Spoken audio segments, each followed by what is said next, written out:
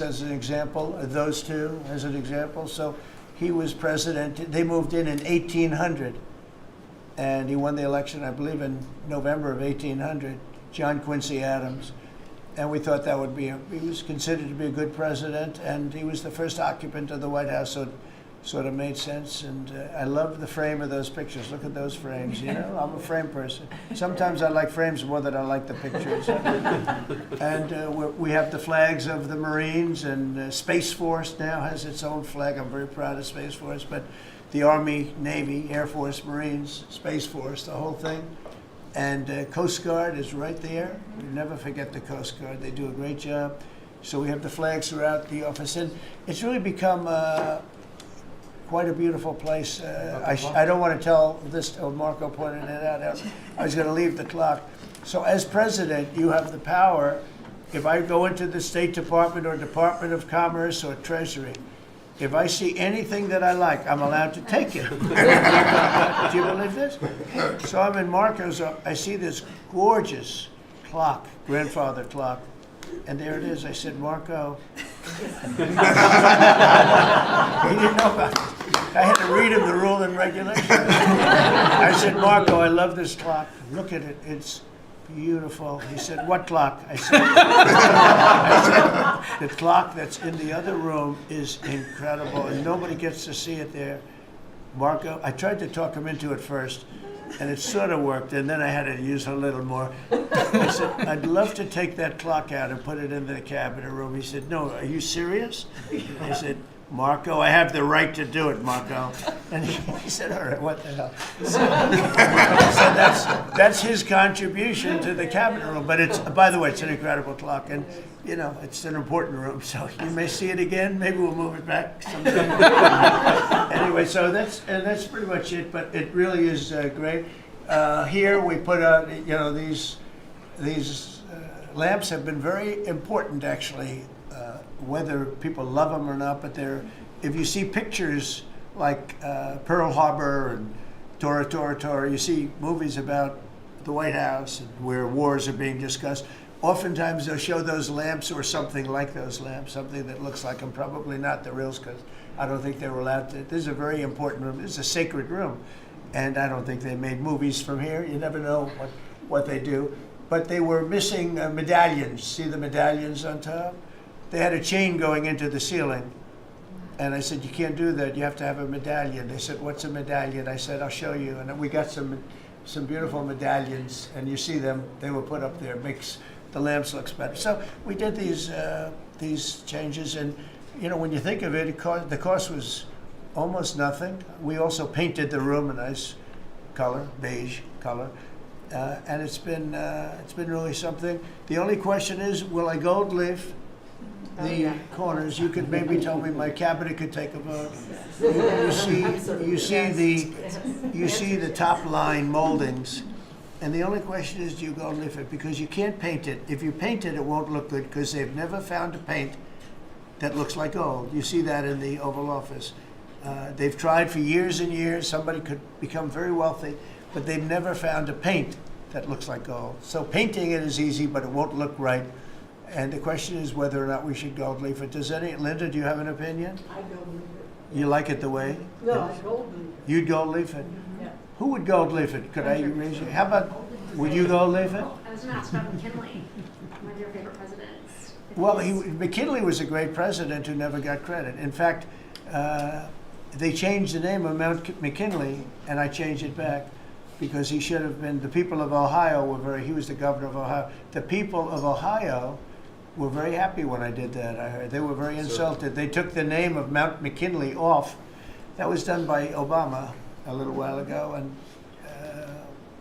I had to change it back. I changed it back. He actually was a great president. He was a president, he was the tariff, the most, I guess, since me.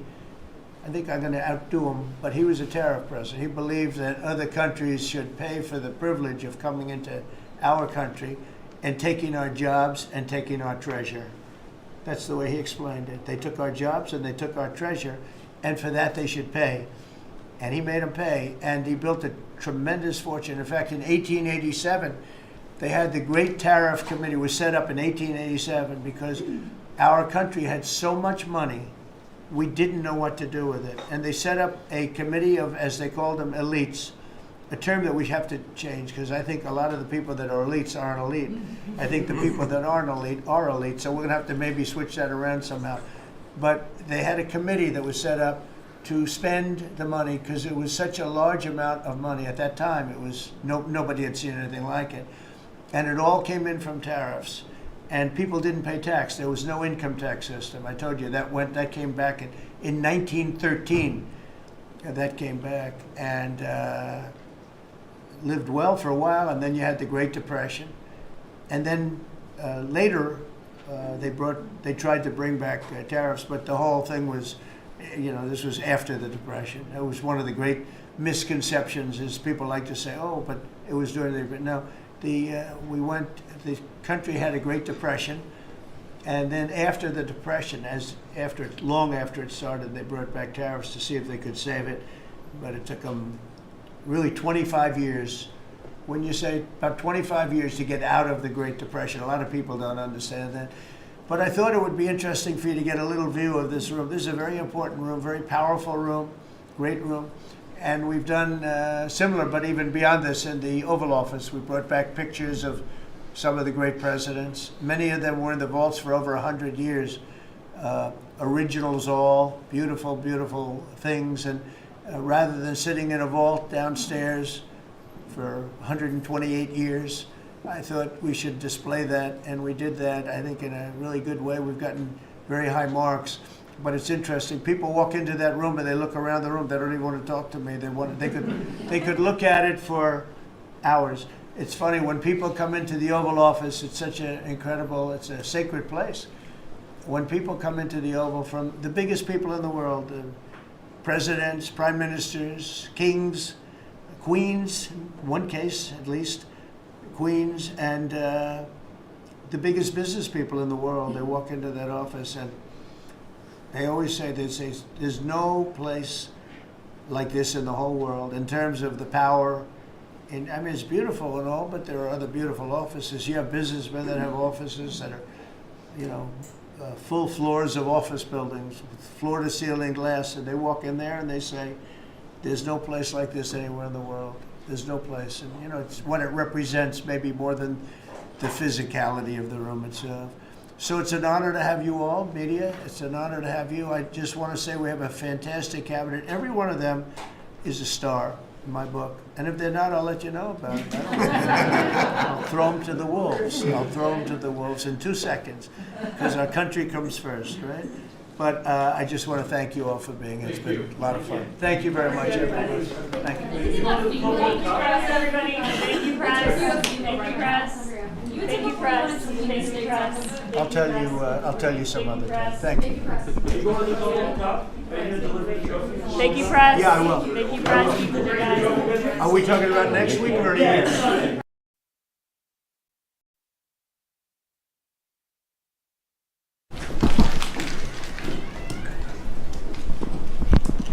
You want to move down? You have some room over here. If you want, you could leave the cameras there. It's fine. But if you want, there's a lot of room over here. See an engine move out to the end if you want. Way out to the left. To the left. To the left. Are you able to get them all in the room? Are they in? Yes, sir. Are you okay? Thank you very much. We've had a tremendous 6 months, and we've had a tremendous 2 weeks, which now is, I guess, 3 weeks. And we have a tremendous group of people here that have done a great, unified, beautiful job. I want to, in particular, because of what she's gone through this last few days, done an incredible job. As you know, Christy, I'm going to ask you to say a few words about Texas. The first person there was the first person I saw on television was you, actually. And you've worked great with the governor, who's terrific. And you might want to tell a little bit about the trials and tribulations, but we appreciate the job that you and everybody have done. You had people there as fast as anybody's ever seen. So I really appreciate it. We all do, and maybe you could say a few words. Well, thank you, Mr. President. I want to thank you for your leadership. Texas is strong, and the people of Texas are incredibly strong. They've gone through something that is absolutely horrific, and it is heartbreaking to watch these families suffer the way that they are. As soon as this flash flooding event happened, the governor has activated his emergency responders. Nim Kidd is his emergency management director, who is incredible, and has immediately worked with the local first responders to get help to individuals and get them evacuated, put requests into me. We deployed, sir, right away, as you know, because you and I were talking a lot during this time, the Coast Guard. We also had some assets out of Customs and Border Protection. Our BORTAC teams went in and helped with rescues and clearing debris so that we could get roads open and people get the help that they need. I think when I got there the most, sir, that day, as soon as I arrived on site, was getting a briefing from all the emergency responders, was just how unified they were in focusing on the fact that we're there to save lives. They were there to rescue people, find people who were still alive, and to reunify them with their family members. We as a federal government don't manage these disasters. The state does.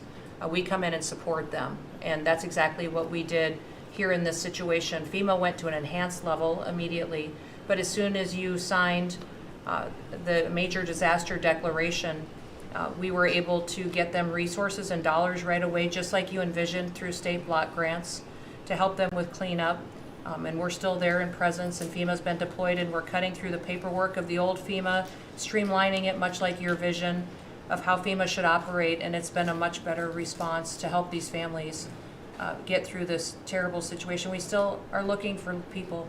We're still looking for a lot of little girls and other family members that were camping along that river, and they will continue until they find every single person, and we will continue to help them and assist in that. I was surprised when I got there at the camp that day, right after this happened, the parents that were there, the parents that were looking for their children and picking up their daughter's stuffed animals out of the mud and finding their daughter's shoe that might be laying in the cabin, and just hugging and comforting people matters a lot. I'm extremely grateful for God's hand in that whole situation, because hundreds and hundreds and hundreds of people were saved.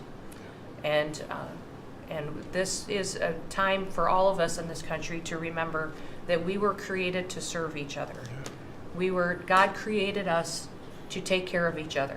And that when we do that, we are happier, we are more fulfilled, and we can walk alongside people on their worst day and help them get through it and come out the other side, knowing that we can continue to live a life that God has purposed for us. So they're grateful for you. Several times the day after the flooding, you and Melania were on the phone with me, and I want to thank you for that. That meant the world. I was able to tell many of those folks that I had been visiting with you, and that you had said, whatever they need, Christy, let's deploy it and get it down there and be helpful. And on Sunday, when the families were waiting at a church to identify their children's bodies, Franklin Graham and I called in and prayed with the families and read some scripture with them, and he was incredible in making himself available to that as well. We'll be back down there in a couple of days and continue to do all we can, but this is an unprecedented event. It really is. There's been tragedies like this around the country, but everyone is unique in different situations, and the response the federal government had supporting the state through this, I'm proud of the people that stepped up and immediately came. The Coast Guard, when they came in,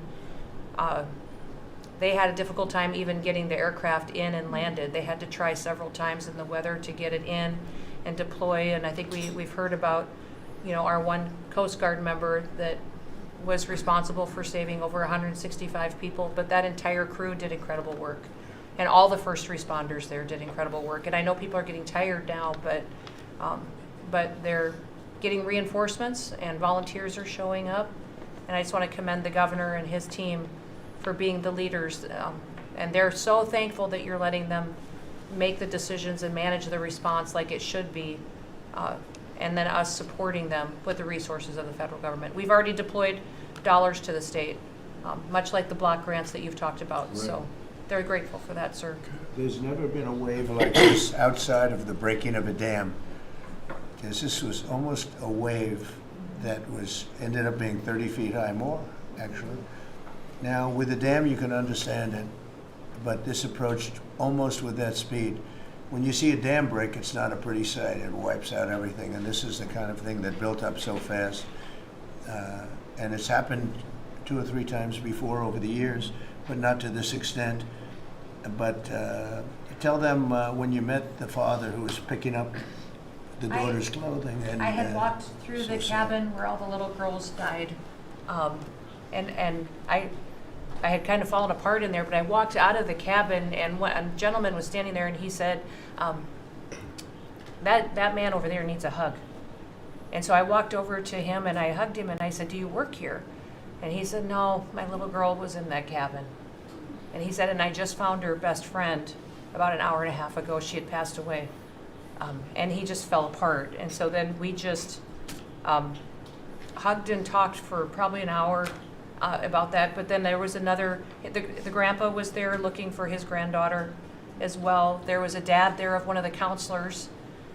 The counselor was alive, but she was dealing with the fact that she had hung on to some of these girls and was trying to keep them out of the floodwaters, and had gotten hit by something and had lost 2 of the girls, and wasn't able to hang on to them, and was going to live the rest of her life thinking about that moment when she wasn't able to hang on to these girls. But these parents were picking up their kids' belongings out of the mud and throughout the camp and putting them in bags. And then one of the dads said, I knew 50 of these girls here. So I knew that was her dress, and my daughter's friend's dress. So he was picking it up and putting it in a bag to return to her parents. And so it was and then the director was there comforting everybody who had lost his father the night before too, and he was still there trying to facilitate all of these parents grieving their children and find them. So the strength of people is incredible. One of the things that I asked there today, that day, was that they all have escorts or counselors when parents come in. So from that point, that when they came into the camp, that they have somebody with them when they're going and looking for their children's belongings or looking for their children. And so very emotional, but also just so tragic. The relationship with Texas and the governor has been obviously very good for years with me, but the relationship with Texas and their first responders and us with our first responders and lots of other people, and we brought in a lot of helicopters from all over, and we had a lot of helicopters. It was actually dangerous, a lot of helicopters up there, but they were real pros, and they were responsible for pulling out a lot of people, and we got them there fast, and Texas had some good ones too, but the response has been incredible, and the fact that we got along so well, I don't know, I don't even think that's a political thing, but we got along so well, and it was so unified. I think a lot of lives have been saved. That could have been as bad as it was, and you could have lost double or triple. This thing was just really horrible. Well, congratulations on a great job, and appreciate it. I know you're going down. I'll be going down on Friday with First Lady. We'll be taking a trip, and we don't want to get in anyone's way because that's what happens. The president goes and everyone's around focused on. I don't want anyone to focus on us, but it's possible they could have somebody saved still. There's a lot of areas. It's a big area. And it's probably unlikely at this point, but there could be. They're thinking there could be the possibility. But what a tragic situation. A good job, and we'll see you on Friday, and we'll finish out the day here. I think you've been reading a lot about. It's a terrible topic when you talk about financial after this, but we have a big country, and we've been doing very well. The tariffs, as you know, are starting to come in at record levels. Tremendous amounts of money are coming in to our country. We never did that before. We're not used to it. We only have tariffs going out. We only adhered to the rules of other nations who charged us tremendous tariffs because we were led by stupid people or people without any business sense. And I'd like to ask Scott, you could maybe talk a little bit about how well we're doing with regard to the money coming in. And the big money will start coming in on August 1st. I think it was made clear today by the letters that were sent out yesterday and today. Go ahead, please. Yes, sir. We will have taken in about $100 billion in tariff income thus far this year, and that's with the tariffs, the major tariffs not having started till the second quarter. So we could expect that that could be well over $300 billion by the end of the year. We don't agree with CBO scoring, but for those who do, the CBO scored tariff income over the next 10 years at 2.8 trillion, which we think is probably low. And, you know, sir, under your leadership, we're witnessing. And they gave us no credit during this last little, the great, big, beautiful bill. I always use the word great. I add that to it because it really is what it is. It's never been anything like it, actually. And I want to thank all the Republicans that voted for it. And I want to, you know, scold the Democrats because they're voting for tax cuts. They're voting for no tax on tips, no tax on Social Security, no tax on overtime, and, you know, many, many other things far more important than that. Great health care. And frankly, every Democrat should lose their election because it was purely political to vote. They were told not to vote for it. So think of it. We got 218 to 2. And then with the Senate, we had 50 to 3. Democrats didn't vote at all, not one positive vote, with all of the good things in there. Economic development money, tremendous border money. Now you're loaded up on the border. And I don't think we're going to need so much of it because we had zero come in last month, so I'm not sure how much of it we want to spend. You may think about that. You may actually think about saving a lot of money because the wall's been largely built and it obviously worked, but you may want to think about that. But so I think it's incredible when I watch the Democrats, and they have standard lines like they had Russia, Russia, Russia. They had the laptop from hell. It all came from Russia. You know, they make things up and they go with it, and they feed it to you people in many cases. And they said, "Here's our line," and I hear the new line is death. Oh, it's death. Everyone's going to die. There's nothing to do with death. In fact, we're saving our country. Death is from allowing 25 million people into our country, of which 3 or 4 are stone cold, hard criminals. 11,888 are murderers, many of them committing more than one murder. That's death, and the Democrats did that. Joe Biden did that by allowing people to come in here just totally unchecked, unvetted, open borders, open borders. The whole world was dumped into our country from prisons, from gangs, from mental institutions. We have many people walking the streets, walking in areas that we don't know anything about, that came out of insane asylums. They released their the insane asylum population into our country, and it's amazing the job that you and Tom Homan are doing, by the way, on that. But we have to get them out, and we have no choice. We have to get them out, and we are getting them out. And so, Pete, you want to tell them about our great military and how well we did with respect to the bombers and the B-2? We had the pilots here 2 days ago, and they were incredible people. Go ahead. Yes, sir. Truly a historic mission, and demonstrated the skill and courage of the United States military. From those B-2 pilots and families that we had a chance to meet, sir, to the fighter pilots, to the refuelers, to the maintainers, to the air defenders who defended the base. What was demonstrated on the world stage was American military might and capability. And it wasn't just Fordo and Esfahan and Natanz that took notice in Iran. It was the rest of the world. That we have a decisive commander-in-chief willing to use these capabilities, which are the best in the world. As the president pointed out, no one else could have done what America did there on that night, and everyone took notice of that. With the one big beautiful bill, sir, we've got $150 billion additional to invest in Golden Dome and all the other weapon systems and stockpiles and shipbuilding priorities of yours. Another month, another historic recruiting bump. It's not just the Army and the Marine Corps anymore, it's the Navy, the Air Force, and the Space Force, all historically ahead of where they've ever been. So historic spirit inside. military. We had a chance to be at NATO, Marco and I, and see how the world responds to us saying it's time for you to shoulder the burden and take the lead for your continent. It only happens with President Trump leading. And we're proud to be a part of what's going on at the border, sir, with now a fourth national defense area where we're helping get to that number 0 and securing the border. But that mission, Operation Midnight Hammer, re-established deterrence. It reversed what happened in Afghanistan. You saw the debacle of what Biden allowed to happen in Afghanistan and what that did to our image.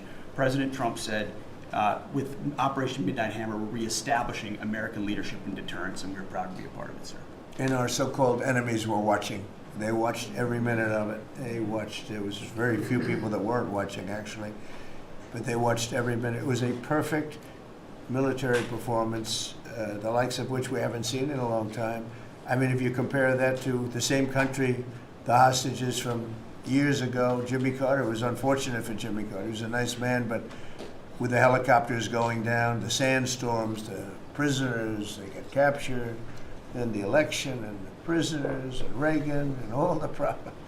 It was nothing but problems. And that was a failure. And ours was not only the pilots. I mean, those machines flew for 37 straight hours. They didn't stop.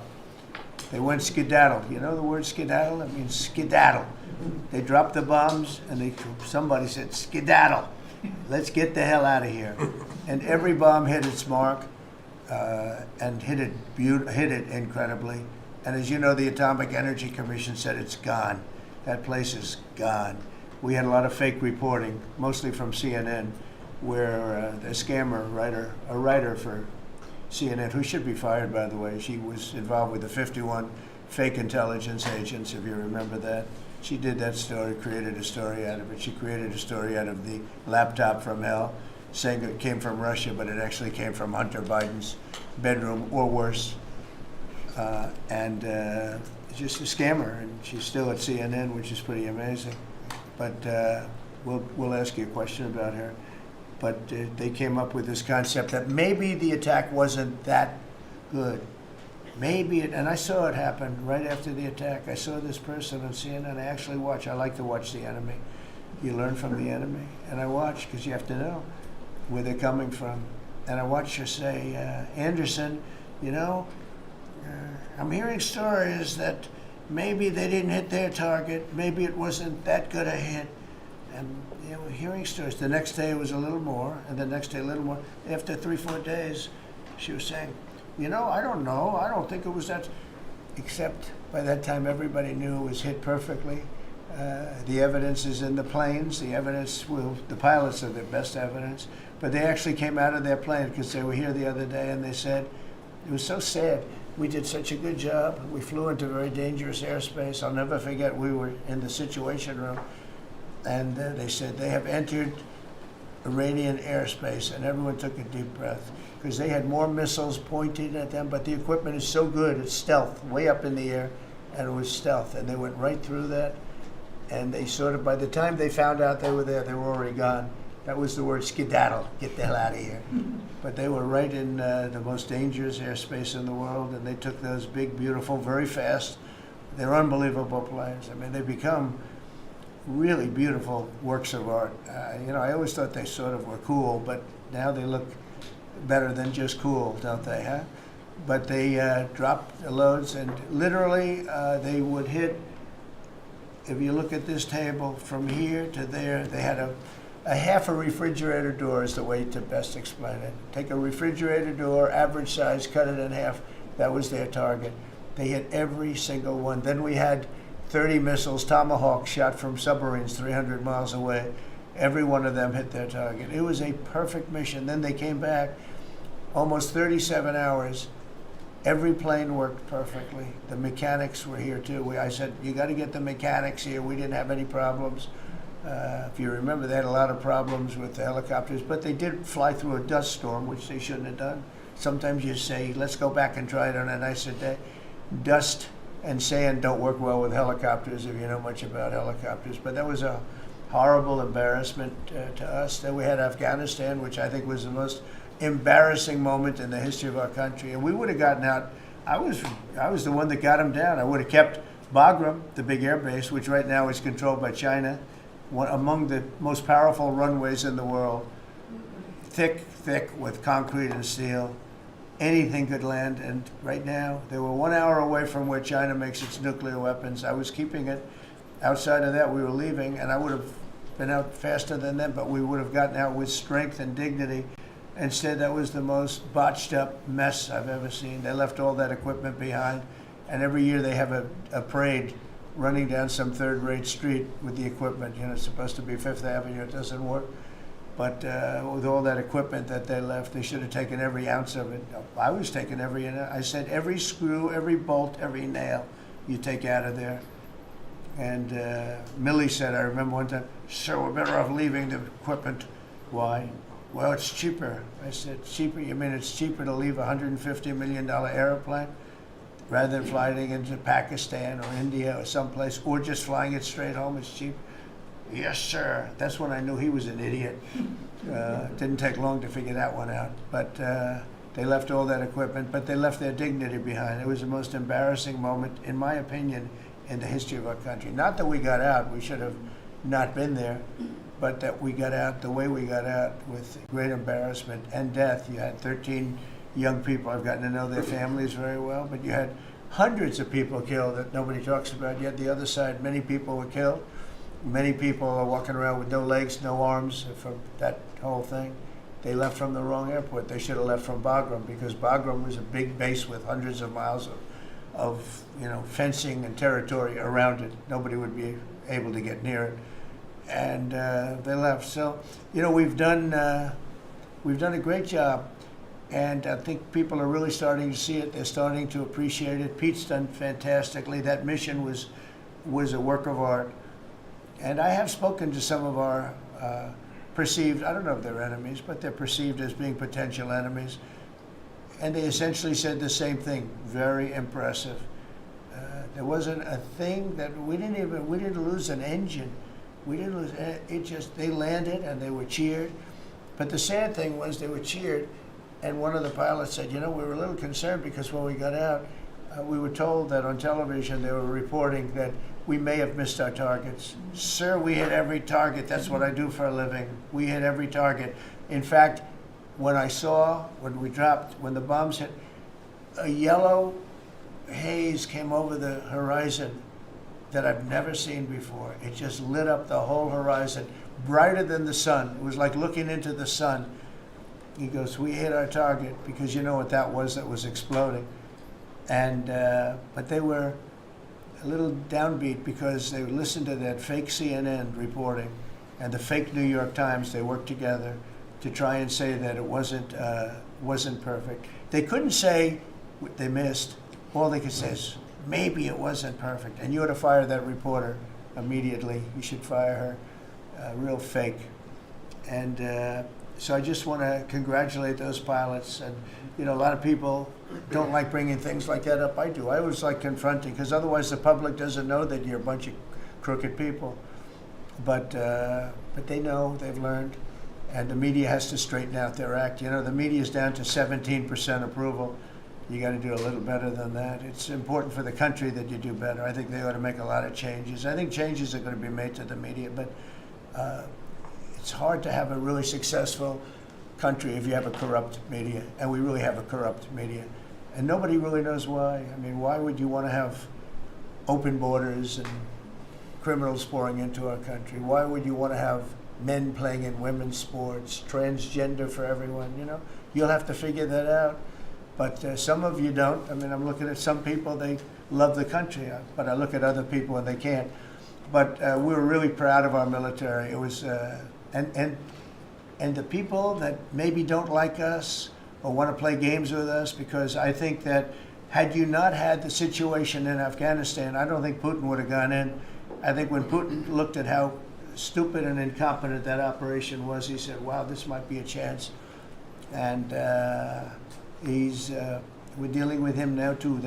We're not happy with Putin. I'm not happy with Putin. I can tell you that much right now, because he's killing a lot of people. And a lot of them are his soldiers and their soldiers, mostly. And it's now up to 7,000 a week, and I'm not happy with Putin. Okay, Any questions? Yes. Yes, sir. You just said that you're not happy with Vladimir Putin. Is there anything that you plan to do to act on that feeling of Well, I unhappiness? wouldn't be telling you. Don't we want to have a little surprise? You know, one of the things we did with the attack is that, and you asked that question, I didn't mean to be rude, but I'm in a rude because I'm looking at some of these crooked people up here, so I'm rude, but your question was asked very nicely. But one of the things we did is we went over every fact. We wanted to get every fact straight. We wanted to have the distance straight, the number of pilots straight. Everything had to be correct because this was a very important mission. If we failed on this mission, it was beyond the war that, obviously we had with Iran and Israel, and a lot of hatred, a lot of years and years of hatred, centuries of hatred. People have never seen anything like it. So we wanted to be correct with all our facts. So what I was doing is just asking. It would be great if the media would be correct with their facts. That's all we ask for. So go ahead. So finish it up. Oh, yes. Just sort of turning back to Russia, if there's anything that you would signal about your displeasure with them. Well, look, I'm very unhappy with them. There's no reason for this. It's turned out to be tougher, but it's only tougher.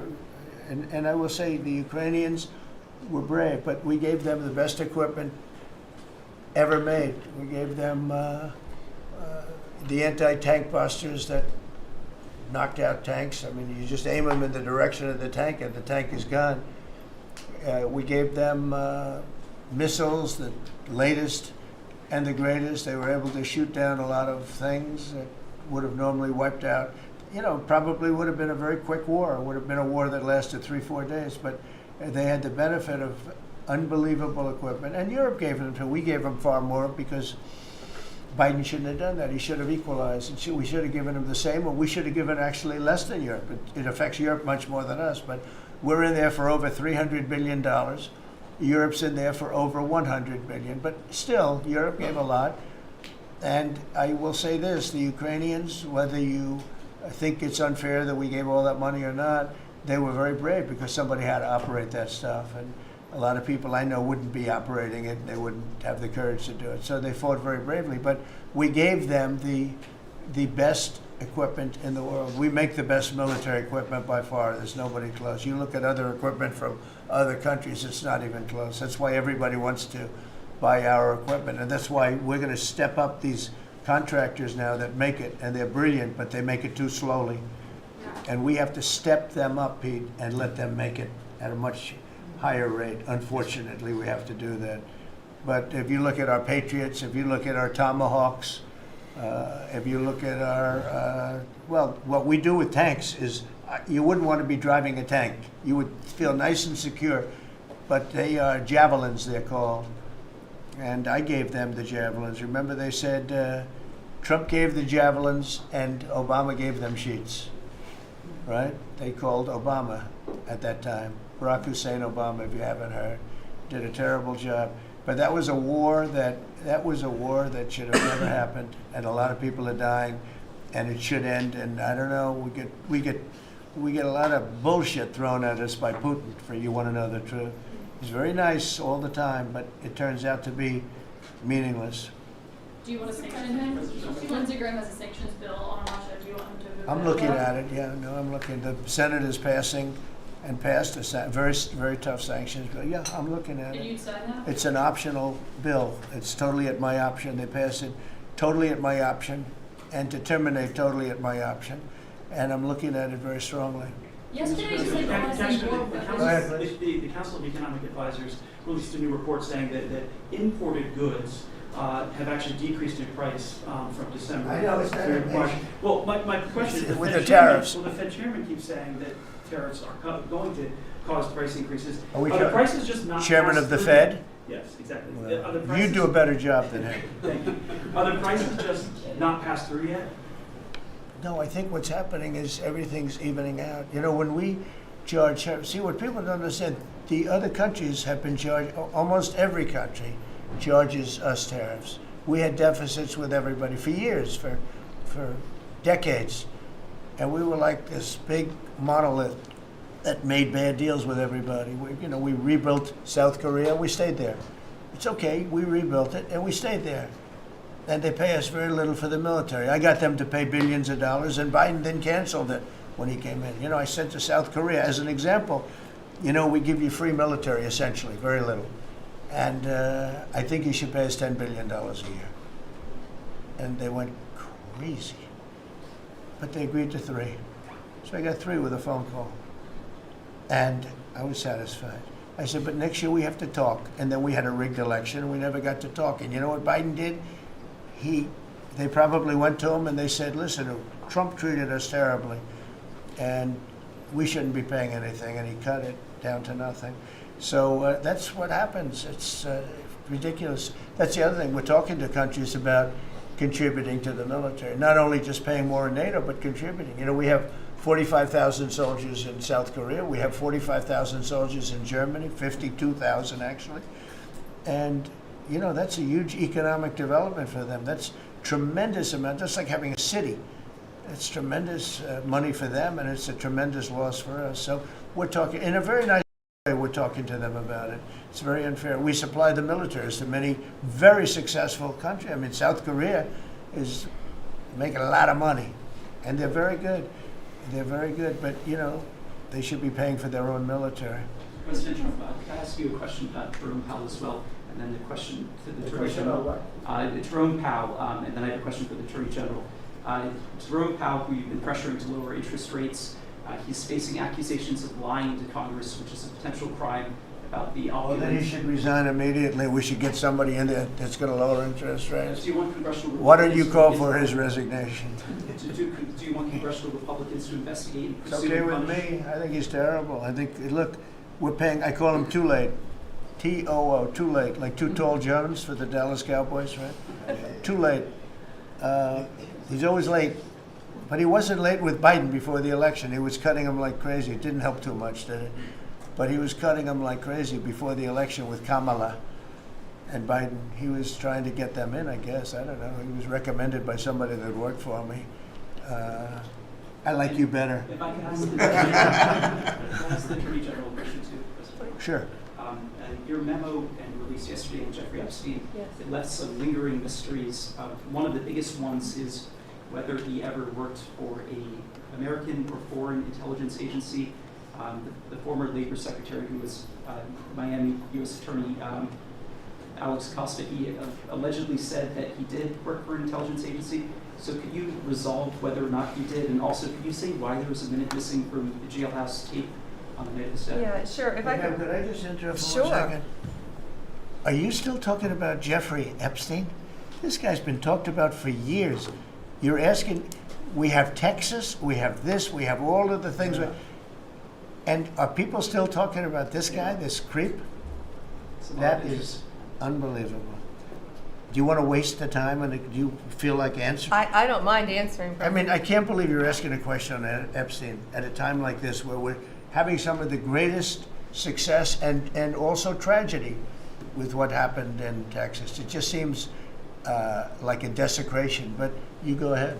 Sure. First, to back up on that, in February, I did an interview on Fox, and it's been getting a lot of attention because I said, I was asked a question about the client list, and my response was, it's sitting on my desk to be reviewed, meaning the file along with the JFK, MLK files as well. That's what I meant by that. Also, to the tens of thousands of video, they turned out to be child porn downloaded by that disgusting Jeffrey Epstein. Child porn is what they were. Never going to be released, never going to see the light of day.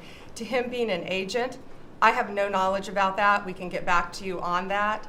And the minute missing from the video, we released the video showing definitively the video was not conclusive, but the evidence prior to it was showing he committed suicide. And what was on that, there was a minute that was off the counter.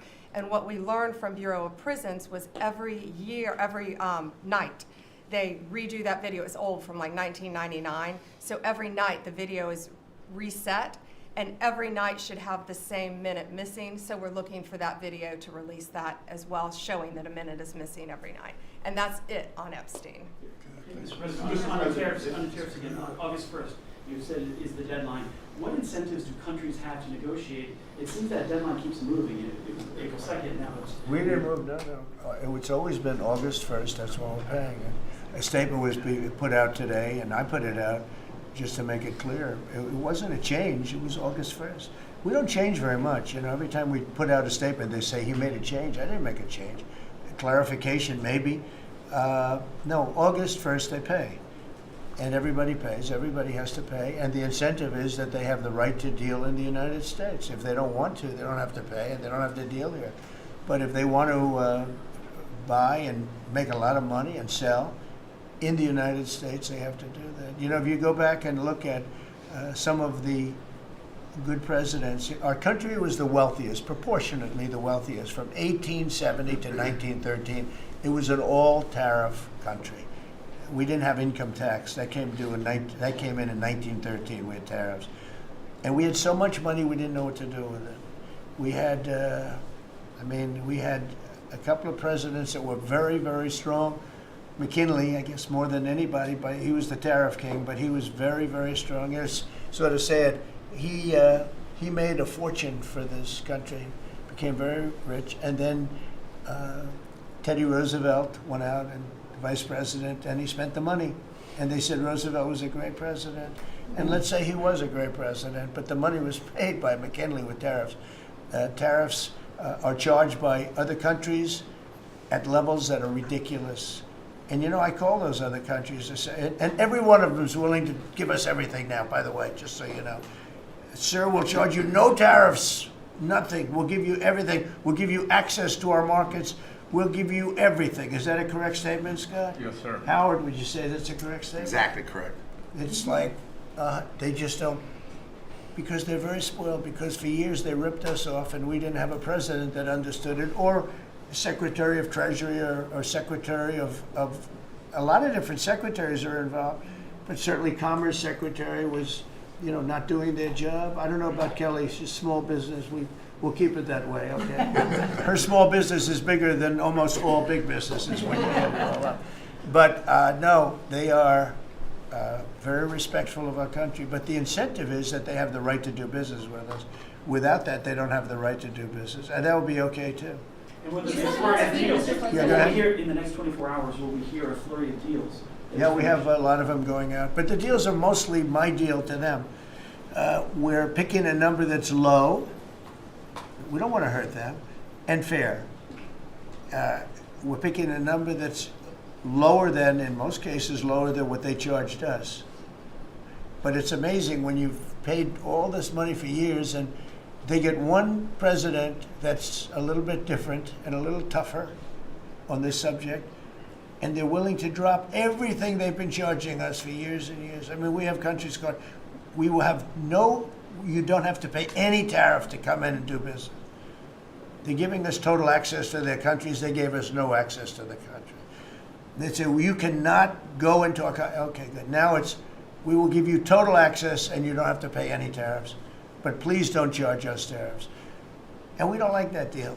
So the letters I send out we have made some deals. We can make a lot more deals. It's just too time consuming. It just makes it more complicated. And we can do things over the years too. We're not hard line, but it's about time the United States of America started collecting money from countries that were ripping us off and laughing behind our back at how stupid we were. Okay? Thank you. Mr. President, Yellow, in the yellow. on the tariff issue, so you've talked about India coming. But then a couple days ago, you issued a new tariff threat to members of the BRICS countries for if they aligned with anti-American policies. 10% charge. That would be India, Brazil. That's right. They have to pay 10% if they're in BRICS, because BRICS was set up to hurt us. BRICS was set up to degenerate our dollar and take our dollar as the standard, take it off as the standard. And that's okay if they want to play that game, but I can play that game too. So anybody that's in BRICS is getting a 10% charge. Is that immediate, sir, or is Yeah, that pretty if soon. they engage in some behavior? Well, if they're a member of BRICS, they're going to have to pay 10% tariff, just for that one thing, and they won't be a member long. I thought BRICS was, I said this about a year ago, and it largely broke up. But, there are a couple that hang around, but I thought it largely broke up. BRICS is not, in my opinion, not a serious threat. But what they're trying to do is destroy the dollar so that another country can take over and be the standard. And we're not going to lose the standard at any time. If you have a smart president, you will never lose the standard. If you have a stupid president like the last one, you would lose the standard. You wouldn't have the dollar as you. And if we lost the world standard dollar, that would be like losing a war, a major world war. We would not be the same country any longer. We're not going to let that happen. The dollar, you ever hear the expression, dollar is king?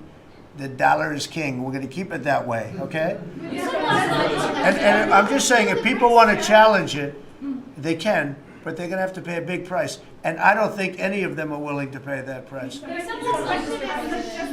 Thank you, Mr. President. Are you optimistic about reaching the tariff deal with the European Union soon? Well, the European Union has been speaking to us, Ursula and the whole group, and they've been very nice. They treated us very badly until recently. Now they're treating us very nicely. It's like a different world, actually. They've treated us very badly. They were among the toughest to deal with. Actually, in many respects, they were much worse than China. Look at what they do to our companies. They sue Apple. They sue Google. $17 billion they got from Apple on a lawsuit that they didn't have a case. They have, judges that are European Union judges. And they ruled, they take so much money away from our country in terms of that, in terms of other things that they do. They're very tough. But now they're being very nice to us, and we'll see what happens. We're probably 2 days off from sending them a letter. We are talking to them. I just want you to know, a letter means a deal. A lot of people said, we got 200 countries. We can't meet with 200 countries. We have a few trusted people that know what they're doing, that are doing a good job, but you can't do it. You have to do it in a more general way, but it's a very good way. It's a better way. It's a more powerful way. And we sent them a letter. You read the letter. I think it was well crafted.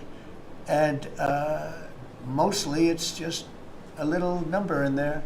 You'll pay 25%, 35%. We have some at 60, 70. Those are ones with massive, where we have massive trade deficits because they've treated us very badly. But I would say in every case, I'm treating them better than they treated us over the years. Don't you agree with that? I do. I could have done much. I could have been much harsher. I don't want to do that.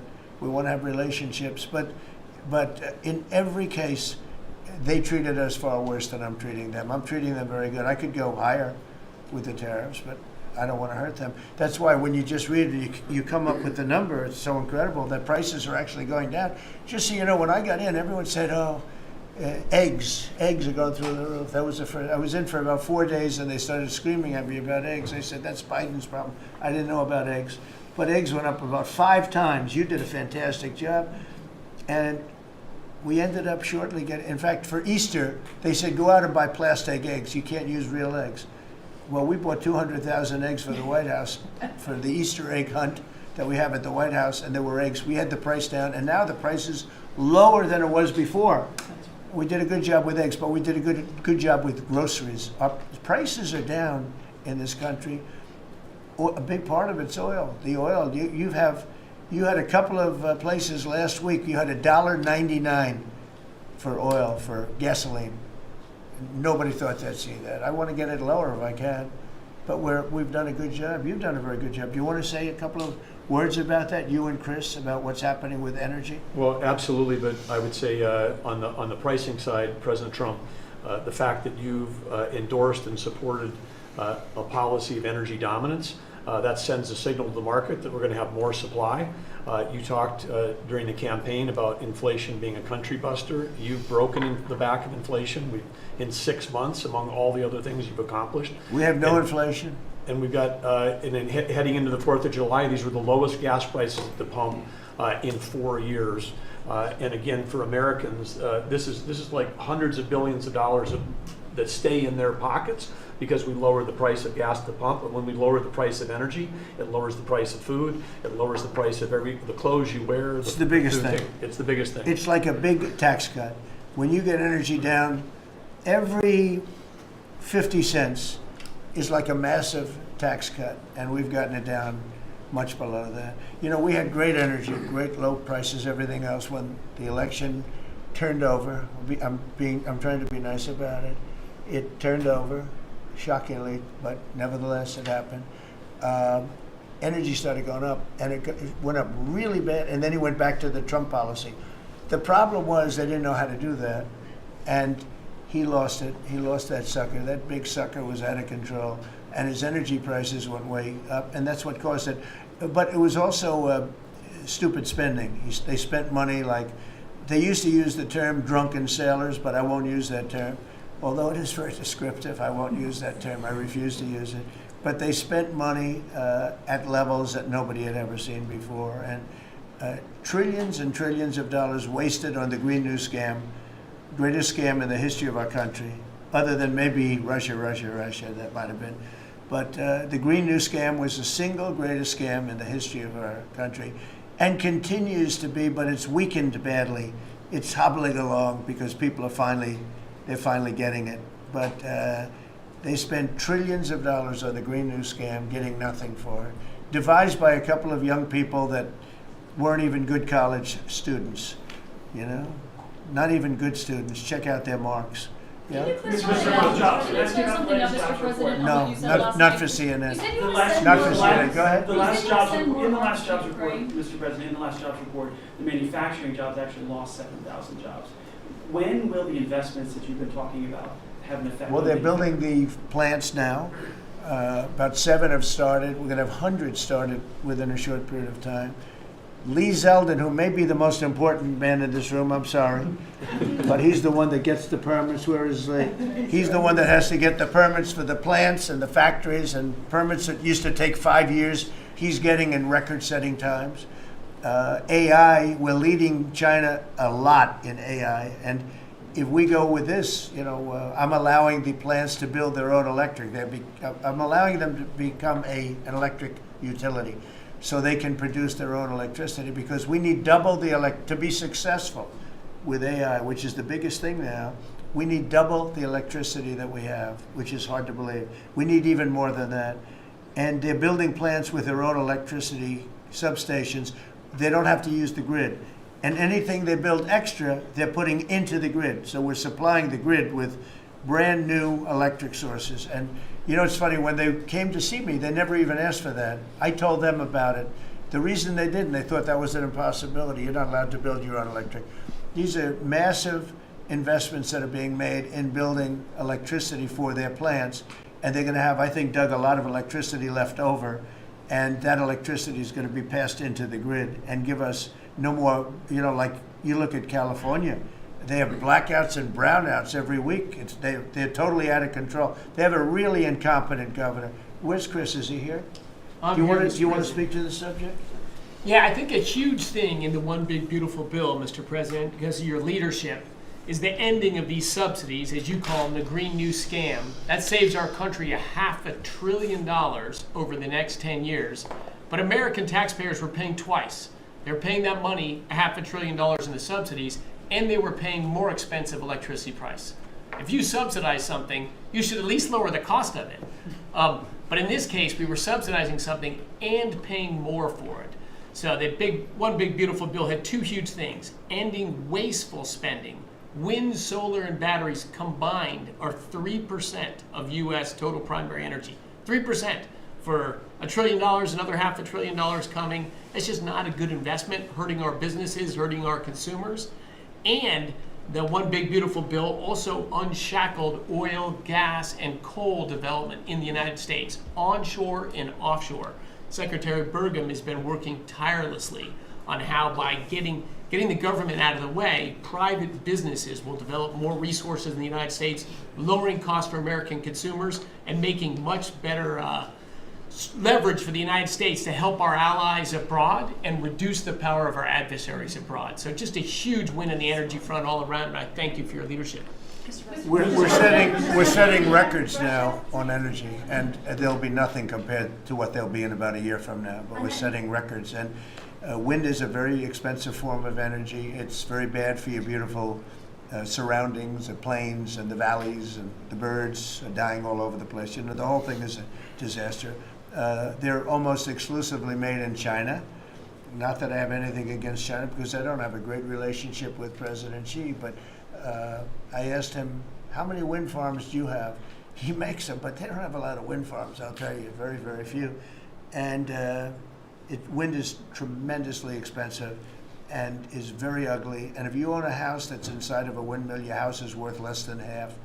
And you hear noises. And interestingly, in New England, you probably read, where for 50 years they had 2 wells washed up, 50 years.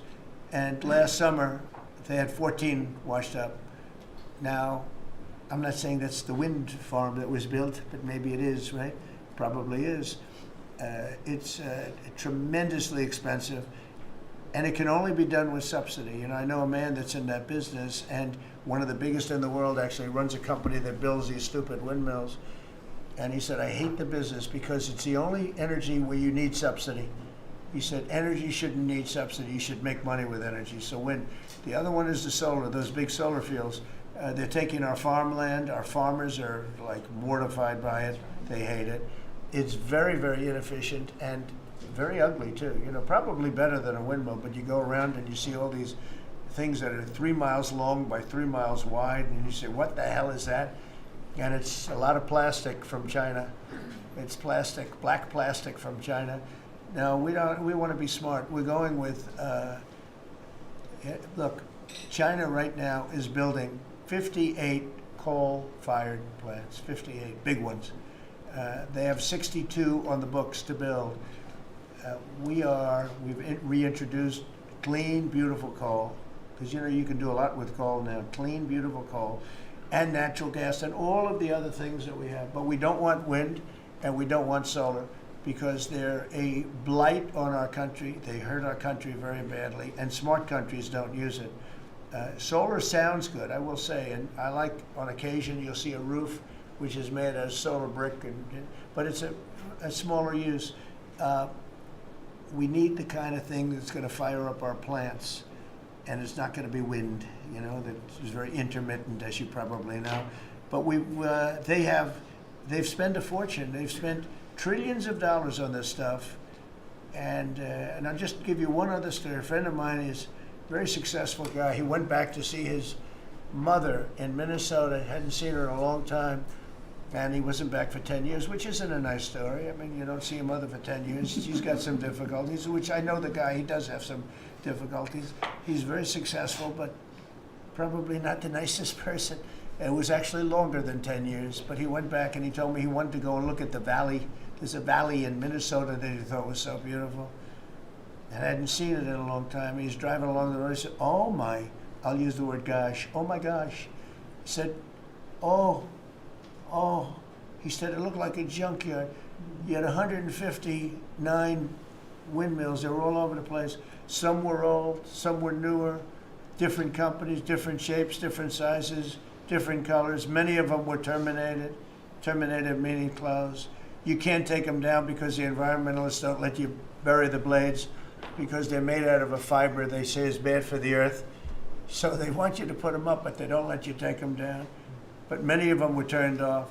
He said it looked like a junkyard. Go to Palm Springs, California, and take a look at that pile of junk. And you go into a wealthy neighborhood. Before you get there, you have to ride through hundreds of windmills that are, most of them are turned off. They're rotting, they're rusting, they're 30 years old, 20 years old, and they have a very short life. You know, those windmills have a very short life, especially the ones that are in the nice salty Atlantic Ocean and Pacific Ocean, where the salt just gets under that steel and decimates it. No, it's a horrible, horrible thing for our country. And I speak out. It would be nice to say wind, because it sounds so good, doesn't it, Doug? Wind, wind. But it's not. It's these ugly machines, and they're all made, you gotta see, some are a little taller, a little shorter. They're made by different companies. They have different stocks. They have different blades. They have different everything. It is so horrible. And if you look at smart countries, they don't use it. Smart countries don't use it. And we're now a smart country. We're a brilliant country. We're not smart, we're brilliant now. We're going to be a brilliant country. We have to be, because we have to catch up for some really stupid people that did a bad job. Yes, Brian? Yes, Mr. President, I've got a quick comment, some feedback as a native Texan, someone that I grew up bringing my kids to a camp very near the affected camp now. Thank you on behalf of Texas. I've gotten hundreds of messages that want to thank. If you're in the cabinet room, you can tell the president and his team on behalf of Texans, thank you so much for the quick response and the loving and the hugs. I saw that you gave.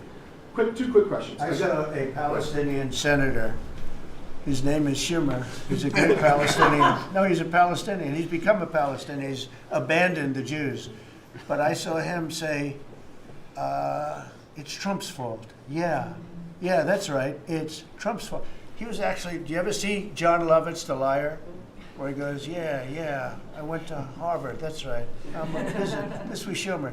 He goes, yeah, it's Trump's fault, that's right, it's Trump. I actually saw that stupid guy try and blame it on me, and I said, man, that's a tough one to take. But his career is limited because I hear AOC is going to beat him, and she's no bargain either, by the way. Go ahead. Well, I'm just saying that's an example of an America First team effort to get this country back. So that's what America First looks like for the viewers watching us at home.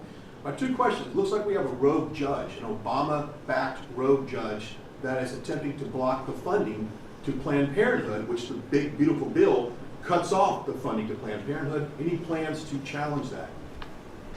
Go ahead. Absolutely. Yes, we're on it. We're on it. And I texted, I believe, I talked to yesterday Secretary Lutnick and Secretary Besson. I reached out to you to let you know that we were on it in the big, beautiful bill. Wonderful. And then I let her handle that question. Did you notice? I said, go ahead, handle that question. That's all sent to her. Then my second question was Secretary Rollins. You did an amazing press conference today in front of the Department of Agriculture. You talked about the Farm Act and the need to get China out of our country, owning farmland. For the viewers at home that might have missed that, can you recap what that means, national security, to make sure we can grow our own food? Well, thank you, Brian, sir, if you don't mind. Yes, this morning, Secretary Hegseth, Secretary Noem, and Attorney General Bondi and I had a press conference at the USDA.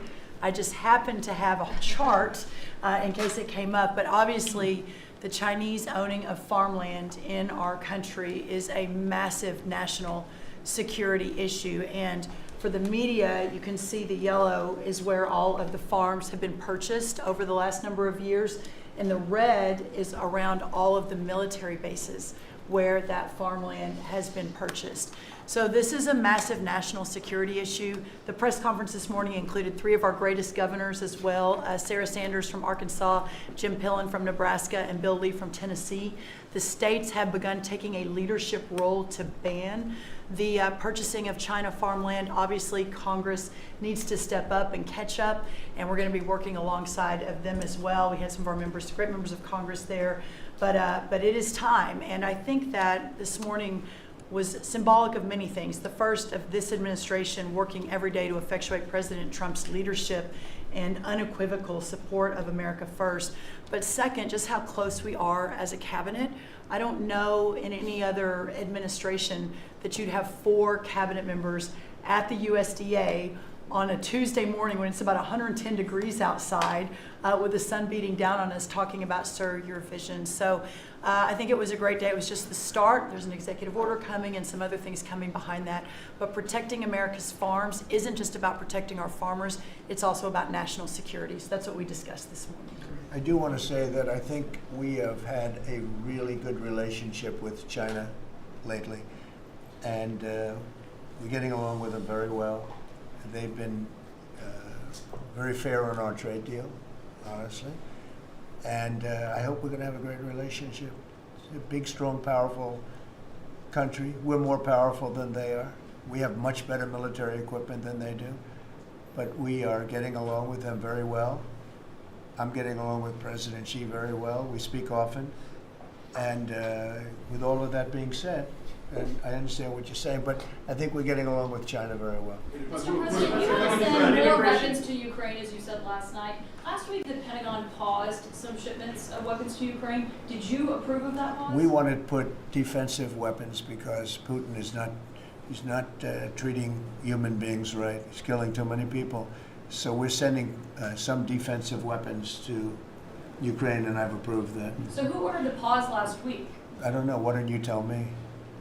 I think that's a question for the Go ahead. Mr. Yeah. President, on immigration, the Secretary of Agriculture did say this morning that undocumented workers would not be covered by any amnesty who are working on farms.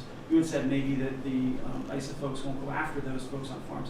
So which is it? There's no amnesty. What we're doing is we're getting rid of criminals, but we are doing a work program. Do you want to explain that, please? Yeah, this morning we talked about, of course, this was a top of mind question. This morning we talked about protecting the farmers and the farmland, but obviously this president's vision of no amnesty, mass deportation continues, but in a strategic way, and then ensuring that our farmers have the labor that they need. Secretary Chavez-DeRimmer has been a leader on this. Obviously this comes out of the Labor Department, but moving toward automation, ensuring that our farmers have that workforce, and moving toward an American workforce. So all of the We've above. got to give the farmers the people they need, but we're not talking amnesty. Laura, do you want to say something about that? Thank you, Mr. President. On this, thank you, Secretary Rollins, how important this is never to displace the American worker. What the Department of Labor is doing is focusing on what the law entails now, being more modernized, more streamlining to work through the H programs. We're going to have a concierge approach to that, where we have developed a new office to answer the need of our farmers and ranchers and producers, and not to displace the American worker, and follow within the law now, and that does not include an amnesty program at all. And we've seen that working, and we'll continue to have that roll out. On the other topics that we've somewhat talked about, the jobs numbers, Mr. President, 4 months in a row we've seen those jobs numbers increase. That's an exciting time for our manufacturers. That was asked earlier. We know it's going to take some time, but through that deregulation process that Lee and I are working on as well, the Department of Labor has rolled out 63 new deregulations that we're going to be moving through. In the first Trump administration, it was successful with over 30. We've just rolled out 63 new ones in order to double down on those manufacturing companies, to let them know that we have signaled through this process that we will assist them in getting the workforce that they need. It's an exciting time. That one big beautiful bill, that was the signal to my former colleagues in Congress to get this done. It's been an important time. I spent time on the ground visiting 7 states in 9 days prior to that bill being passed, because it was the most pro-worker piece of legislation that we will ever see really in this country right now.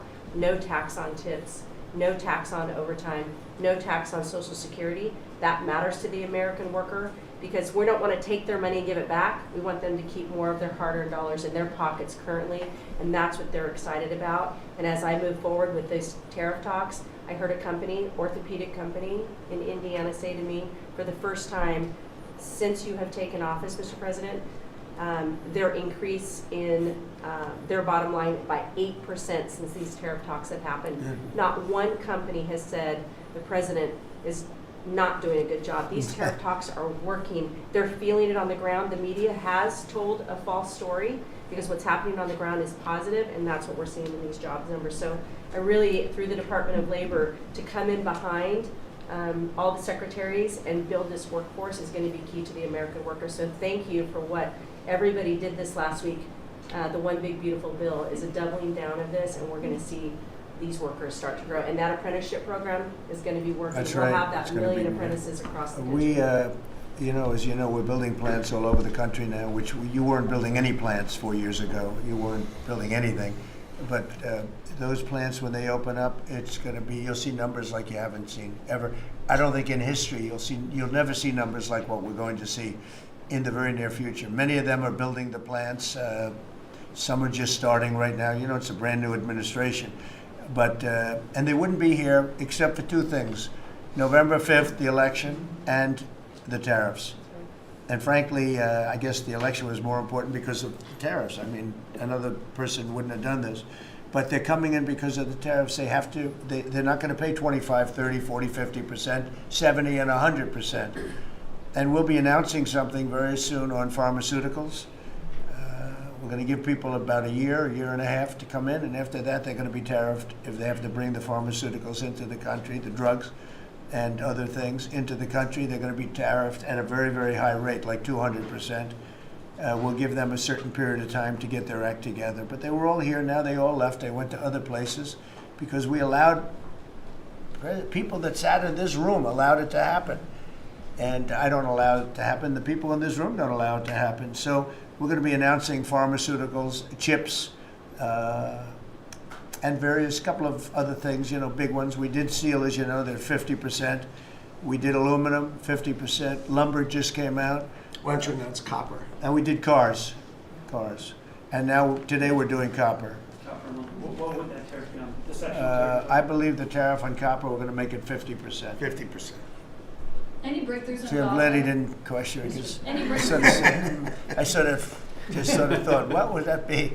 That was a quick one. I didn't have much time, but he agreed with me. That's why he's Howard. Any breakthroughs on Gaza with the Prime Minister, and there's reports that you're meeting with Netanyahu again tonight? Yeah, I am. He's going to come over again tonight. We're talking about Gaza, mostly Gaza right now. It's he's been very unfairly treated. I think what they've done to him in Israel is very unfair, having to do with this trial. I think, he's a wartime prime minister, had an unbelievable outcome, and I think he's been treated very unfairly. But he's coming over later. We're going to be talking about, I would say, almost exclusively Gaza. We got to get that solved. Gaza is it's a tragedy. It's a tragedy. And he wants to get it solved, and I want to get it solved, and I think the other side wants to get it solved. Steve, could you talk on that, please? We're in proximity talks now, and we had 4 issues, and now we're down to 1 after 2 days of proximity talks. So we are hopeful that by the end of this week, we will have an agreement that will bring us into a 60-day ceasefire. 10 live hostages will be released. 9 deceased will be released. We're meeting at the President's direction with all the hostage families to let them know.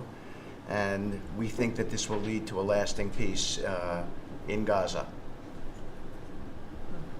And you're doing a good job. It's a tough one. It's a tough one. A lot of hate, This is called long-term hate. But we think we're going to have it solved pretty soon, hopefully with a real solution, a solution that's going to be holding up. And can I follow up? This is, I think, the first cabinet meeting since Elon Musk has not been a special government employee, not here anymore. He's now saying he's going to create a third political party. Are you worried about the impact that could have? No, I think it'll help us. It'll probably help. Third parties have always been good for me. I don't know about Republicans, but for me. Are you second guessing any of the cuts that DOJ made? Since you No. described it as off the rails Look. the other day? We cut hundreds of billions of dollars with DOJ. We could have done it differently. I would have done it differently a little bit, maybe, but it was something that we saved a lot of money. You can always second guess. I guess some of the people in this room maybe would have done it slightly differently, and some would have done it exactly the way it was done. But it was dramatic, and it was important, and we found a lot of things like billions of dollars given to people for environmental protection, where they had $100 in the account, like in Atlanta, Stacy. And then you had another one with 20 billion here, and 20 billion here, and 2 billion here, and 15 billion. And Lee, you might want to mention just a couple of those things. We really got because of DOJ. At the Trump EPA, the one big beautiful bill was filled with many big beautiful wins for the taxpayer. It delivered a sledgehammer to the Green New scam. Billions of dollars rescinded. So it's a big deal for the American taxpayer who sees money go through pass-throughs that are filled with self-dealing and conflicts of interest. They see unqualified recipients. They see reduced agency oversight, and they want accountability with their tax dollars, and they got it. So in the example of the Stacey Abrams connected NGO, they received $100 in 2023. They got $2 billion in 2024. They had to complete training on how to develop a budget that was put into their grant agreement. They, out of nowhere, started paying a CEO $800,000, a COO $450,000, 22 people making over 150 grand. Out of nowhere, this is tax dollars. So money go through pass-throughs, through other pass-throughs, through other pass-throughs, and we lose oversight over it. And you see that it's going to former Biden officials, it's going to former Obama officials is going to Democratic donors. And we're not here saying we want to take money from a left-wing NGO and give to a right-wing NGO. We want to give it back to the taxpayer. This is about us being good stewards of American tax dollars without any apology or regret. That's why President Trump was elected last November. Because there were a whole lot of people who maybe they hadn't voted Republican in a long time. Maybe they didn't even vote for President Trump the first time around in 2016, but they're regretting that vote from 2016 and they were making it right in 2024. So the One Big Beautiful Bill gave us the tools to rescind billions of dollars more. We're seeing hundreds of thousands of dollars that'll get wasted per electric vehicle as an example of this money that was going through it. They gave $50 million to a group called Climate Justice Alliance. They say that climate justice runs through a free Palestine. The Biden EPA gave $50 million to a group that says that climate justice runs through a free Palestine. We say that if you're going to spend $1 in the name of remediating an environmental issue, then spend the dollar on remediating an environmental issue. We say that we can protect the environment and grow the economy. We want to help grow more baseload power in this country. So why is it that it took this long for this team to get assembled, to be able to fix the mess that we inherited? But gosh, we love showing up at our jobs every single day, first thing in the morning, because all day long we get things done for the American taxpayer. And Congress did its part last week by passing the One Big Beautiful Bill to deliver this accountability and to cut off the Green New scam. So maybe it's a bad day for Stacey Abrams. Maybe it's a bad day for all those well-connected Democrats getting paid off. But you know what? God bless America. Because at the end of the day, President Trump is here, J.D. Vance is here, and the greatest cabinet ever assembled to deliver that much-needed and highly demanded accountability. That was a very good answer.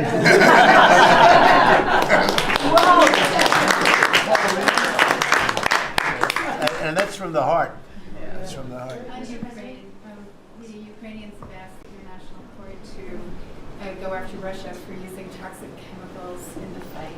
Germany and Germany and the Netherlands have had intelligence saying that.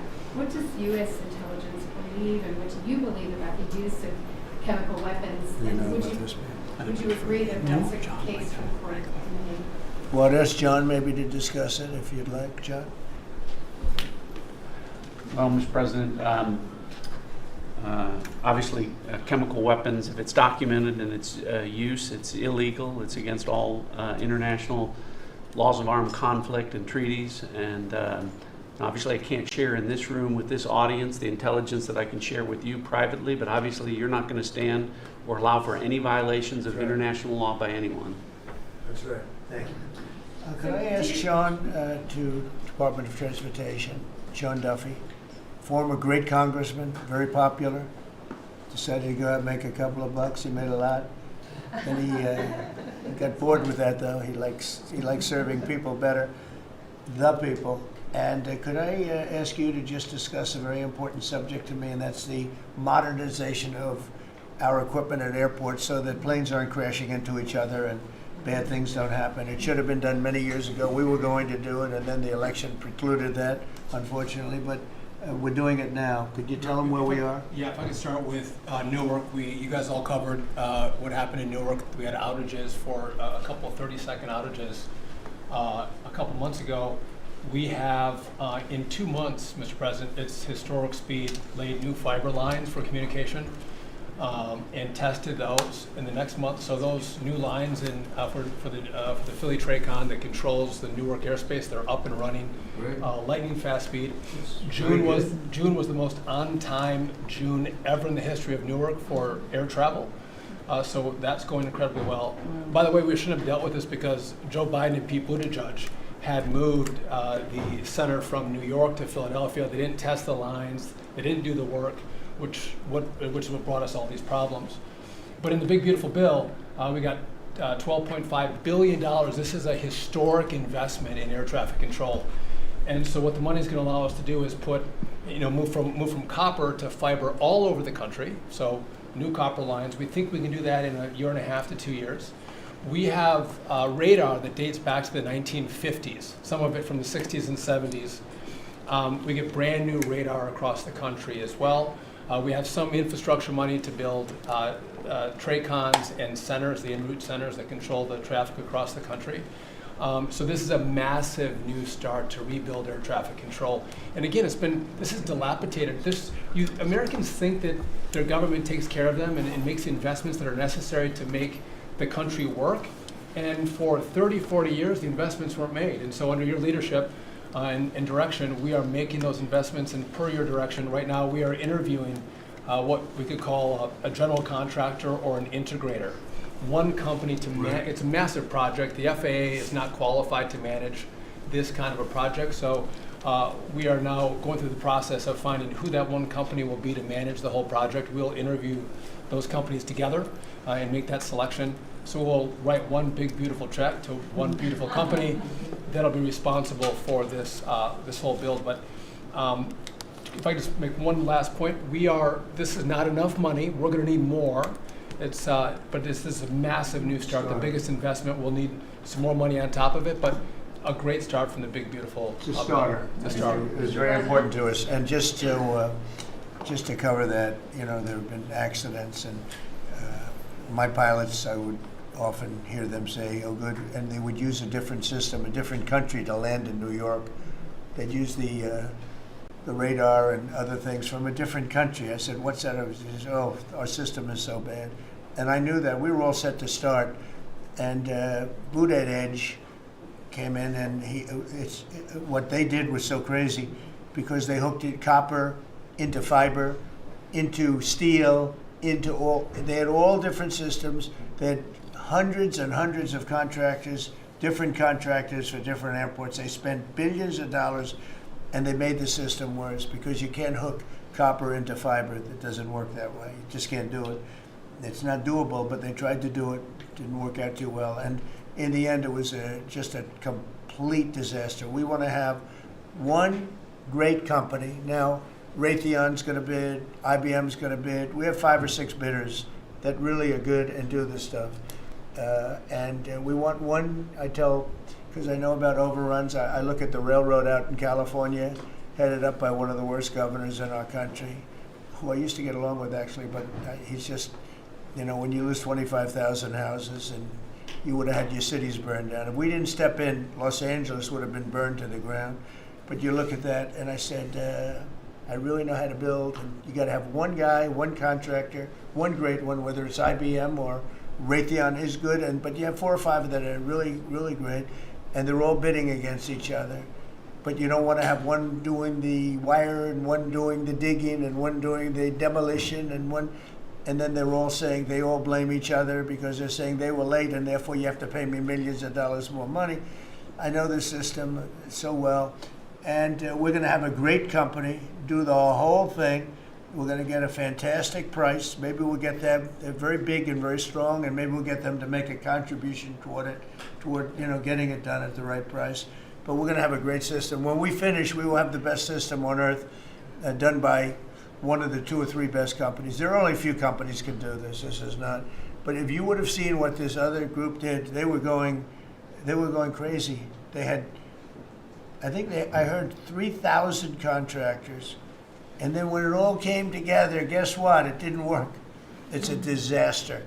So we're going to have in a pretty short period of time, it's going to take us about 2 years to build it, and we'll have a contract given out probably over the next couple of months. We have some great bidders, some great companies that want to do the job. You're going to have great air traffic control. Can I just make one last point of this? So the last administration signed a contract with an American company to fix the copper to fiber, and that contract was a 15-year contract. The system is failing today, but that's how idiotic and incompetent the last administration was.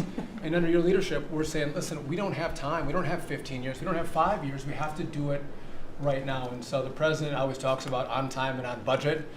We have embraced that. We are going to be on time and on budget. And by the way, you mentioned a train out in California.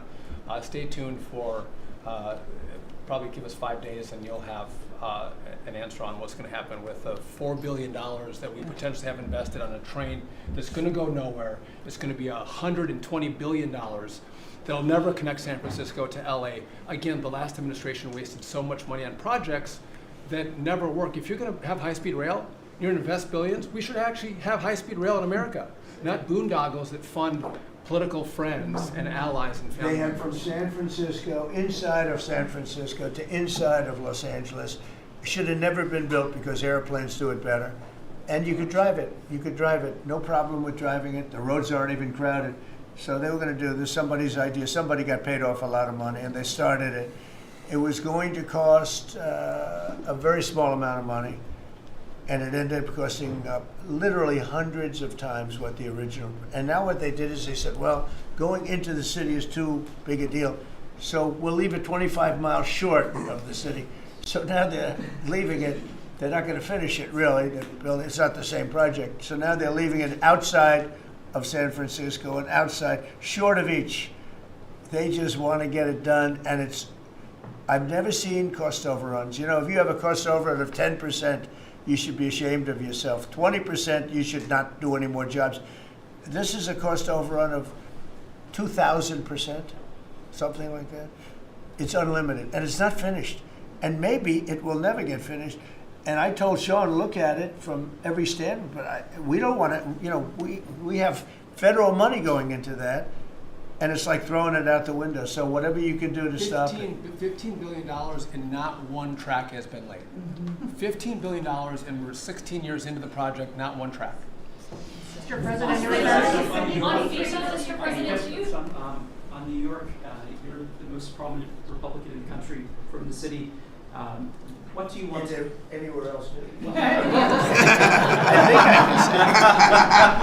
I don't want to be a wise guy. Perhaps I can. Maybe Marco. But how do you want Republican voters in the city to vote in the upcoming mayoral election? Should they vote for Eric Adams? Should they vote for Sliwa? Should they pick someone else? Look, number one, you have a communist running, and you shouldn't vote for him.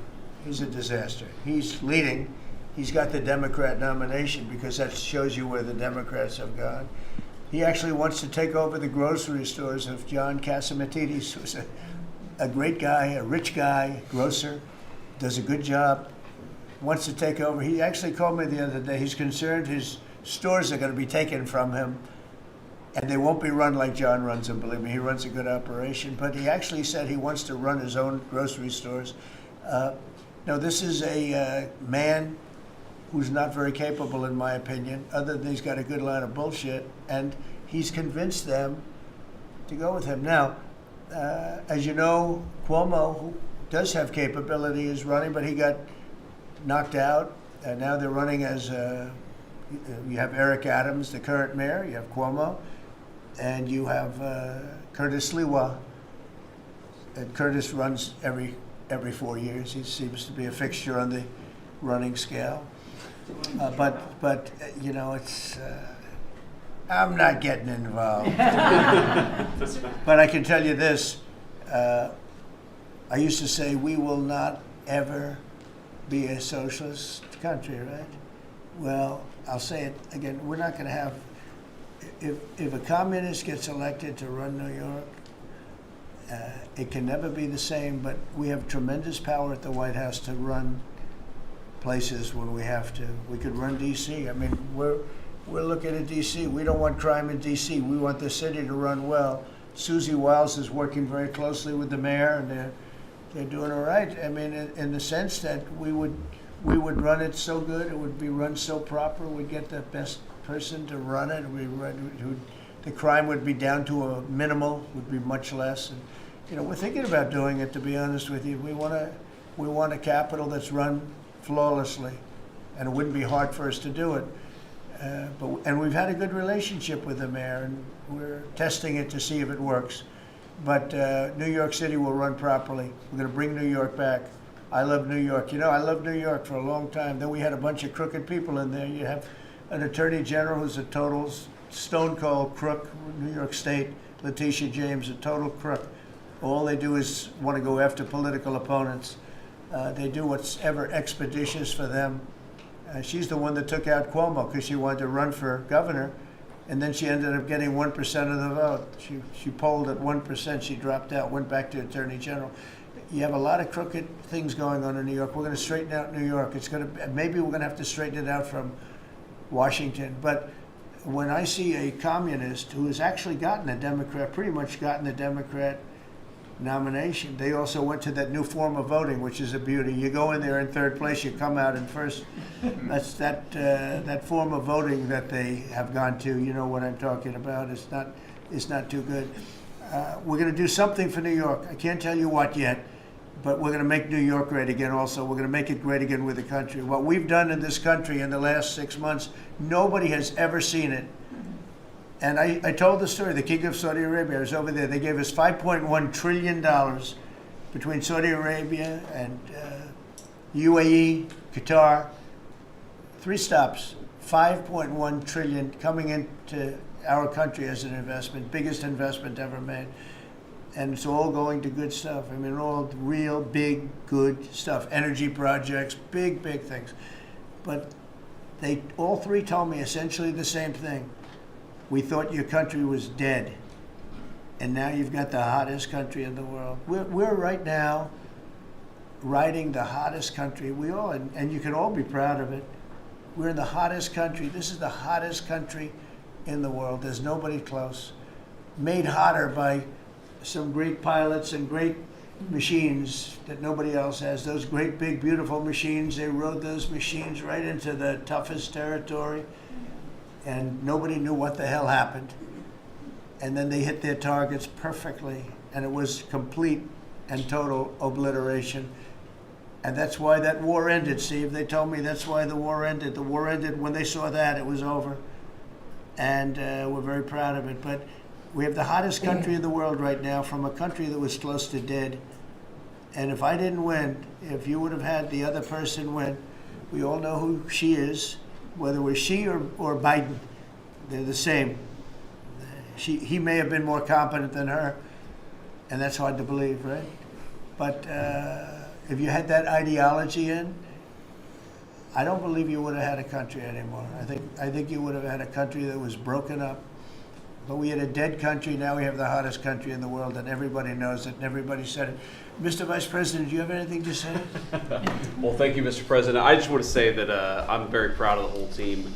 I think everybody has worked together. You see Pete and Marco and Steve working on some of the diplomacy, Christy and Pam working on the border. We just have a really, really solid team, and we've done a lot of good work. And in particular, I want to congratulate the White House staff led by the President on getting the One Big Beautiful Bill passed. Yeah. I was personally skeptical, sir. I never told you this, but I was skeptical we'd be able to get that thing done by July 4th. We did it because we worked together and we worked very well. So it's an honor to be a part of it, but I'm really proud of you guys for doing a great job.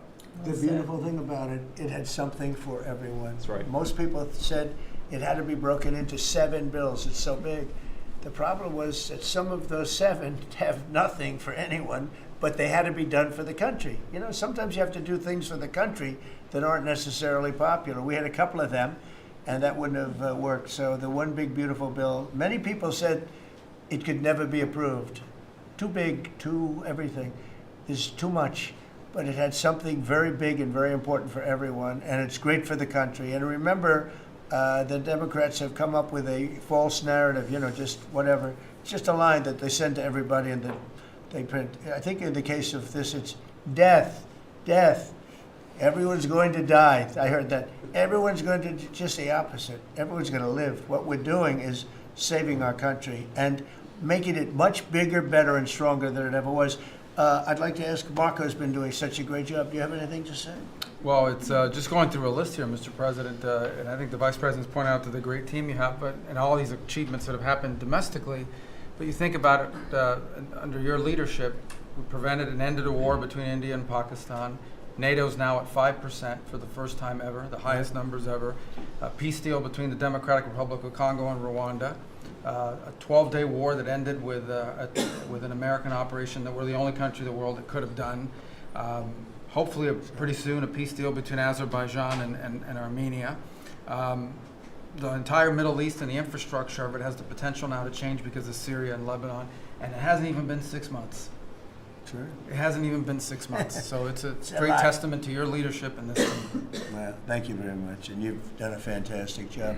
Could I just ask Linda, she's involved in so much, she's so talented and so good, and she's working on a couple of little things like Harvard, who was given $5.5 billion over a short period of time. We caught him on that one. That's crazy. But you're working on so much. You want to bring education back to the States.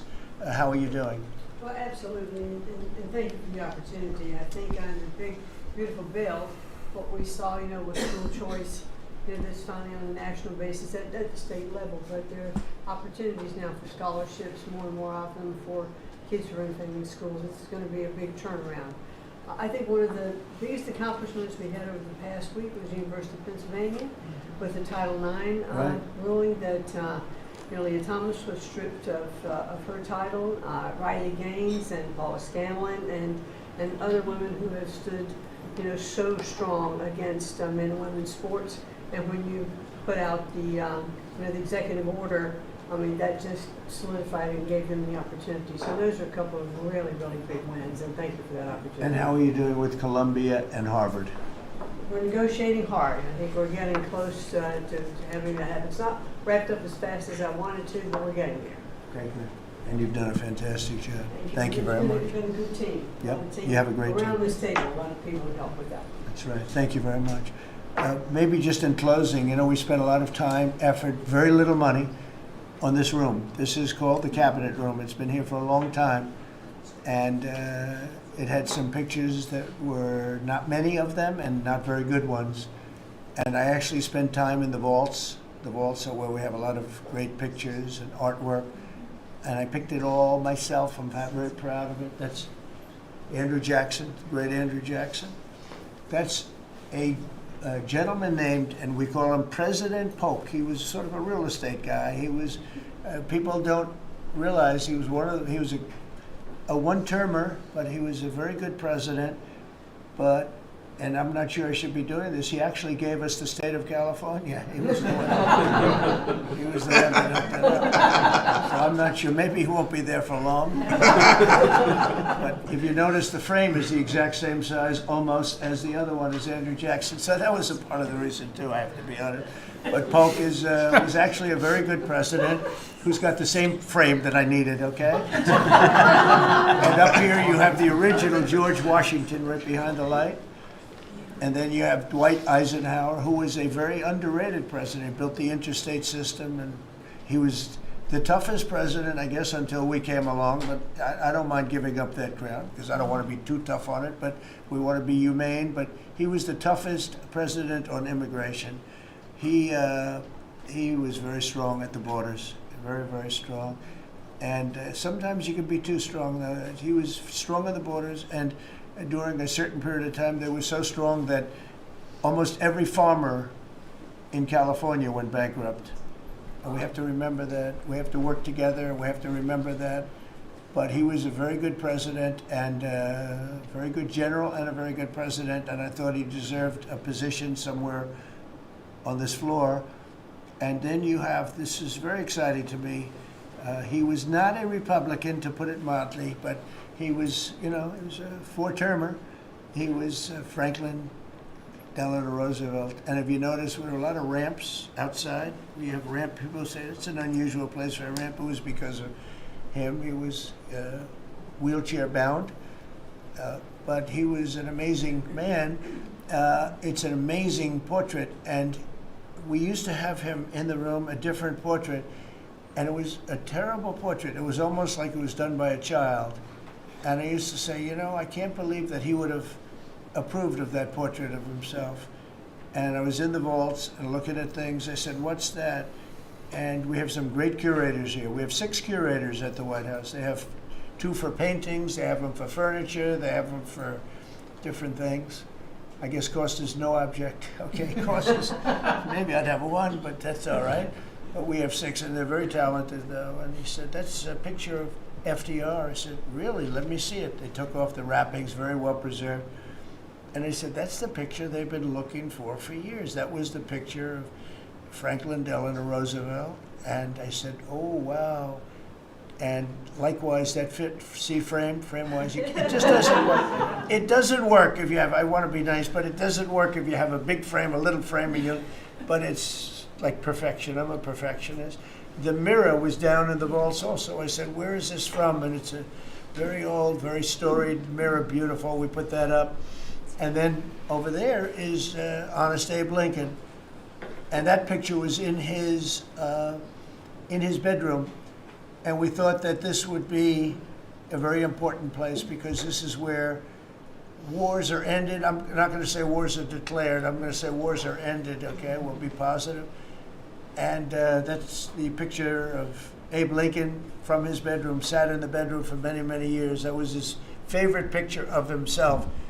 And the Lincoln bedroom's very famous. You remember when Bill Clinton had it and he rented it out to people.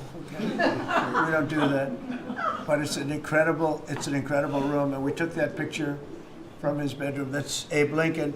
And then over here you have John Adams, and it's they were the first occupants of the White House, 1800. And John Quincy Adams, Mrs. Adams, they were the first occupants. So we have them looking at each other, and in between their stare is Abraham Lincoln trying to make peace. And that picture was in a room that I have that was not important, like the cabinet. I gave it up. I said, I have to give it up because that's one of the greatest pictures of the White House. The White House is tremendous art. And the Oval Office, when we're there, we'll go over that. That's really been something. Then we got the drapes, and we got the whole thing. We got new drapes. We got new, wasn't a big expense, very, very small. And we took some of the chinaware and silverware and trophyware, they call it, from the vaults, and we had it cleaned up. Hadn't been shined up in 100 years. Some of this has sat in the vaults for over 100 years. Amazing. Over 100 years. Many of the pictures that were put up in the Oval Office, as an example, those two as an example. So he was president. They moved in 1800, and he won the election, I believe, in November of 1800, John Quincy Adams. And we thought that would be, he was considered to be a good president, and he was the first occupant of the White House, so it sort of made sense. And I love the frame of those pictures. Look at those frames, you know? I'm a frame person. Sometimes I like frames more than I like the pictures. And we have the flags of the Marines, and Space Force now has its own flag. I'm very proud of Space Force, but the Army, Navy, Air Force, Marines, Space Force, the whole thing. And Coast Guard is right there. You never forget the Coast Guard. They do a great job. So we have the flags throughout the office. And it's really become quite a beautiful place. I don't want to tell this, Marco pointed it out. I was going to leave the clock. So as president, you have the power. If I go into the State Department or Department of Commerce or Treasury, if I see anything that I like, I'm allowed to take it. Do you believe this? So I'm in Marco's, I see this gorgeous clock, grandfather clock, and there it is. I said, Marco. He didn't know about it. I had to read him the rule and regulation. I said, Marco, I love this clock. Look at it. It's beautiful. He said, what clock? I said, the clock that's in the other room is incredible, and nobody gets to see it there. Marco, I tried to talk him into it first, and it sort of worked, and then I had to use a little more. I said, I'd love to take that clock out and put it in the cabinet room. He said, no, are you serious? I said, Marco, I have the right to do it, Marco. And he said, all right, what the hell? So that's his contribution to the cabinet room. But it's, by the way, it's an incredible clock. And, you know, it's an important room. So you may see it again. Maybe we'll move it back someday. Anyway, so that's pretty much it. But it really is great. Here we put out, you know, these lamps have been very important, actually. Whether people love them or not, but if you see pictures like Pearl Harbor and Tora Tora Tora, you see movies about the White House and where wars are being discussed, oftentimes they'll show those lamps or something like those lamps, something that looks like them, probably not the reals, because I don't think they were allowed to. This is a very important room. This is a sacred room, and I don't think they made movies from here. You never know what they do. But they were missing medallions. See the medallions on top? They had a chain going into the ceiling. And I said, you can't do that. You have to have a medallion. They said, what's a medallion? I said, I'll show you. And we got some beautiful medallions. And you see them. They were put up there. It makes the lamps look better. So we did these changes. And, you know, when you think of it, the cost was almost nothing. We also painted the room a nice color, beige color, and it's been really something. The only question is, will I gold leaf the corners? You could maybe tell me my cabinet could take a vote. You see the top line moldings, and the only question is, do you gold leaf it? Because you can't paint it. If you paint it, it won't look good because they've never found a paint that looks like gold. You see that in the Oval Office. They've tried for years and years. Somebody could become very wealthy, but they've never found a paint that looks like gold. So painting it is easy, but it won't look right. And the question is whether or not we should gold leaf it. Linda, do you have an opinion? I gold leaf it. You like it the way? No, I gold leaf it. You'd gold leaf it? Yeah. Who would gold leaf it? Could I raise you? How about, would you gold leaf it? I was going to ask about McKinley, one of your favorite presidents. Well, McKinley was a great president who never got credit. In fact, they changed the name of Mount McKinley, and I changed it back because he should have been, the people of Ohio he was the governor of Ohio. The people of Ohio were very happy when I did that, I heard. They were very insulted. They took the name of Mount McKinley off. That was done by Obama a little while ago, and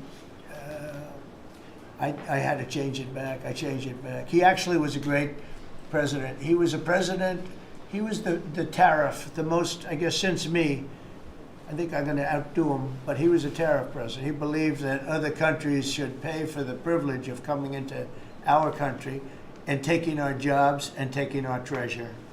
That's the way he explained it. They took our jobs and they took our treasure, and for that they should pay. And he made them pay, and he built a tremendous fortune. In fact, in 1887, they had the Great Tariff Committee was set up in 1887 because our country had so much money, we didn't know what to do with it. And they set up a committee of, as they called them, elites, a term that we have to change because I think a lot of the people that are elites aren't elite. I think the people that aren't elite are elite, so we're going to have to maybe switch that around somehow. But they had a committee that was set up to spend the money because it was such a large amount of money. At that time, it was nobody had seen anything like it. And it all came in from tariffs. And people didn't pay tax. There was no income tax system. I told you that came back in 1913. That came back and lived well for a while, and then you had the Great Depression. And then later they tried to bring back tariffs, but the whole thing was, this was after the Depression. It was one of the great misconceptions, is people like to say, oh, but it was during the, but no. The country had a Great Depression, and then after the Depression, long after it started, they brought back tariffs to see if they could save it, but it took them really 25 years. When you say about 25 years to get out of the Great Depression, a lot of people don't understand that. But I thought it would be interesting for you to get a little view of this room. This is a very important room, very powerful room, great room. And we've done similar, but even beyond this, in the Oval Office. We brought back pictures of some of the great presidents. Many of them were in the vaults for over 100 years. Originals all, beautiful, beautiful things. And rather than sitting in a vault downstairs for 128 years, I thought we should display that. And we did that, I think, in a really good way. We've gotten very high marks.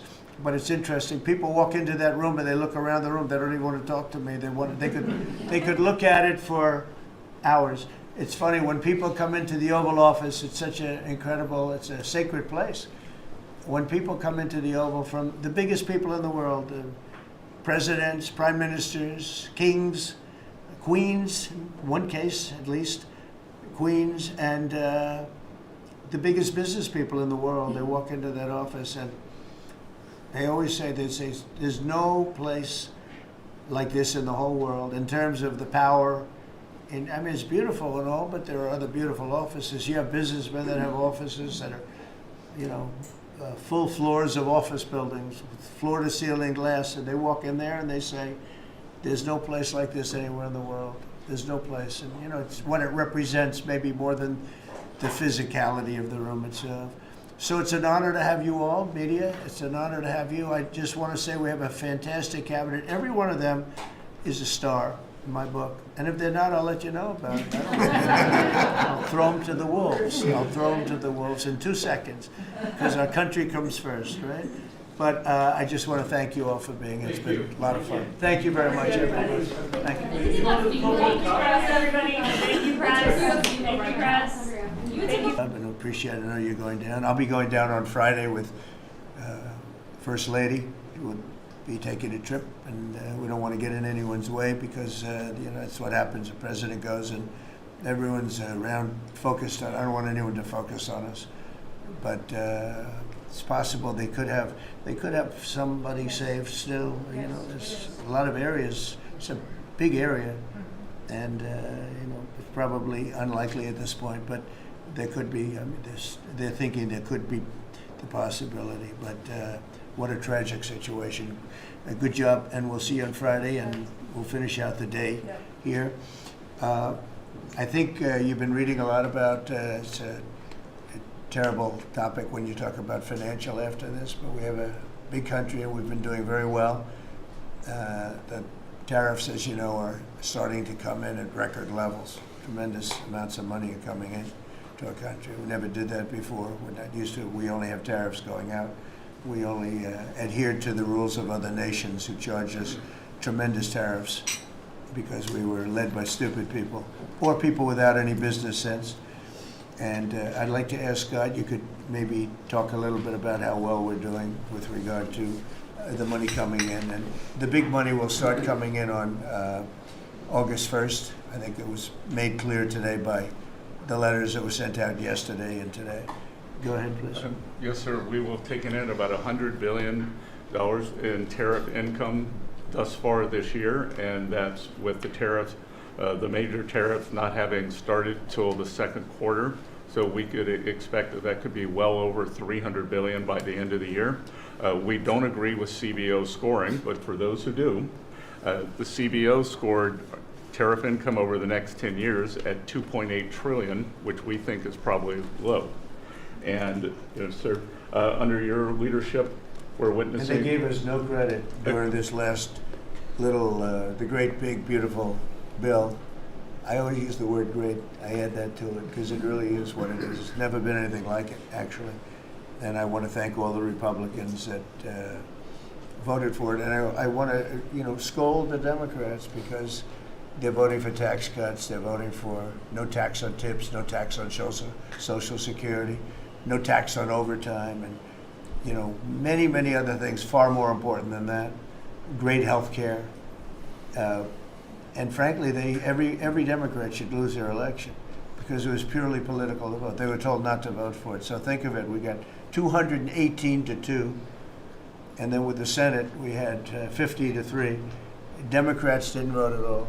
Not one positive vote with all of the good things in there. Economic development money, tremendous border money. Now you're loaded up on the border. And I don't think we're going to need so much of it because we had zero come in last month, so I'm not sure how much of it we want to spend. You may think about that.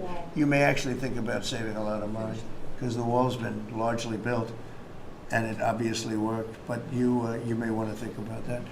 But so I think it's incredible when I watch the Democrats, and they have standard lines like they had Russia, Russia, Russia. They had the laptop from hell. It all came from Russia. They make things up and they go with it and they feed it to you people in many cases. And they said, "Here's our line," and I hear the new line is death. Oh, it's death. Everyone's going to die. There's nothing to do with death. In fact, we're saving our country. Death is from allowing 25 million people into our country, of which 3 or 4 are stone cold, hard criminals. 11,888 are murderers, many of them committing more than one murder. That's death, and the Democrats did that. Joe Biden did that by allowing people to come in here, just totally unchecked, unvetted, open borders, open borders. The whole world was dumped into our country from prisons, from gangs, from mental institutions. We have many people walking the streets, walking in areas that we don't know anything about, that came out of insane asylums. They released the insane asylum population into our country, and it's amazing the job that you and Tom Homan are doing, by the way, on that. But we have to get them out, and we have no choice. We have to get them out, and we are getting them out. And so Pete, you want to tell them about our great military and how well we did with respect to the bombers and the B-2? We had the pilots here 2 days ago, and they were incredible people. Go ahead. Yes, sir. Truly a historic mission, and demonstrated the skill and courage of the United States military. From those B-2 pilots and families that we had a chance to meet, sir, to the fighter pilots, to the refuelers, to the maintainers, to the air defenders who defended the base. What was demonstrated on the world stage was American military might and capability. And it wasn't just Fordo and Esfahan and Natanz that took notice in Iran. It was the rest of the world. That we have a decisive commander-in-chief willing to use these capabilities, which are the best in the world. As the president pointed out, no one else could have done what America did there on that night, and everyone took notice of that. With the One Big Beautiful Bill, sir, we've got $150 billion additional to invest in Golden Dome and all the other weapon systems and stockpiles and shipbuilding priorities of yours. Another month, another historic recruiting bump. It's not just the Army and the Marine Corps anymore, it's the Navy, the Air Force, and the Space Force, all historically ahead of where they've ever been. So historic spirit inside the military. We had a chance to be at NATO, Marco and I, and see how the world responds to us saying it's time for you to shoulder the burden and take the lead for your continent. It only happens with President Trump leading. And we're proud to be a part of what's going on at the border, sir, with now a 4th national defense area where we're helping get to that number 0 and securing the border. But that mission, Operation Midnight Hammer, re-established deterrence. It reversed what happened in Afghanistan. You saw the debacle of what Biden allowed to happen in Afghanistan and what that did to our image. President Trump said, with Operation Midnight Hammer, we're reestablishing American leadership and deterrence, and we're proud to be a part of it, sir. And our so-called enemies were watching. They watched every minute of it. They watched. There was very few people that weren't watching, actually, but they watched every minute. It was a perfect military performance, the likes of which we haven't seen in a long time. I mean, if you compare that to the same country, the hostages from years ago, Jimmy Carter, it was unfortunate for Jimmy Carter. He was a nice man, but with the helicopters going down, the sandstorms, the prisoners, they got captured, then the election and the prisoners and Reagan and all the problems. It was nothing but problems. And that was a failure. And ours was not only the pilots. I mean, those machines flew for 37 straight hours. They didn't stop. They went skedaddle. You know the word skedaddle? It means skedaddle. They dropped the bombs and somebody said, skedaddle. Let's get the hell out of here. And every bomb hit its mark and hit it incredibly. And as you know, the Atomic Energy Commission said it's gone. That place is gone.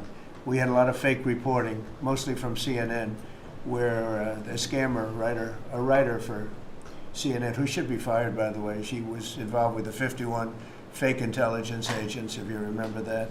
She did that story, created a story out of it. She created a story out of the laptop from hell, saying it came from Russia, but it actually came from Hunter Biden's bedroom, or worse. Just a scammer, and she's still at CNN, which is pretty amazing. But we'll ask you a question about her. But they came up with this concept that maybe the attack wasn't that good. Maybe it, and I saw it happen right after the attack. I saw this person on CNN. I actually watch. I like to watch the enemy. You learn from the enemy, and I watch because you have to know where they're coming from. And I watched her say, Anderson, you know, I'm hearing stories that maybe they didn't hit their target. Maybe it wasn't that good a hit. And you know, hearing stories. The next day it was a little more, and the next day a little more. After 3-4 days, she was saying, you know, I don't know. I don't think it was that. Except by that time, everybody knew it was hit perfectly. The evidence is in the planes. The evidence the pilots are the best evidence. But they actually came out of their plane because they were here the other day, and they said, it was so sad. We did such a good job. We flew into very dangerous airspace. I'll never forget, we were in the Situation Room, and they said they have entered Iranian airspace, and everyone took a deep breath because they had more missiles pointed at them, but the equipment is so good, it's stealth, way up in the air, and it was stealth, and they went right through that, and they sort of, by the time they found out they were there, they were already gone. That was the word skedaddle, get the hell out of here. But they were right in the most dangerous airspace in the world, and they took those big, beautiful, very fast, they're unbelievable planes. I mean, they become really beautiful works of art. I always thought they sort of were cool, but now they look better than just cool, don't they, huh? But they dropped the loads, and literally they would hit, if you look at this table, from here to there, they had a half a refrigerator door is the way to best explain it. Take a refrigerator door, average size, cut it in half. That was their target. They hit every single one. Then we had 30 missiles, Tomahawk, shot from submarines 300 miles away. Every one of them hit their target. It was a perfect mission. Then they came back, almost 37 hours. Every plane worked perfectly. The mechanics were here too. I said, you got to get the mechanics here. We didn't have any problems. If you remember, they had a lot of problems with the helicopters, but they did fly through a dust storm, which they shouldn't have done. Sometimes you say, let's go back and try it on a nicer day. Dust and sand don't work well with helicopters if you know much about helicopters, but that was a horrible embarrassment to us. Then we had Afghanistan, which I think was the most embarrassing moment in the history of our country, and we would have gotten out. I was the one that got them down. I would have kept Bagram, the big air base, which right now is controlled by China, one among the most powerful runways in the world, thick with concrete and steel. Anything could land, and right now they were 1 hour away from where China makes its nuclear weapons. I was keeping it. Outside of that, we were leaving, and I would have been out faster than them, but we would have gotten out with strength and dignity. Instead, that was the most botched up mess I've ever seen. They left all that equipment behind, and every year they have a parade running down some third-rate street with the equipment. It's supposed to be Fifth Avenue. It doesn't work. But with all that equipment that they left, they should have taken every ounce of it. I was taking every ounce. I said every screw, every bolt, every nail you take out of there. And Millie said, I remember one time, sir, we're better off leaving the equipment. Why? Well, it's cheaper. I said, cheaper? You mean it's cheaper to leave a $150 million airplane rather than flying it into Pakistan or India or someplace, or just flying it straight home? It's cheap. Yes, sir. That's when I knew he was an idiot. Didn't take long to figure that one out. But they left all that equipment, but they left their dignity behind. It was the most embarrassing moment, in my opinion, in the history of our country. Not that we got out, we should have not been there, but that we got out the way we got out, with great embarrassment and death. You had 13 young people. I've gotten to know their families very well, but you had hundreds of people killed that nobody talks about. Yet the other side, many people were killed. Many people are walking around with no legs, no arms from that whole thing. They left from the wrong airport. But it was still a relatively small amount of what, if you compare. The concept of what they did, however, is just incredible. But the country is doing well. We're respected all over the world like never before, probably. We went to NATO, as you know, and they went from 2% to 5% of GDP. Nobody expected that, and the difference is they didn't pay the 2 and they paid the 5. So, and as you know, we are selling a tremendous amount of equipment to NATO. We're not spending any money, we're making money, but I don't want to talk about making. I want to talk about we're no longer involved with funding Ukraine, but we are involved with trying to stop the war and the killing in Ukraine. So we're selling missiles and military equipment, millions and millions, and ultimately billions of dollars to the NATO people, where I'm very friendly and we have a great relationship. But that was an amazing trip. So they're funding the entire war. We're not funding anything. I think it's an important point to make, because a lot of people don't understand that. And we will continue to do that, and we're trying to get as much as we can for them. They want the American product. The American military product is by far the best in the world, and that's what they want to get. They have lots of options, but that's what they want to get. So the factories are doubling up and tripling up where they make the Patriots and other really, you could say, defense and offensive weapons. The wages for blue-collar workers are now rising at the fastest rate in 60 years, which is so important to all of us around this table. The average American worker has already seen a $500 wage increase this year, and there's no inflation, because there's been decreases, tremendous decreases, with thanks to Doug and Chris and some of the people, the great job they've done with energy. Thank you very much. And Chris, thank you very much. I see you down close to $60 a barrel, and you'll be breaking that pretty soon. and that has a huge impact. So we have groceries are down, energy is way down. Energy is way down. It was $4 and $5 for a gallon of gas. Think of that for gasoline, and now it's probably $2.25. There are some places it's $2. It broke $2 in a couple of locations in the South. In places like California where they charge such high taxes, it's higher, but it's still much lower than what it was a year ago. So energy's way down, groceries are way down, eggs are way down. Thank you very much, Madam Secretary. You've done a great job. Appreciate it. When we came in, the eggs were through the roof. They were 4 times higher than they've ever been. And my first question from you people were, what are you going to do with eggs? I said, what's the problem with eggs? That was caused by Biden, or whoever was operating the auto pen actually caused it, I guess, because I don't think he knew too much about eggs. Factories are booming compared to before I took office. Domestic auto production is going to be, it's going to be so thrilling in 2 years when you see the numbers, because they're building plants all over the country. They're all coming in because of tariffs. They don't want to pay the tariffs. And if they build their plant here, they don't pay the tariffs. And they're pouring into our country, and you know about AI and you know about but the auto plants, that's the good old-fashioned stuff that I love. The auto plants are pouring into the United States of America. They're coming from Mexico, they're coming from Canada, and they're coming from Europe, all over Europe. And it's been pretty amazing. So factories are booming. And when they actually open, right now they're booming in terms of construction. This is something given to me by Mark Zuckerberg. And you'll see this is AI now. I never understood. I said, well, because I built shopping centers, and for $50 million, you can build a very nice shopping center. So I never understood when they said $50 billion for a plant. I said, what the hell kind of a plant is that? But when you look at this, you understand why it's $50 billion. So this is one he's building in Louisiana. That's Meta, Facebook, as people understand it to be. But look at that, that's the size of Manhattan. So that's superimposed over the island of Manhattan. It takes up a big part of Manhattan. I think they say 81% of Manhattan. So these are big things, and they're going up.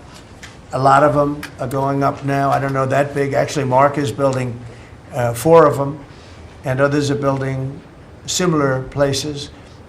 And when these things open up, I'll tell you what, our country, we're leading China now in AI, substantially leading China. And the reason is because we're letting them build their own electrical facilities. We would need double the energy if you take all of the electricity that we produce right now in this country, you'd have to multiply it times 2 or maybe 3 times. So 3 times more than we have right now for everything, to operate your toaster and everything else, okay? 3 times more. And the way we are able to succeed, because China goes out and builds these massive plants. They're right now building 58 coal, in this case, almost all coal-fired plants. And coal is back with this country too, by the way. There's a reason they use it, because it's good. It works for them. And we call it clean coal. We don't call it coal. We call it clean, even very clean coal. But we have coal going up. We have nuclear going up. Nuclear is very much in vogue now. It's safe and inexpensive and great. We don't allow windmills. We're not allowing any windmills to go up. I mean, unless there's a legal situation where somebody committed to it a long time ago, we don't allow windmills.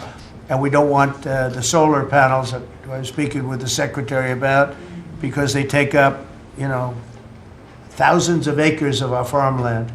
You see these big, ugly patches of black plastic that comes from China. And the solar is, I like solar in some ways, but for firing up your big plants, it doesn't work. It's very unstable, but it really takes up your farm. The farmers are saying, they're building these massive blotches in the middle of the fields all over the country. It's so crazy. It's so crazy. So we're not heavy into that at all. And windmills, we're just not going to allow them. They're ruining our country. They're ruining everyone. If you look at, I hate to mention countries, but you look at the UK, what's happened at UK, they have energy costs have gone through the roof. It's because of wind. They want to do everything, close up the northern parts of the country, they have oil that's tremendous. And they closed it up, and they've been building windmills all over the place. And I tell them, you're my friends, but man, you're going to have a bad awakening very soon. It's going to be very bad. They're ugly, they don't work, they kill your birds, they're bad for the environment. And if you look at them from a house, your house is worth less than 50%. So I'm trying to have people learn about wind real fast, and I think I've done a good job, but not good enough, because some countries are still trying, and they're destroying themselves. Those are countries that are really destroying themselves. I hope they get back to fossil fuel, because right now, Chris, whether we like it or not, fossil fuel is the thing that works, and then you can add nuclear with it and other things, but fossil fuel is what works if we're going to fire up those big monster factories. But if you look at comparing everything before I took office, domestic auto production is up 18,000 cars a month. And we haven't even started yet, because a lot of these plants aren't built. It's up 18,000 because Ford, General Motors, and a couple of others, Stellantis, they're taking their existing plants, and they're, as quickly as they can, they're adding on to them. So when their plants open, because they're building big, modern, beautiful auto plants. But think of that, we're up 18,000 cars a month, and essentially all they've done is try and utilize their space correctly as their big plants open up. It's going to be, I hope they remember that it was this way. I hope this table gets a lot of the credit for what's happening. It gets all of the credit, because this would have never happened. We were going out of business in every way. We were losing. All the car plants were leaving this country. Now they're all coming back in, and they are coming from Canada, and they are coming from Mexico, but they're coming from Germany. They're coming from all over the world.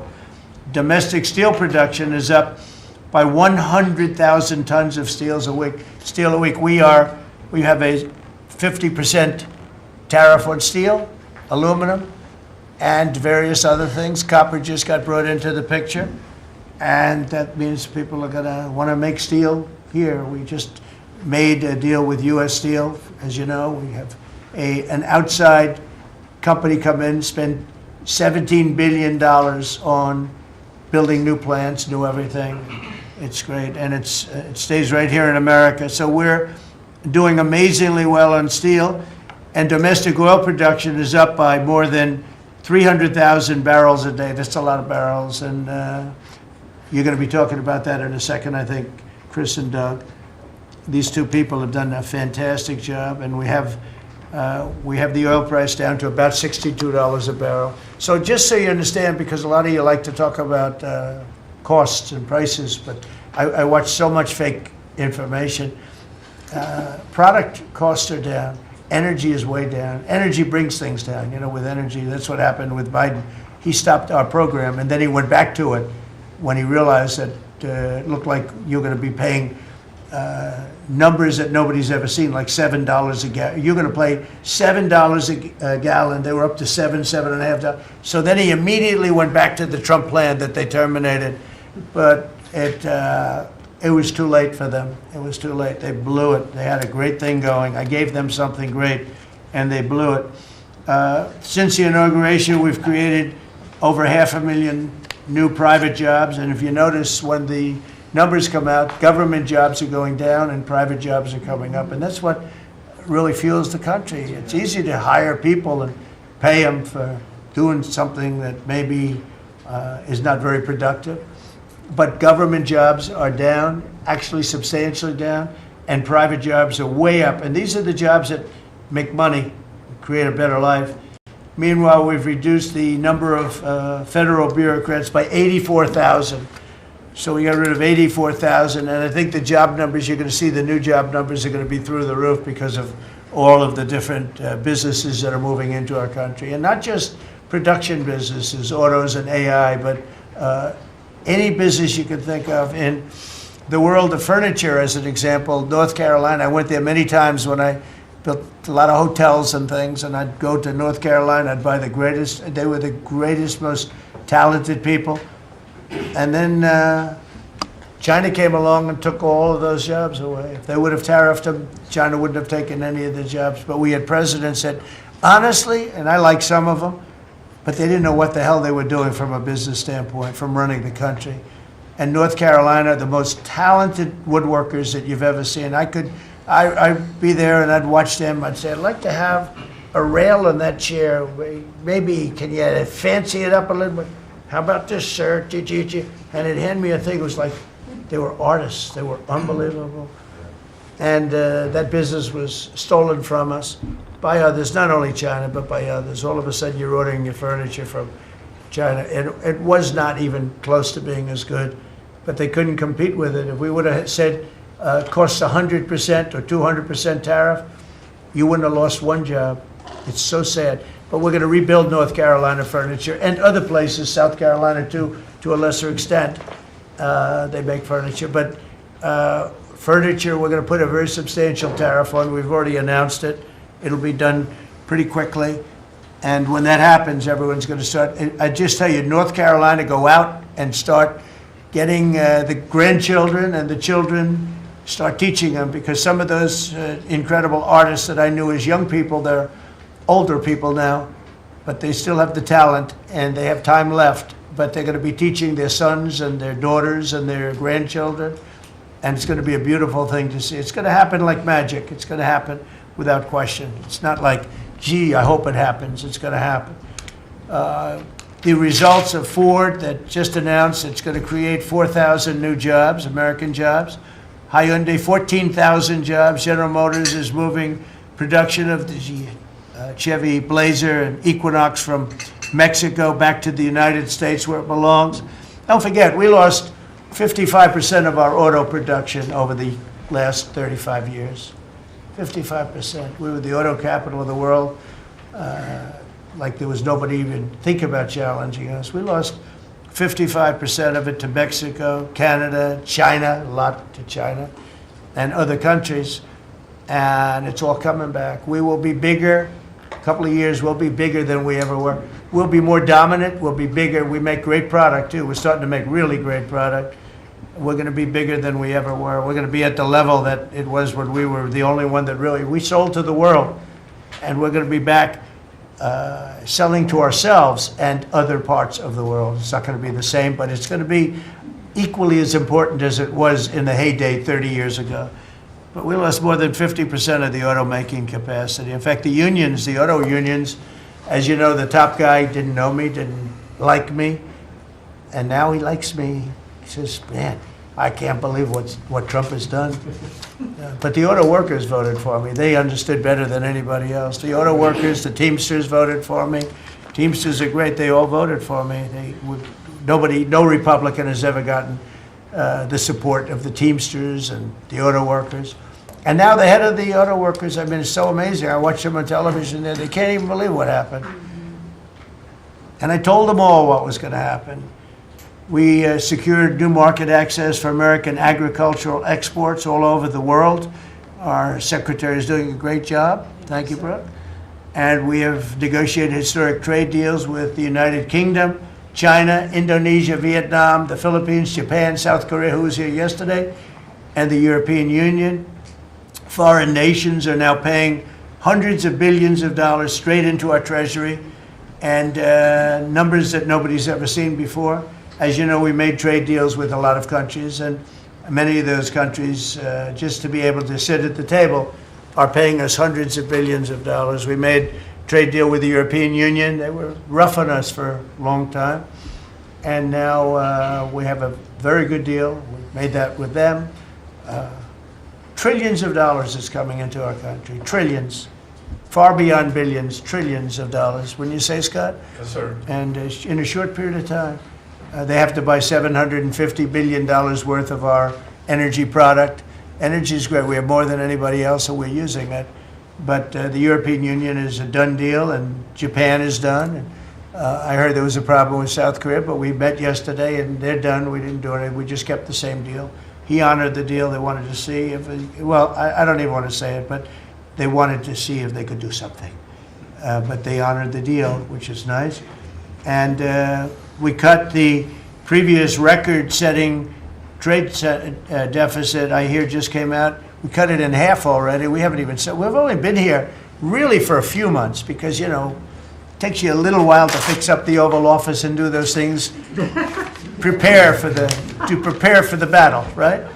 So we really only been here for a very short period of time, and we cut the trade deficit in half. Is that right?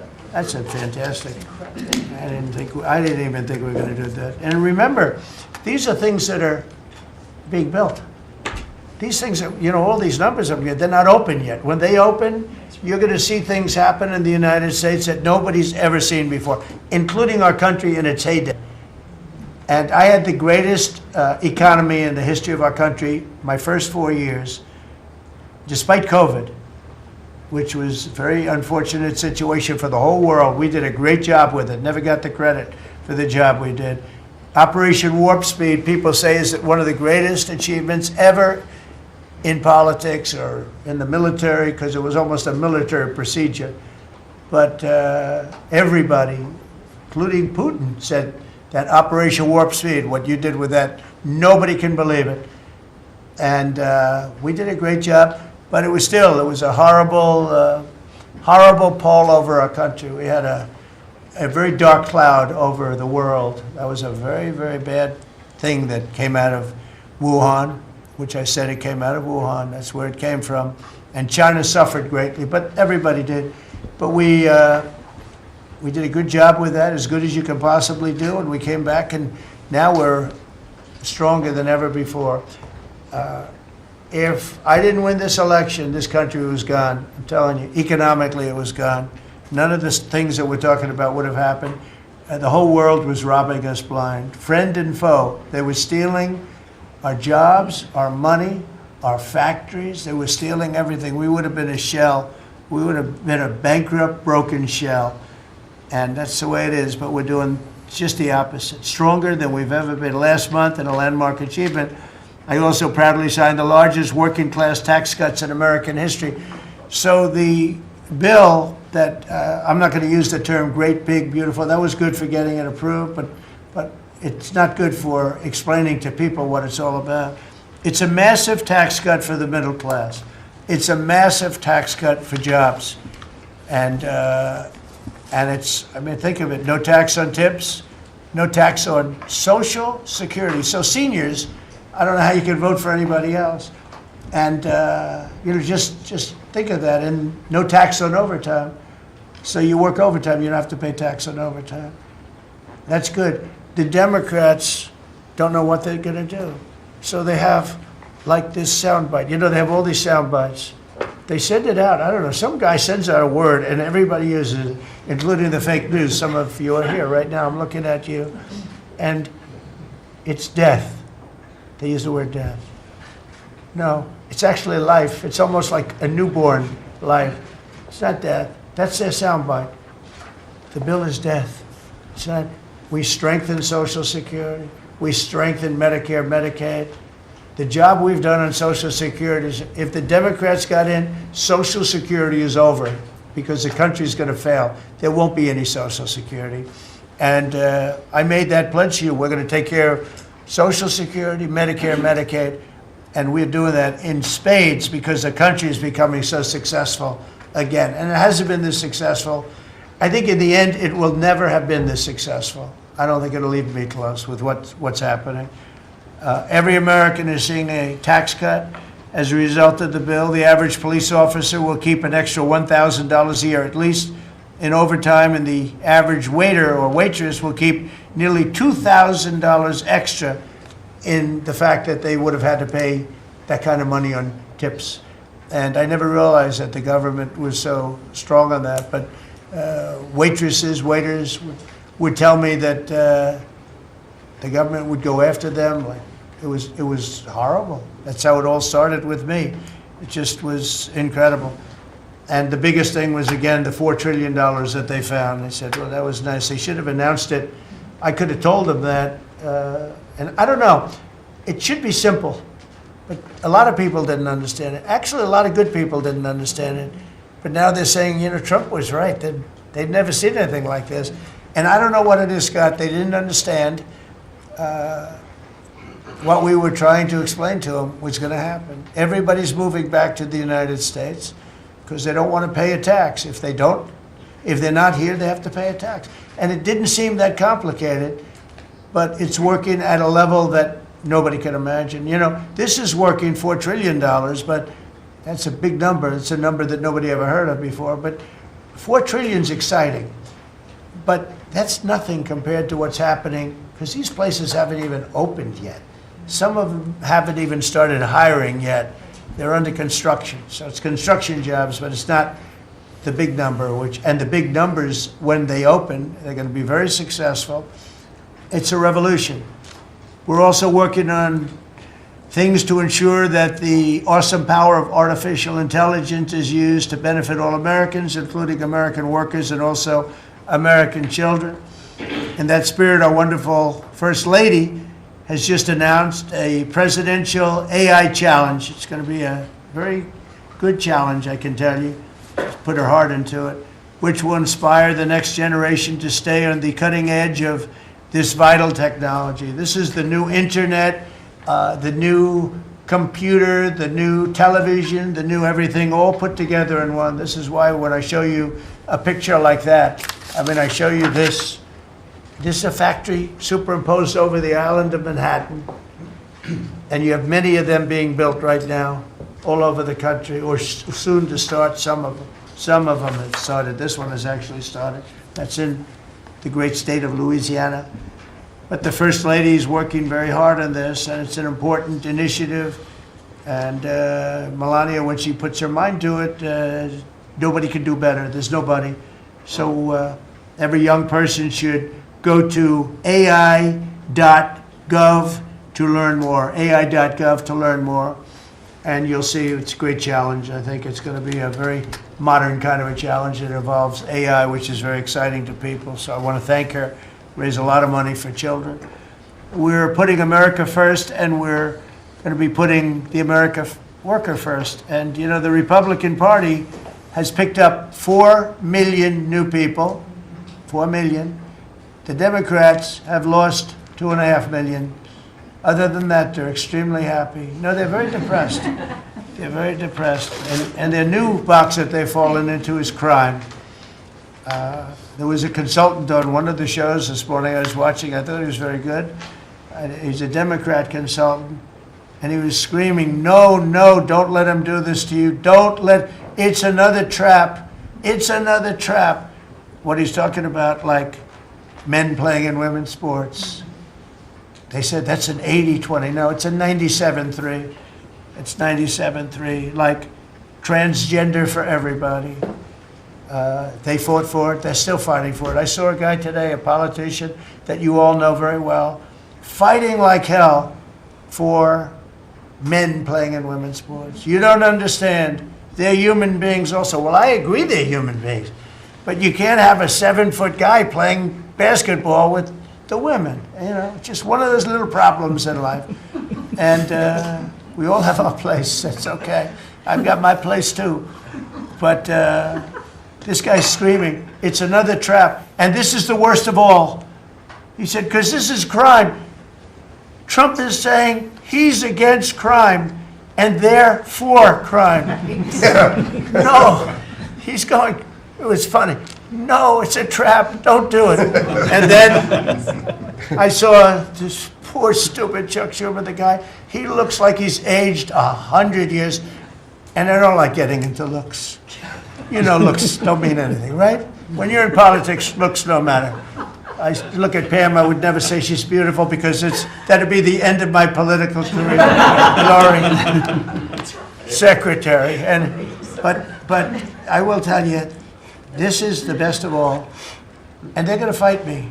Like this slob of a governor you have in Illinois. This poor guy got thrown out of his business by his family.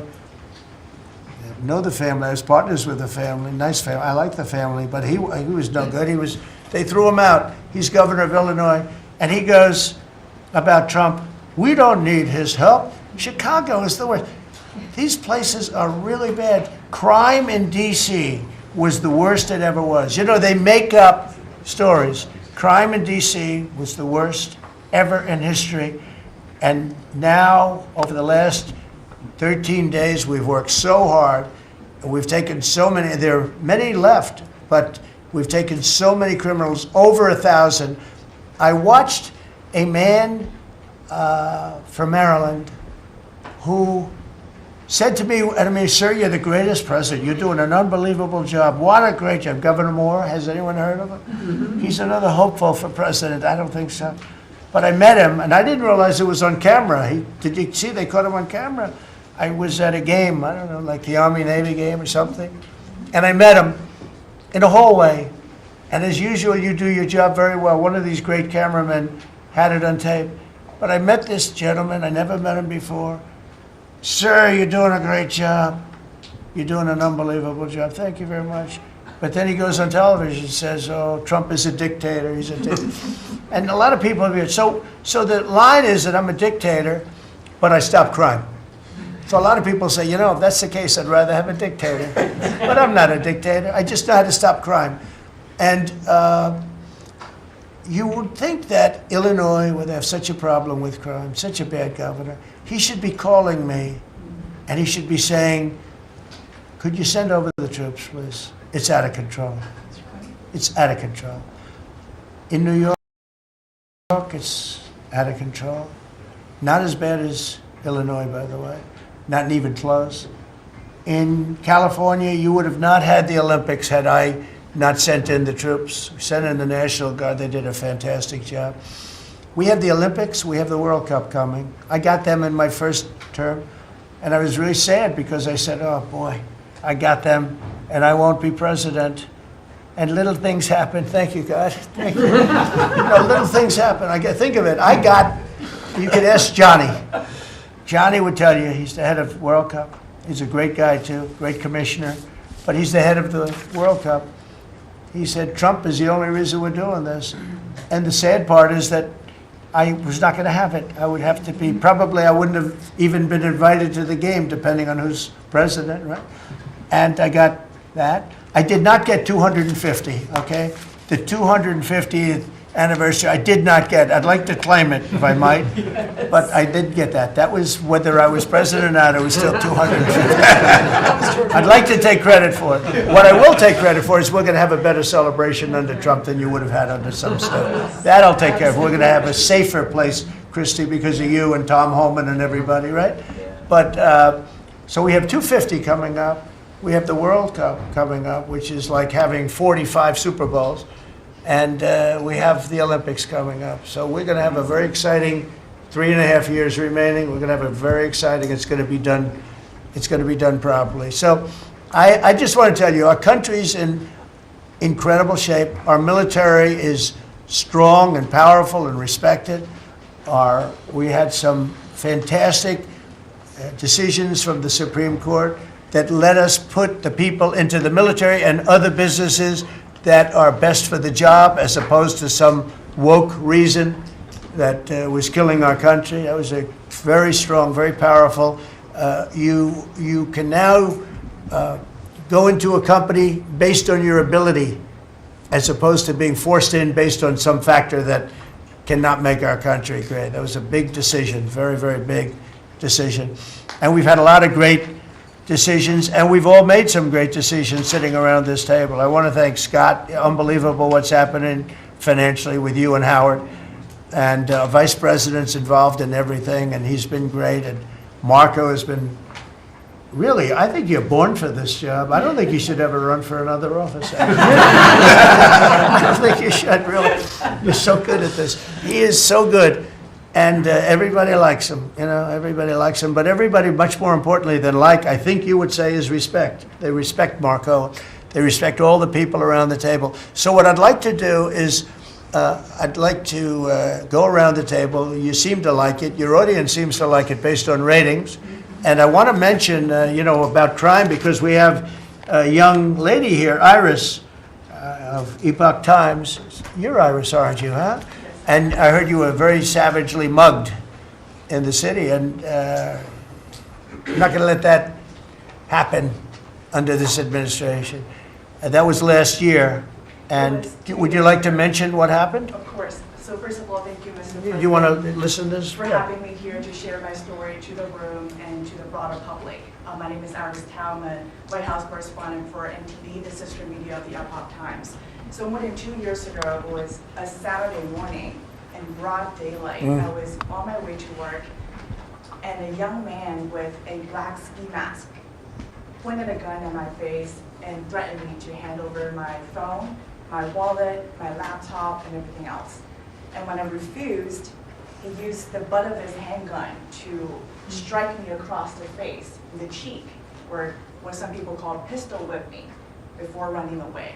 And that has deeply traumatized myself and my family. Ever since, I've never dared to walk in the street of DC at night, ever. And my family was extremely worried. So, Mr. President, thank you so much for what you're doing right now. Thank you for being honest. Such incidents involve not just me, but also my family. If he had shot me, I could have died right there in the middle of nowhere without my families or my friends knowing at the age of back then, I think 23. Right. Just starting my career here in DC without even starting a family. Right now, I'm very blessed to have this opportunity. So you had a gun pointed at your head, and you probably figured that he's going to pull the trigger because these are animals that don't know what the hell. They couldn't care less. The pulling the trigger to him is a very minor event, and I'm sure he's done it before. So how did you? And you did refuse to give it, which would probably, maybe somebody would say that was not the right decision, right? Right. But you refused. But I understand that. So and then he hit you real hard.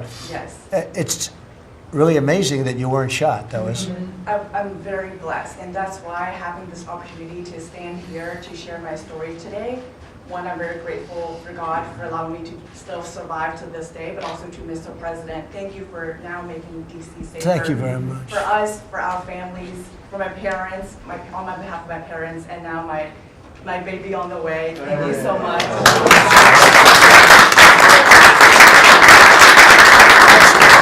And there are other reporters and journalists, good people, and you don't have to say it, but that have also been attacked violently.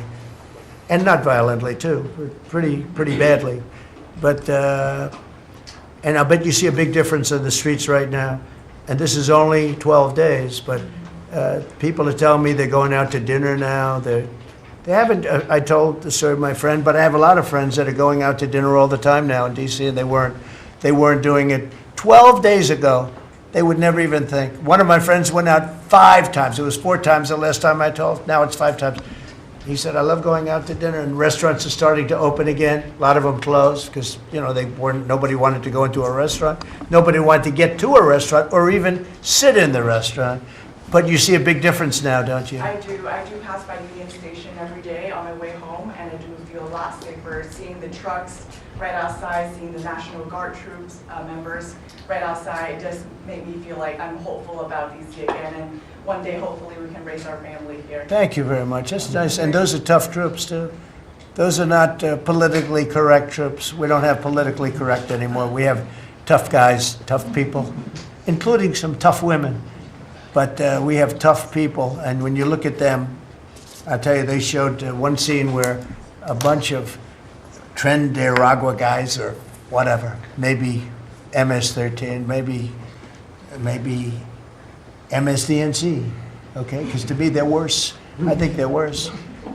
MSNBC maybe is worse than Trinidad. Real scum, real dishonest people. But anyway, they went into this gang, I think it was Trinidad, Venezuela, and they weren't nice to this group of people. The gang was calling them sir. Yes, sir. Yes, sir. Get out of here. Get the hell out of here. You're no good. Get out of here. And yes, sir. Yes, sir. Yes. These are people that beat up people all day long, and they're calling these soldiers. That's what they are. They're real soldiers. There's no games. I said, you don't have to be politically correct. And you know the way they used to spit in the face of the soldiers, with the soldiers standing like this, and you'd have some guy or some woman sometimes screaming at them from 1 inch away. They're standing there, and they're told you cannot do anything, and they start spitting, actually spitting in their face. And I said, you spit, we hit. And they're totally authorized to do that, all of those things. But your story is great, and there are other stories here, but they don't have to tell them. But some people are ashamed to tell them. They don't want to tell them. But it was like a jungle, and it's not a jungle anymore.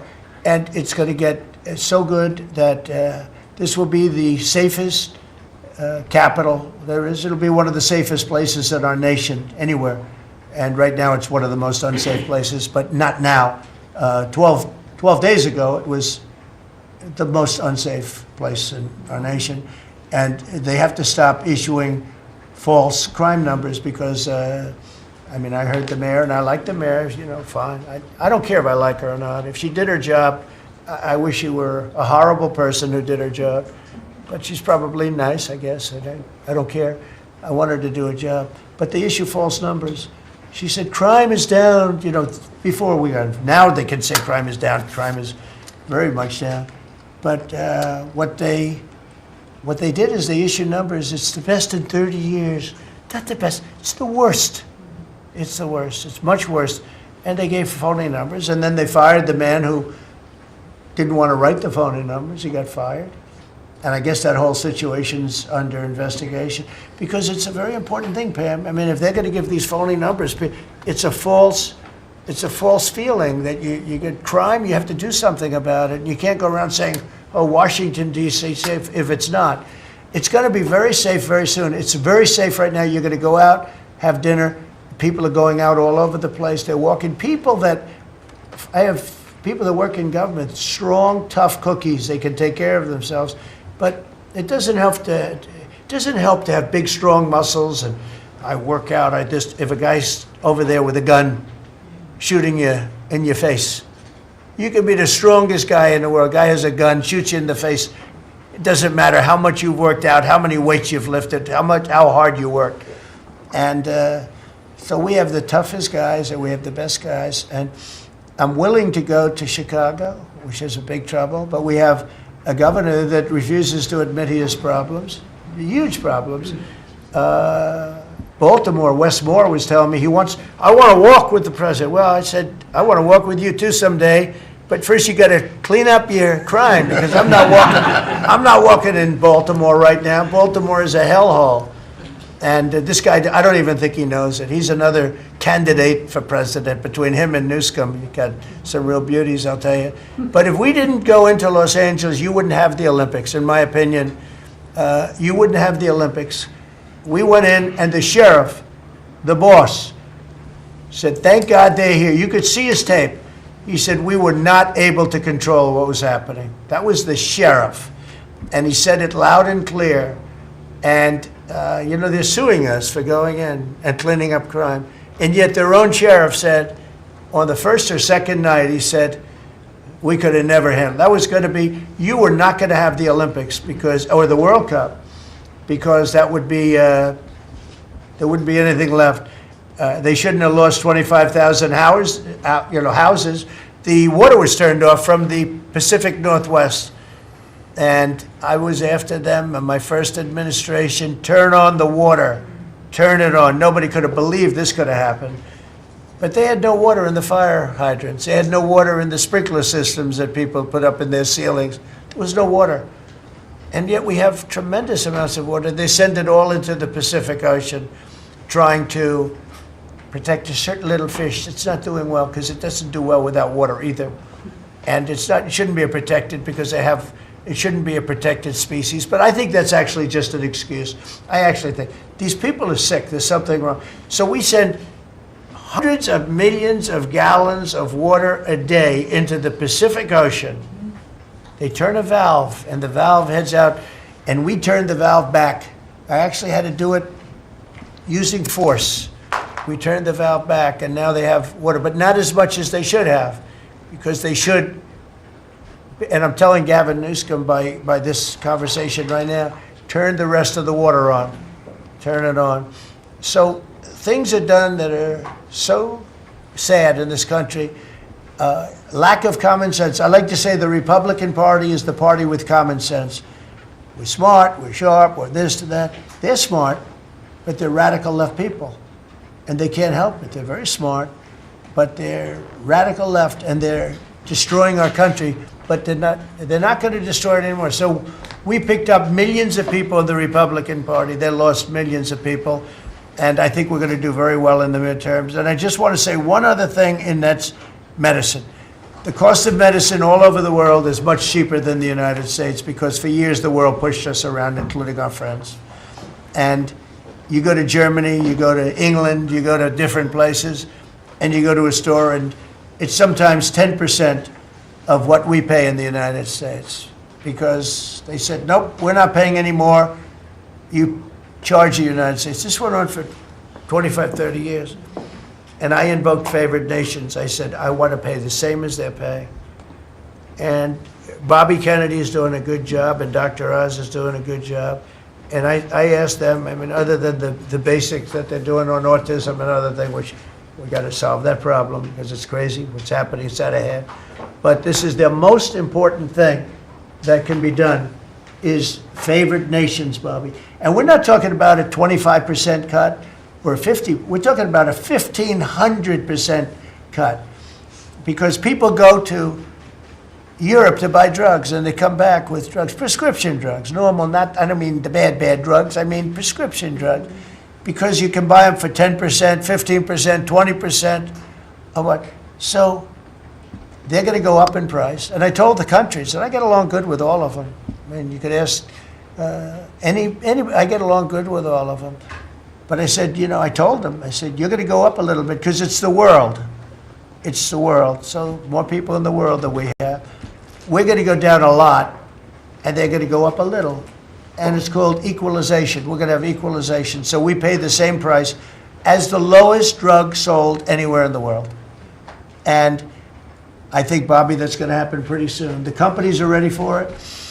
They had to go for years. I was with a very great gentleman from Eli Lilly. I think he's an incredible executive. I mean, I'll mention the company and I'll mention him, because we had this argument my first term, and then we had it in my second term.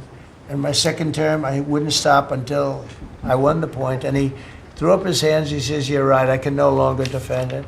I can no longer defend that a pill that's made by Johnson & Johnson in a factory, in the same factory in the United States versus a place in Europe or other places, including Canada, by the way, you could buy it for 10% or 15% or 20%, the cost of what we're paying. Well, we'd pay 5, 6, 7 times more money. He said, it's the hardest part of my job, defending that. I'm not going to do it anymore. I'm saying that we have to get down to business. And that's a great company. He's done a great job, and I appreciated it. And it really broke the ice, because they were saying, well, we have to do research and development. Well, you have to do it for Germany and all these other countries too. Well, they think the United States should bear it. I mean, I heard this stuff and I finally said, it's over. Now, you have to have somebody that can get these countries to do it. I told them, if you don't do it, we're going to charge you a 25% tariff on everything you send into our country. That's much more money than what we're talking about. Then we have to get the drug companies to do it, and they'll do it because we have tremendous power over the drug companies too. So we're going to get it done. I just hope we get it done fast, Bobby, because this thing should go fast. But we're going to get, the cost of medicine is going to be 1,000%. Think of that. Not 2%. And I'll just tell this last story. When I was in my first term, in my last year, I was so proud of myself, because drug prices went down for the first time in 28 years under my administration. You know how much it went down? 1/4%. And I was so proud of that. And I held a news conference, I think you'll be able to find it, congratulating myself and my administration, because for the first time in 28 years, drug prices went down 1/4%. That little tiny, but it still went down. And I thought it was great. And then I realized, you know, it's a very complicated business and formula. You got to be very smart. I said, we're really getting ripped off by the whole world. The whole world is ripping us off. And what happened is, I got on this kick, and I got the drug companies to agree, and I got countries to agree.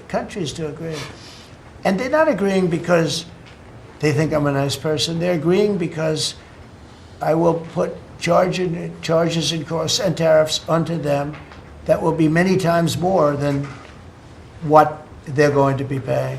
So the companies are there and the countries are there, and we got to get it done, Bobby. We got to get it done, and we're going to have the biggest price of it. Now, that's going to lower Social Security, Medicare. This is going to lower everything, because drugs go for everything.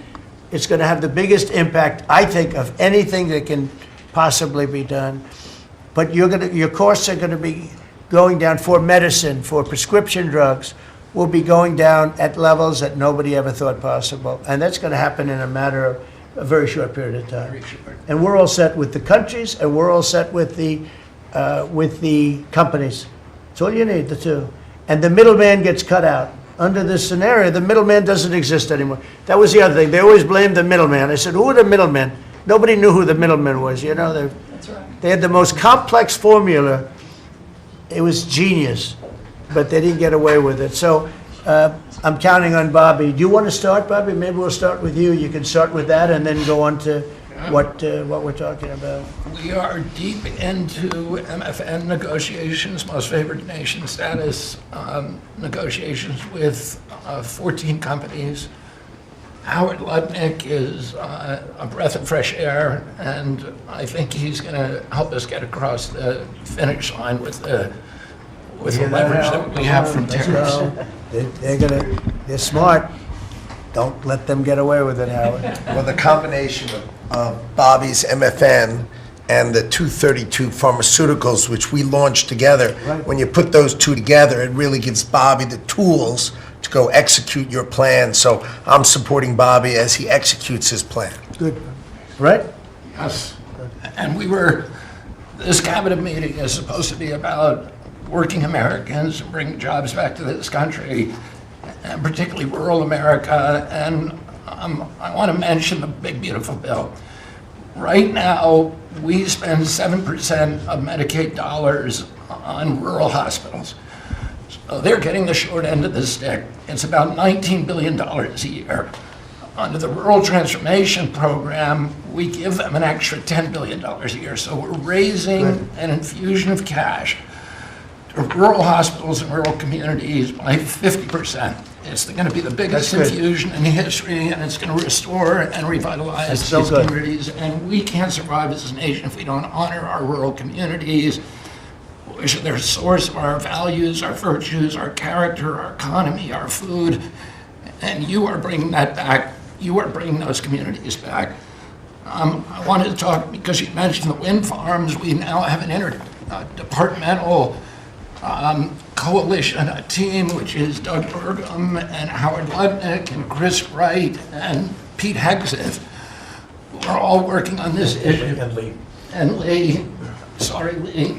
We're all working together on this issue. We're meeting together.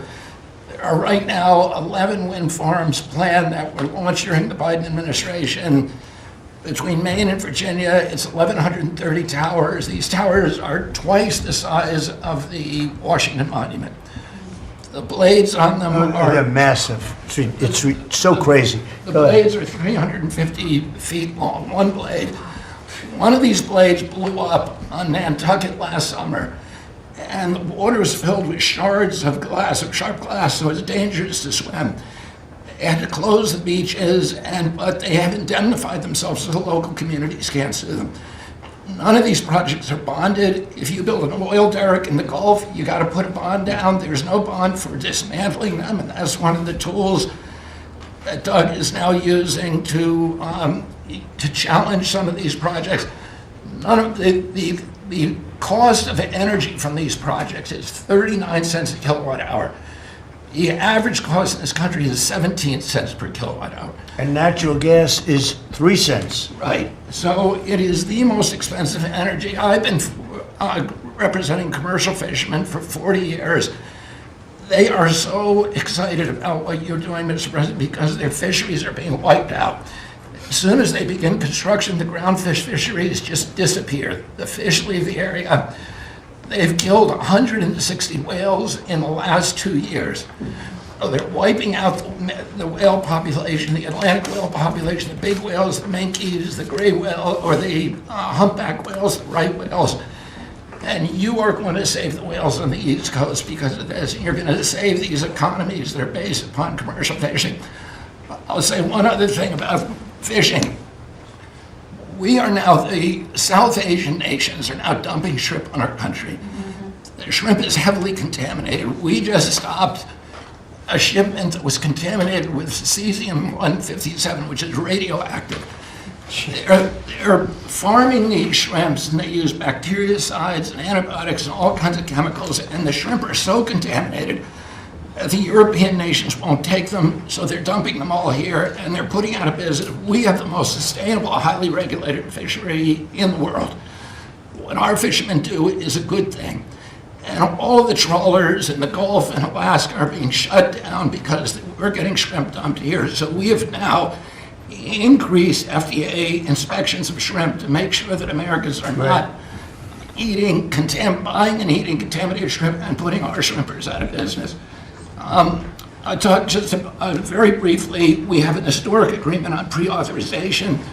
We brought together 80% of the insurance industry, which has agreed to, for 80% of diseases and injuries, give immediate pre-authorization so that when you go to your doctor's office and he prescribes you a new knee or whatever it is, you will immediately know whether your insurance company is going to pay for it. This is an historic agreement. People have been trying to do it for decades, and we, because of your leadership, brought the insurance industry together and got them to voluntarily agree to do this.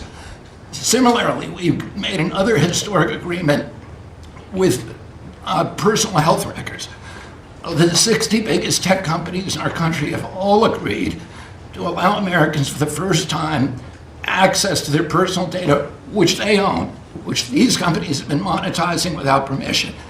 You're going to be able to see by next year all of your health records on your cell phone. It's going to save lives. It is going to fuel an infusion of technology into that space where people can access those records. They can compare their diet to what they personally need, and we'll have personalized medicine. We are doing price transparency. You passed this during your first term, and then the Biden administration refused to enforce it. We've now brought at HHS, under your leadership and my leadership, more enforcement actions than during the entire 4 years of the Biden administration. Right.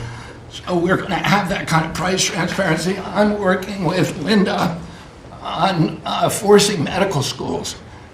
And the MCATs, the people who administer the MCATs, the people who do accreditations, to put nutrition into medical school education.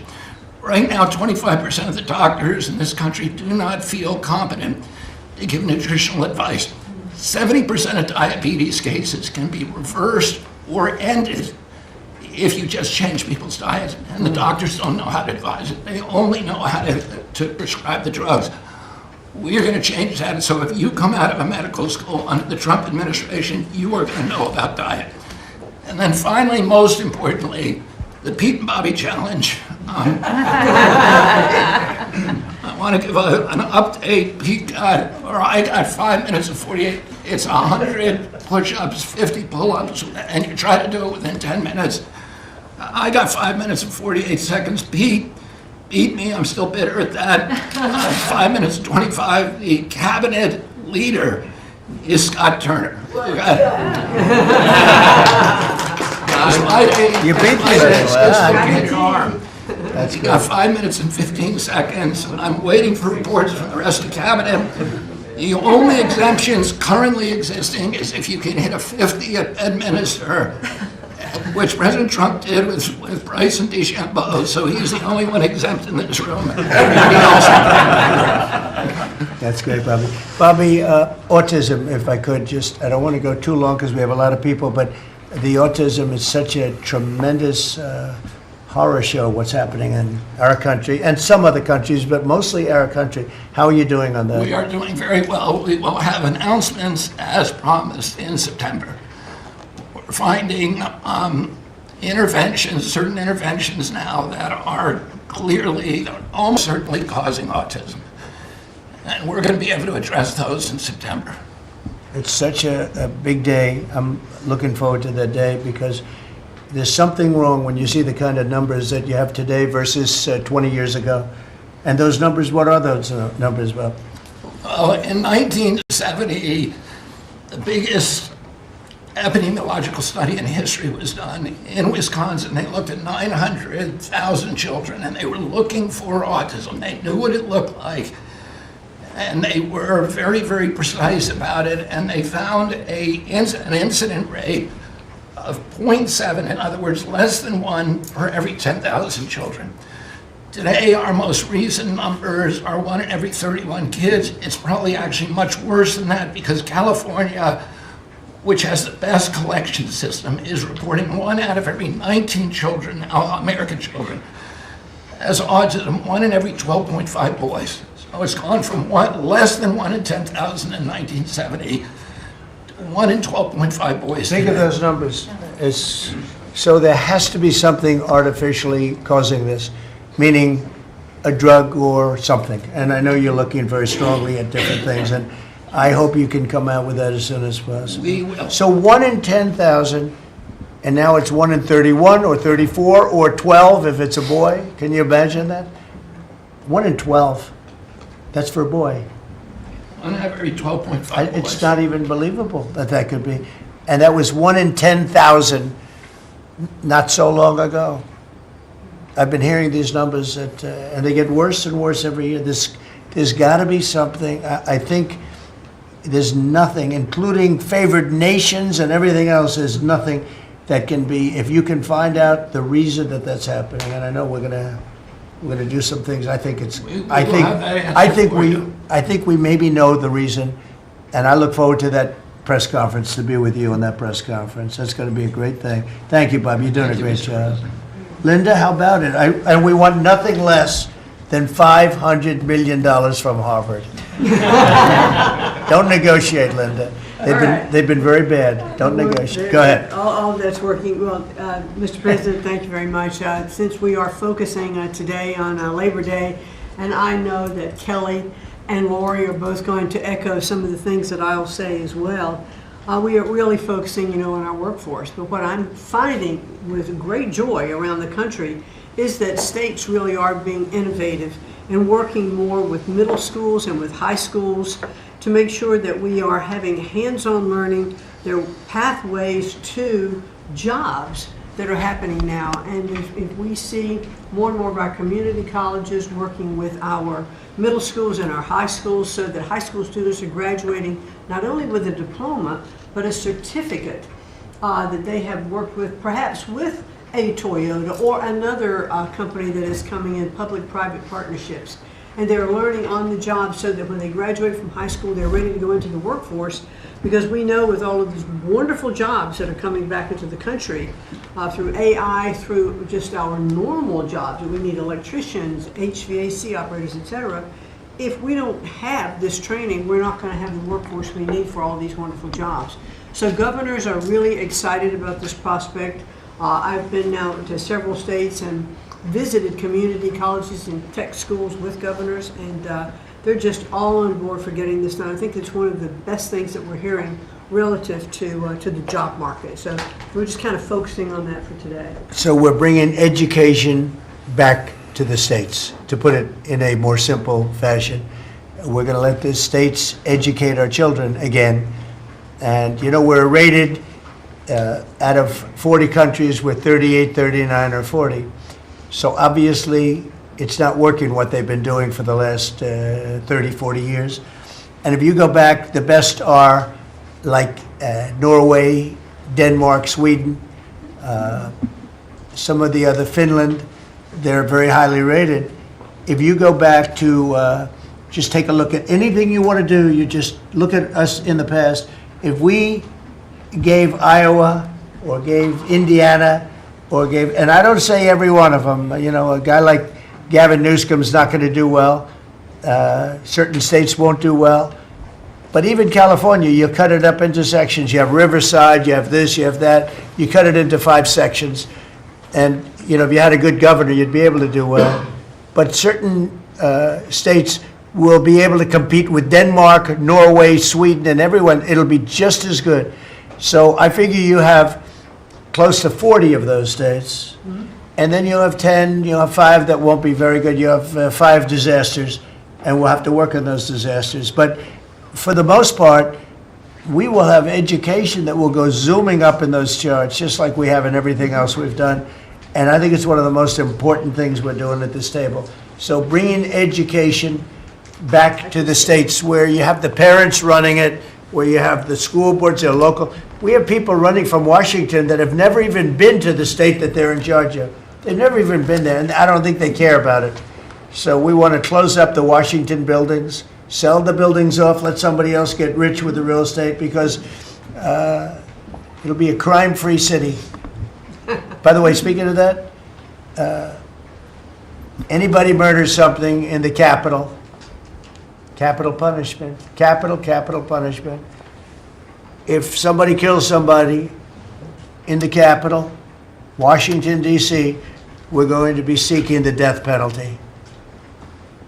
And that's a very strong preventative. And everybody that's heard it agrees with it. I don't know if we're ready for it in this country, but where you have it, it is, we have no choice. So in D.C. and Washington, states are going to have to make their own decision. But if somebody kills somebody, like you could have been killed, very lucky you didn't get killed, it's the death penalty, okay? Fantastic job you're doing. Thank you, Linda. Very much appreciated. How are you doing with the colleges, by the way? You're doing some pretty good work in terms of getting them to treat people fairly. Well, interestingly enough, since we've been negotiating with some of the Ivy League schools, I have presidents of universities calling every single week. They want to sit down and talk to us about all of the steps that they are taking, because they would like to not come under the same investigative, program. And so it is having its desired effect. That's great. So if you fire a shot across the bow, and the big guys, people kind of step in line and know you mean business, and we have teeth in these agreements. And I'm proud of the work that we're doing there. Well, they misbehaved, and some of these schools are getting billions and billions of dollars, and they misbehave, so that's it. And so one way or the other, we're going to win that whole thing. It's going to straighten them out. Okay? Thank you. Great job. Thank you. Lee, please. Mr. President, the Trump EPA has a special Labor Day message to America's workforce, especially our auto workers, our coal miners, our steam fitters, our pipe fitters, and the list goes on. See what a difference a year makes. A year ago, the way that the Environmental Protection Agency was operating, the choice was made to protect the environment. We would have to strangulate the economy. That's the way that the EPA operated for years. There was a binary choice. We had to choose one or the other. The Trump EPA completely rejects that. See, we choose to protect the environment and grow the economy. And a very special shout out to Russ Vogt and his team at the Office of Management and Budget. We give him a lot of work.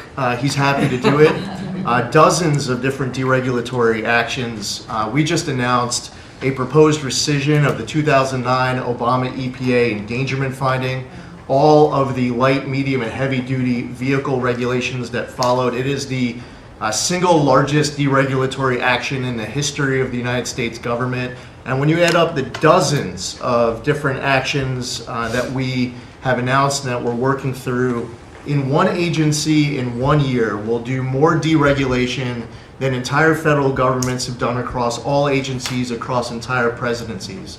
And what we are accomplishing would not be possible if not for the support of the rest of this team you've assembled around this table. The well-oiled, well-wired machine at the White House, led by Susie Wiles, and the DCOSP, the policy shop, led by Stephen Miller, they have been amazing to work with. I was just in Iowa with Administrator Loeffler, who made an announcement with Secretary Rollins to reverse the deratement on diesel exhaust fluid systems. Mr. President, you said you wanted water flowing faster. Working with the Secretary of Energy, we've done our part to do that, to get gas cans flowing faster, to stop that annoying start-stop feature in vehicles. See, people out there might say, well, why are you focused on all of these little things? If it's little to you, it doesn't mean that it's not a very big deal for millions of other Americans. The charge was clear when you called me in November and you asked me to do this job. Clean air, land, and water for all Americans. Unleash energy dominance. Advance cooperative federalism, permitting reform, make America the AI capital of the world, bring back American auto jobs, What we are accomplishing now, again, wouldn't be possible if not for your leadership. I'm grateful to the American people for electing you and our amazing Vice President. I was just in Mexico City announcing and signing on behalf of the Trump administration an agreement with Mexico for a permanent solution for the Tijuana River sewage crisis, which you have been so outspoken and passionate about in our conversations. It would not be possible if not for Secretary Rubio, Deputy Secretary Landau, U.S. Ambassador to Mexico Johnson. The team at the State Department has been incredible. The work with the NEDC on permitting, to be able to get new pipelines built, to get new factories started. The list, it's amazing. You know, someone out there might not realize the relationship between the Environmental Protection Agency and the Department of Defense. The amount of work with Secretary Hegseth and the Army Corps, from responding to the LA wildfires, to getting more water flowing in California, which is also something that Secretary Burgum is involved with, to helping the farmers, the ranchers and landowners to revise the waters of the United States definition so they don't have to go hire an attorney or consultant to tell them whether or not a water on their property is subject to federal regulation. Thank you for putting this entire team together. It's an honor to be at the Trump EPA, where we choose to both protect the environment and grow the economy. It's a very happy Labor Day for America's workforce. And Lee, in Los Angeles, if you could, because of the fires, Lee was there, and as you know, we have very strict federal rules having to do with the rebuilding of those houses. And Lee was able to get the approvals done for everybody immediately. It was so fast, nobody could believe it. And the mayor and the governor still haven't gotten their approvals. And they're going to have riots out there for that reason. These are great homeowners. They want to build their house. They can't get approved because you have the mayor, Bass, who has no idea what she's doing, and you have a governor who is just such a bad governor, and the people are unable to build their house. The toughest permit to get was the federal permit by far, and yet he got them all in a short period of time after the fire. How long did it take? Well, Mr. President, you came in, signed an executive order, and told the EPA that we had less than 30 days to complete our hazardous material removal, which the initial response, once all of our heart rates went down a bit, was just to figure out how to get it done. We got it done in just less than 30 days. The Army Corps of Engineers then comes in for the debris removal. The federal government, in clearing over 13,000 properties that were destroyed because of these wildfires. We've got to the point today where property owners all across Los Angeles, they're grateful to the Trump administration. They're happy that we did our part, but they are desperate to rebuild. And there is not a single green light approval that they are waiting for from the Environmental Protection Agency. The EPA and the Army Corps of Engineers proudly have done our work. It's important for those local officials to let these property owners build on their land. It's their property. It doesn't belong to the mayor of Los Angeles. And they need to represent their people better. They're ready to build. When will they have their permits from Los Angeles? Well, here's the problem, Mr. President, is that they have been ready since the moment we were done with the federal part. I mean, well, I was visiting a week after. Actually, I thought my first trip was going to be to Los Angeles. However, the moment I got confirmed, the vice president said, "You're going to East Palestine right away." So that actually ended up being the first visit because the vice president's so passionate about that from the great state of Ohio. Then we went to Los Angeles from there. We're talking about the beginning of February, where we were meeting with property owners already. They were already all set up. They had the contractors. It was the beginning of February, and they were waiting for green lights from Los Angeles to be able to go onto their property and start rebuilding. Some of the same people who were waiting for a green light ready with the contractors at the beginning of February are still waiting now in the middle of August. Let these Californians rebuild. And they're talking about also taking away some of the properties and building low-income housing on those properties. They're going to have problems like they've never had before. These people don't know what they're doing. So we have all our permit. Everything the federal government has to do was done long ago. They should have been. I went to a town hall with Lee, but we were there, and the mayor was saying it would take 2 years, maybe 3 years to get this approved. I said, no, not 2 years, 2 days. They should have it in 2 days. And I toured the site, and I met 100 homeowners, all standing in front of the site a couple of days after the fire, and they were ready to go right then. They wanted to just build right then. And the city won't let them do it. I don't think it's that they won't. I think they're incompetent, okay, to be honest with you. I think they just don't know how to go about it. It is so badly run by Newscomb and by Mayor Bass. Mayor Bass, she was in Africa during the fire. She knew the fire was starting to rage, and she decided to take a trip to Africa. These people they're just bad. You know, you talk about make America great again. They could never make America great again, but we are doing that. Congratulations, you found some interesting things, Tulsi. Sir. She's becoming a bigger and bigger star every day.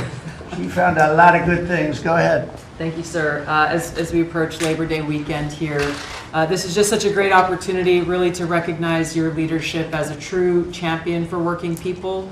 And I know we'll hear, as we go around the table here, how your focus singularly on putting the well-being and interests of the American people first is that common thread that we're seeing in your policies being implemented across your administration. For ODNI, number one, our focus is and must always be making sure that our intelligence community is focused on our mission, keeping the American people safe, secure, and free. We're doing great work on this front. I'll point out our National Counterterrorism Center, led by Director Joe Kent, are working across different agencies with Homeland Security, DEA, FBI, and others to catch terrorists, both those who are trying to come into our country, those who may already be in our country. They are finding the worst of the cartel bosses and making sure that they're not able to continue to wreak havoc and terror in our communities. Secondly, Mr. President, you have charged me with the mission of finding the truth and telling the truth to the American people. And we've exposed some of the worst examples of the weaponization of intelligence in the last several weeks. I will continue down that mission and that path wherever it leads. Transparency, telling the truth, is what will drive true accountability for the American people who deserve nothing less. And lastly, Mr. President, all of us are charged with being good stewards of taxpayer dollars. I've gone through a reorganization for ODNI that we've announced in the last week.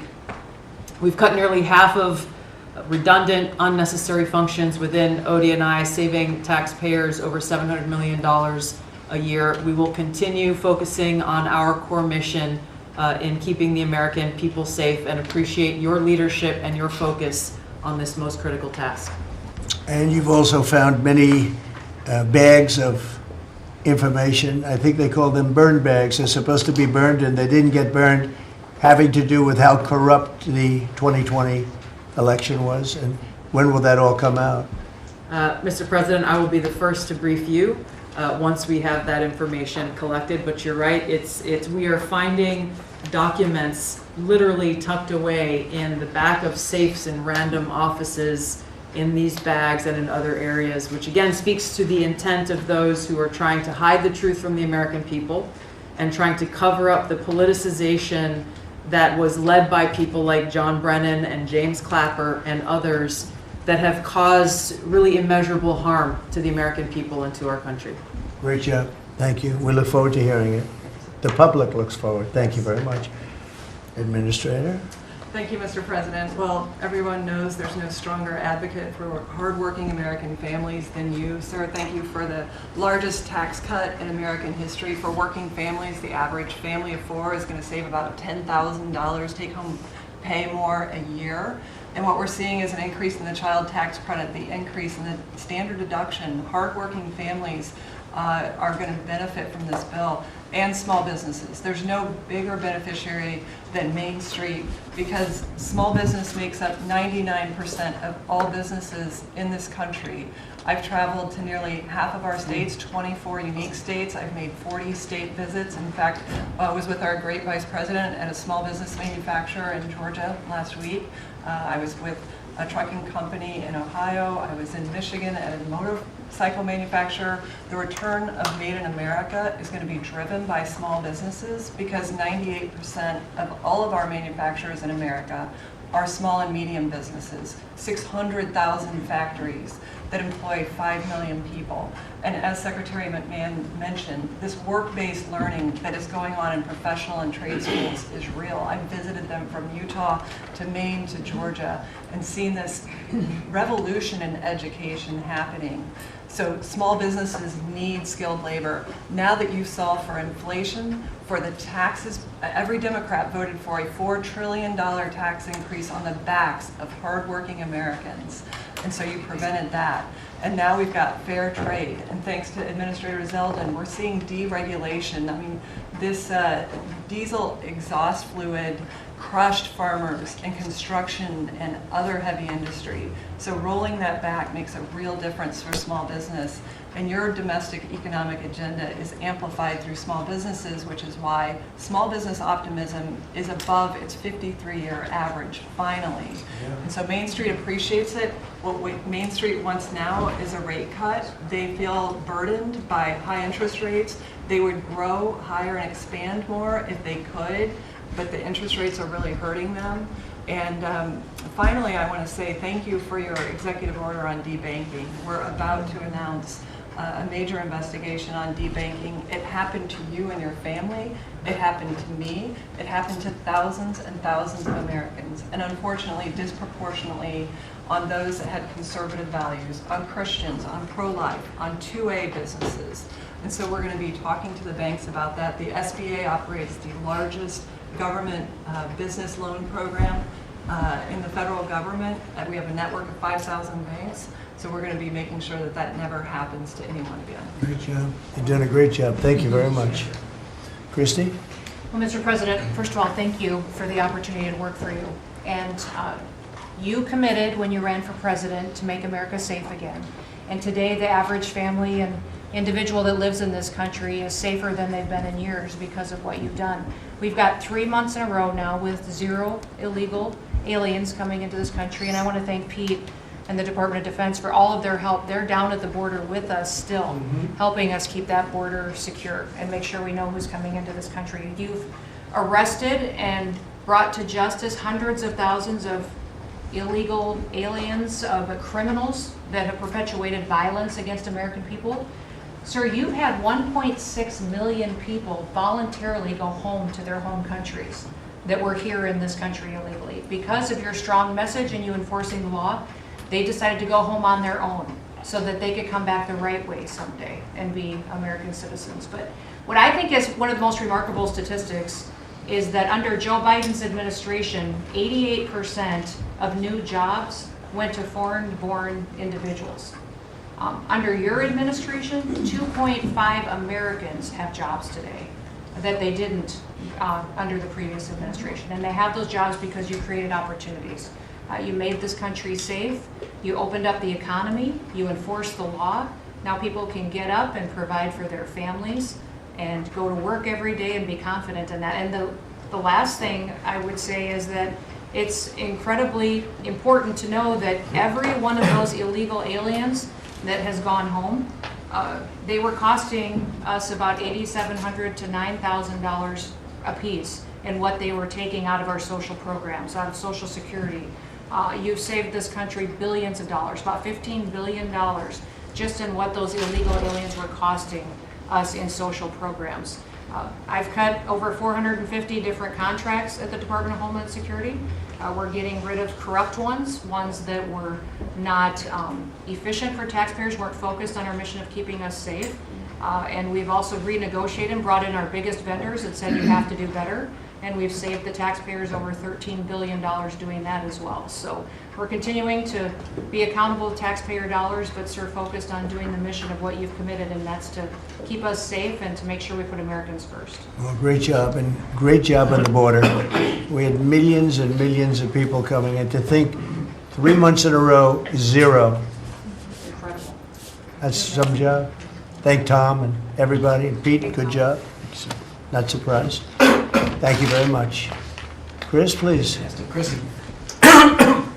Sorry about that, Mr. President.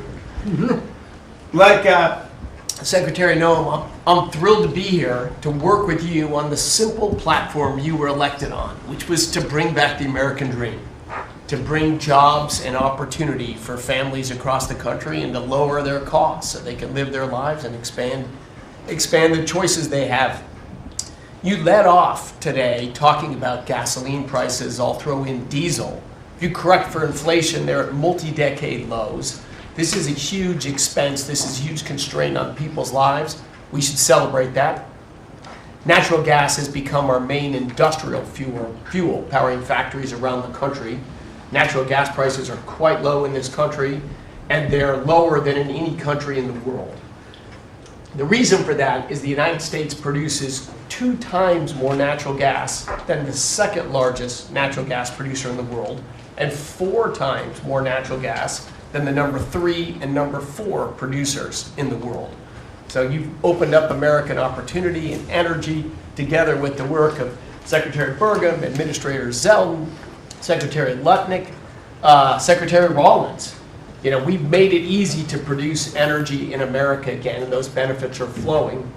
I could go on about this stuff forever, but let me talk about one specific area of energy, electricity. That's in the front of people's minds. When the day you were inaugurated, we get hold of all the data. We can look at the resource plans of utilities across the country. What you inherited when you arrived was a plan over the next 5 years to close 100 gigawatts of reliable electric generation. So that's 100 large power plants. Now that was offset with a plan to build 22 gigawatts of reliable electricity generation. Their plan was to close more than 4 times as much electricity generating capacity as they were going to build in that 5-year period. How do we lead the world in artificial intelligence if we're shrinking our supply of reliable electricity?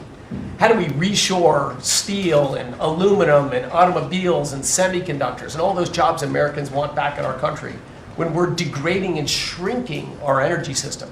We were going to hand that leadership to China in artificial intelligence, not just to our economic loss, but to our huge national security loss. Your team around this table, and almost everyone around this table is involved in it, is just to completely pivot dramatically.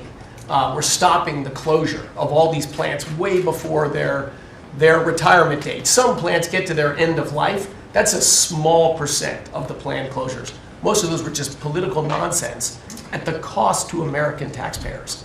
So we have rapid new construction of power plants under in the United States.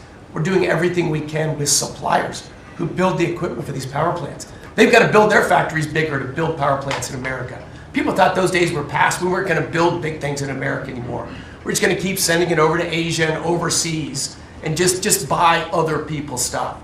Totally nuts economically, totally nuts for national security, and of course crushing for working Americans, particularly Americans that work with their hands.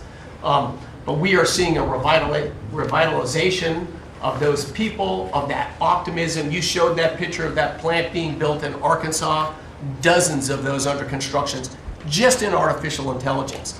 But the reshoring of steel, of aluminum, of plastics, of fertilizer, semiconductors.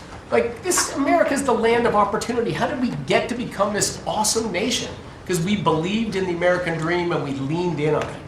But the wealthy in our country and the coastal elites that live away from where stuff's actually made, they just lost their way, and politicians just let them have it. Your tireless campaign and your relentless messaging made people realize the American dream isn't dead. It's just been smothered, and we're unsmothering it and setting it loose. God bless your efforts. God bless your assembly of this team around this table. We're bringing the American dream back. Yeah, thank you, Chris, very much. Great job you're doing. Appreciate it. Lori, please. Mr. President, everybody here who spoke works at the Department of Labor, clearly, which I love. They have all the correct talking points, but I think that's a testament again that we are all working together every single day. We talk to each other often, and the workforce, the skilled workforce, the education factor, retirees, it's been so important because they all touch the Department of Labor, and I have the opportunity to work with every single one. If you all haven't stopped by the Department of Labor, Mr. President, I invite you to see your big, beautiful face on a banner.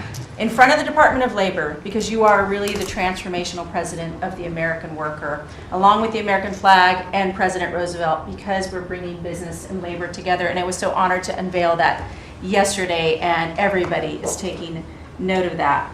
You also mentioned crime, and I think it's been important for my colleagues to recognize that now American workers can return to work and feel safe. That business owners aren't shutting down their businesses because they're afraid they can't protect their workers, and now it's open for business again, and it's starting right here in our nation's capital. Many things have been mentioned about consumer confidence up, unemployment is holding steady, and more than 2 million net jobs for native-born Americans has been key under your leadership. 84% of the workforce and jobs has been produced by the private sector. I think that was the mission of this administration and the Department of Labor. And I will continue to say for a little bit longer, until I heard you today, the one big beautiful bill, because it equals one big beautiful workforce. And Congress passed this legislation. It probably will be the single most important bill that they did sign, because it is protecting our American workforce by expanding Pell Grants and child care and reduction in taxes, so they can keep more of their hard-earned dollars. I am at the Department of Labor announcing $30 million in grants for our skilled workforce, that I have an MOU with Secretary McMahon. I have an MOU with Administrator Loeffler. That's important to share the data points on how important this is. In June, we awarded nearly $84 million in grants for the capacity of what? Registered apprenticeships, an executive order to have 1 million active apprentices across this nation, where we've already registered 185,000 since in the last few months. One of the other things that we have done is the Biden administration's guidance on cryptocurrency, and thanks to you and your leadership on that, we've rolled that back. And of course, we're going to see the 401k, the investors in our alternative assets. That's been key through the Department of Labor to work through. Partnering with our agencies, again, as I mentioned before, is important as we work together. I have visited, I'll be 31 states on my 50-state tour by the end of this month. I'm headed with Secretary Duffy, with the South Korean President Lee today, as we move through the shipbuilding. We will do that in Philly, and then I'm off to New England to talk to those states about how important the apprenticeship program is. But while I visited Hegseth in Salt Lake City, 100% domestic carbon fiber for the Department of Defense as they produce. They are announcing another $1 billion investment per your executive order on advanced manufacturing. So it is working. Everything that you have been saying since you were elected and since we all can put into play has been working. Ohio, McDonald's is investing 375,000 new jobs. The shrimpers, I visited as well, and they need our help in protecting that industry for our American fishermen and shrimpers. In Minnesota, I toured Cambria. When we're talking about quartz countertops, all made in America.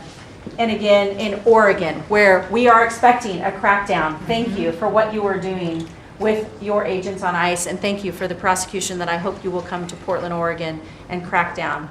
But while there are still good people, I was able to visit Buckeye Pacific, really a trading floor for the timber industry. So we still want to focus on great, hardworking American businesses. Mr. President, I couldn't be more excited to ring in Labor Day in Erie, Pennsylvania for the Labor Day Parade. I will be there to welcome it.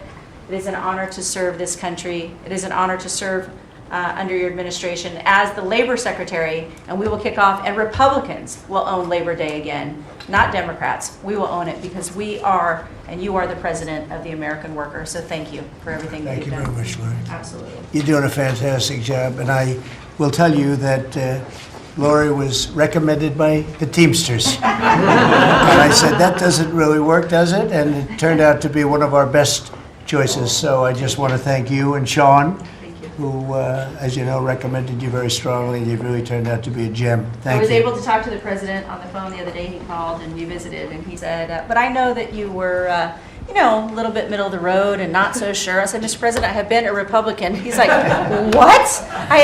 Wait, what? Now I like you even more. So, You're doing a great job. appreciate it. Thank you, Lori. Thank you. Thank you. Pam? President, I'm working with everyone around this table almost daily on legal issues that we're winning on. But today, because it's Labor Day, President Trump, if I could focus on public safety, not only domestic, but from our foreign adversaries.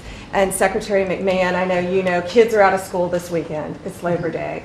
And Secretary Duffy, you know, our highways are going to be packed with travelers coming to not only our nation's capital, but all over this country. Secretary Duffy, right, on our waterways. It is illegal to be under the influence and on a boat. So get a designated boater if you're out on our waterways, whether it's the Potomac or the Gulf of America or the Pacific. Wherever you're out this weekend, people need to be safe. And on an international level, Secretary Rubio, thank you for all your help on everything we're doing, and everyone around this room. But yesterday, there was a big, big win. El Mayo pled guilty, and he was the co-founder of Sinaloa cartel with El Chapo. And there's even a Narcos Netflix series about these guys. Well, now we know the ending. He's going to die in an American prison. They are one of the worst, El Chapo and El Mayo, some of the worst narco traffickers in our world. And he will spend life in prison now. And that's so important because those guys and others throughout this country, throughout this world, have brought into our country drugs, cocaine, heroin, fentanyl, methamphetamines that's killing our kids. And we have to stop that. And that's what you've been doing not only in DC, but around the country at your leadership. And over the weekend, parents need to know, with kids out of school, with people out on our highways and on our waters, do not take a pill from anyone you know, don't know. Do not buy anything on the street. It could be laced with something toxic. We've seen so many fentanyl overdoses. And when you were here in DC, we showed you pictures of some of the drugs that had been seized right here in DC. President, they were packaged for children. Packaged for children. And people are dying from these around our country. So thank you, President Trump, for your leadership and for letting Americans know that it's now a safe place to go. But parents also have to know, college kids have to know, to be vigilant and not take this trash. Because you could be thinking you're taking a Xanax, an Adderall, anything, and it could be laced with something very lethal. So thank you, President Great Trump. message, Thank and you, you've President been Trump. fantastic this last 12 days in D.C. The job you and your whole group has done is, All of us. everyone's talking about it all over the world. I hate to have to talk about that, but we have to. It's becoming a very safe place again, and the work, I've seen how hard you worked from the beginning, in all fairness, but this focus on D.C.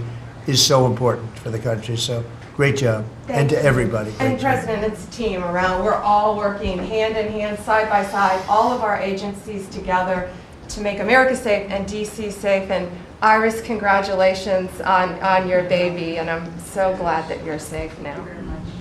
Thank you. Thank you, Pam, very much. Great. Mr. VP, would you like to say something? Yes, sir. I'll be brief, but I want to congratulate you and the entire team on all the things that have been accomplished. You'll hear about a lot of it. You've already heard some of it, but I thought it would be helpful, Mr. President, just to take stock, not just of what we've accomplished, what we will accomplish, but of the mess that we inherited, because I think it makes this first Labor Day a bigger and more special occasion. You heard, I think, Christie talk about this, that all of the net job growth under the Biden administration had gone to the foreign-born. Now that net job growth is going to American citizens who deserve opportunity in their own country. That's a great accomplishment. You'll hear, I'm sure, Scott talk about the success with tariffs. People forget that we inherited the largest peacetime deficit in the history of the United States of America. And now, because the president is not letting foreign countries take advantage of us, we're collecting hundreds of billions of dollars, trillions of dollars over 10 years in tariffs from countries and companies that were formerly taking advantage of the American people. You heard Pam talk about the public safety and the success that we've had there. I happen to believe that maybe the most sacred thing that we can deliver to American workers is the ability to live safely and comfortably in their own neighborhoods. Public safety is not just something that should belong to the wealthy, it should belong to every working man and woman in the United States of America. And because of the work of this administration, that is happening. And of course, Mr. President, you yourself talked about the inflation mess that we inherited under the Biden administration. Maybe the most striking and even shocking statistic of the Biden administration is that housing costs have gone up by 100% over the 4 years of the Biden administration, literally doubled, making the American dream of homeownership unaffordable. We've made great strides and great progress already. But to the American people who are listening, there's a lot more to do. We're going to keep on working hard at it, but it's an honor to do this job under the President's leadership and with this very great team that you've assembled. So we've done a lot, but there's a lot more work to do, and we're very cognizant of it. Thank you, sir. Thank you, Gigi. Scott? Good. Sir, as we've said very often, economic security is national security, and our country has never been so secure thanks to you. You have brought us back from the edge. You have the overwhelming mandate from the American people. You're restoring confidence in government, a topic that is on the front of everyone's mind, the Federal Reserve. The Federal Reserve's independence comes from a political arrangement between itself and the American public. Having the public's trust is the only thing that gives it credibility, and you, sir, are restoring trust to government. You are weeding out the waste, fraud, and abuse, and the old ways of doing things are not good enough. We are seeing a blue-collar boom. In the first 7 months of your administration, real blue-collar wages have taken off, and the only other time that they've done this in the past 70 years was in your previous term. Your efforts on tax, trade, and deregulation have boosted paychecks for American workers while slowing the pace of inflation and lowering the cost of energy. Inflation has plummeted to just 1.9% since you took office, and the economy rebounded with real GDP surging 3% last quarter. The blue-collar boom coincides with a CapEx comeback. In anticipation of your one big beautiful bill becoming law, CapEx increased by American businesses by nearly 14% in the first half of this year. And as you and I talk about frequently, and as that chart or that photo attests, we are going to see, I believe, a bigger CapEx boom from here. This is just the beginning, just the beginning. You have saved this country by making it the best place in the world to do business again. Treasury is helping to implement these new provisions, as well as no tax on tips, no tax on overtime, and no tax on Social Security. This weekend, I will be meeting with workers from local restaurants to discuss the positive impacts of the pro-labor reforms on no tax on tips. And I have to tell you, thanks to you, when I go into a restaurant or stop by a Hotel Dorman, I am the most popular person there. And since my first job at age 9 was as a busboy getting tips, I am going to spend Labor Day going from restaurant to restaurant talking to workers who receive substantial amount of tip income. So I'll hear directly from them how your one big beautiful bill is increasing their take-home pay and making a big difference. Now, we can also talk, that is domestic. On the international front, you have leveled the international trading system whereby countries took advantage of us, and that's over. It's over.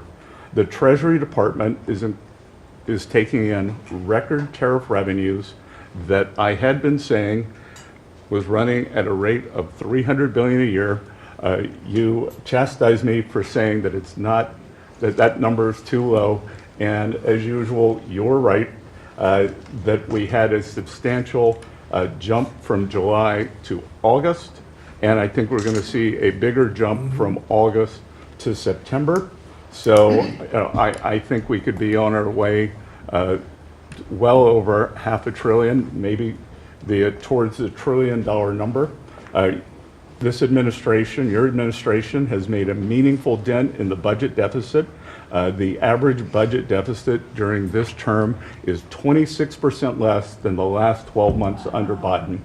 And even the CBO, and we don't agree with CBO on everything, as you said, last Friday, on a summer Friday, had to admit that they believe over the next 10 years, the budget deficit will be $4 trillion lower than they had previously scored. $4 trillion. $3.3 trillion of tariff income, $700 billion of lower interest cost, and I would expect that that number could go up from here.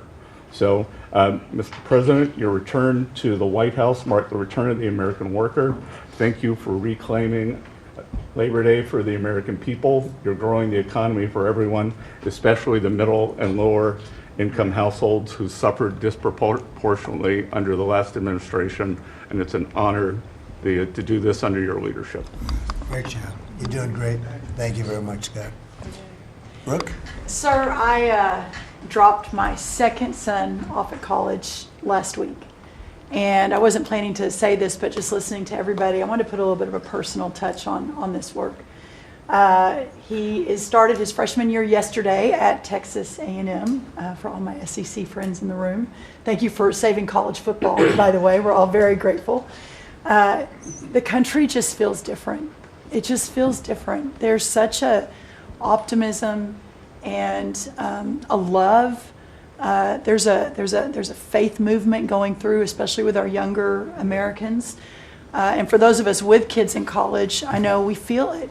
And I experienced it firsthand last week, moving him and my other older son in as well.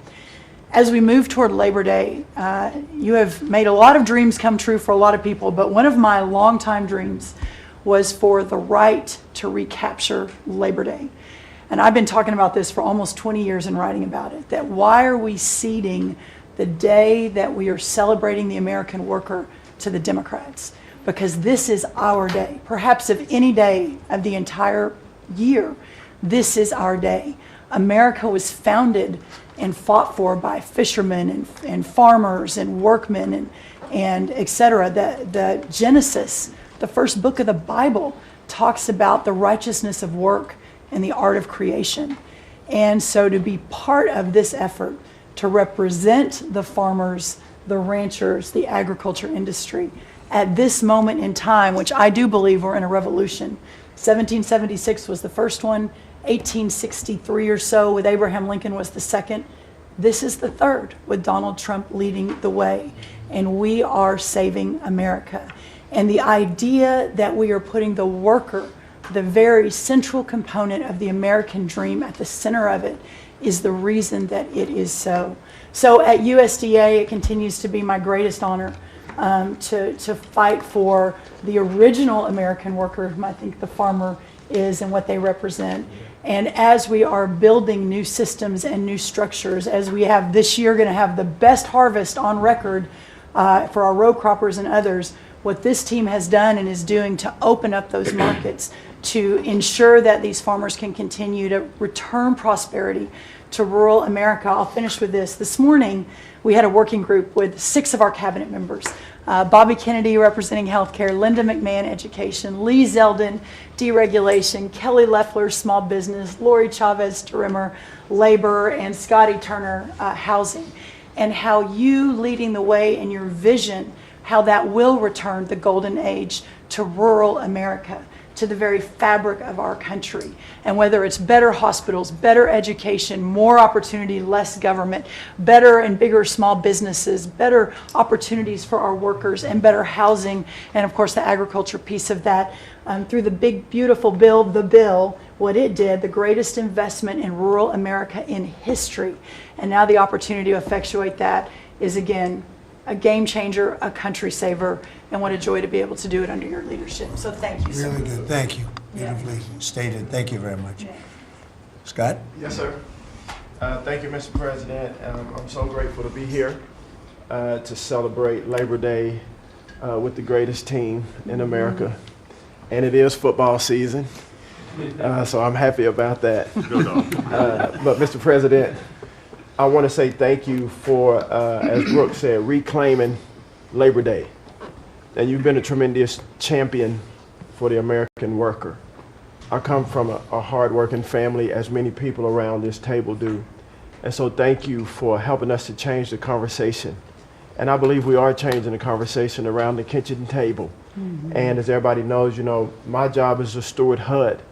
And we have at HUD been very intentional about changing the conversation about the dignity of work and the dignity and the honor of family formation through work. and how the younger generation, when they see their parents work, how they're incentivized to work. And that, you know, America is not a welfare state, but America was built on small business. It was built on entrepreneurship. And so as it pertains to housing, we're being very focused on that, and even some that receive HUD funding to make sure, like our Section 3, when you receive HUD funding, that you are given opportunities for the most vulnerable Americans that you serve to have work, to have opportunities to work, to have work requirements. Work requirements are not a bad word. That's a great word. Time limits is a great word to incentivize people, able-bodied, able-minded people to work. And I believe that we are, under your leadership, sir, changing that conversation in America to where working is an honorable thing. And Secretary Wright talked about revitalization. Revitalization means to bring new life. And I believe we're bringing new life to America, Mr. President, through work and through all the jobs that people are doing around this table. And with the One Big Beautiful Bill, the most extensive tax break in American history, opportunity zones are now made permanent. And you know how passionate I am, and you are too, sir, about opportunity zones. And so this will allow us to continue to build affordable housing around our country. And Mr. Vice President, I'm coming your way. I'm coming to Columbus later this week and to see how we can continue to build affordable housing in our country with opportunity zones. And you know, 1 million people, Mr. President, were lifted out of poverty because of opportunity zones. $90 billion of private money was invested in opportunity zones, urban, tribal, and rural. And now that they've been made permanent, we're looking for millions more to be lifted out of poverty, $100 billion to be invested, hundreds of thousands of jobs to be created, hundreds of thousands of units of housing to come online.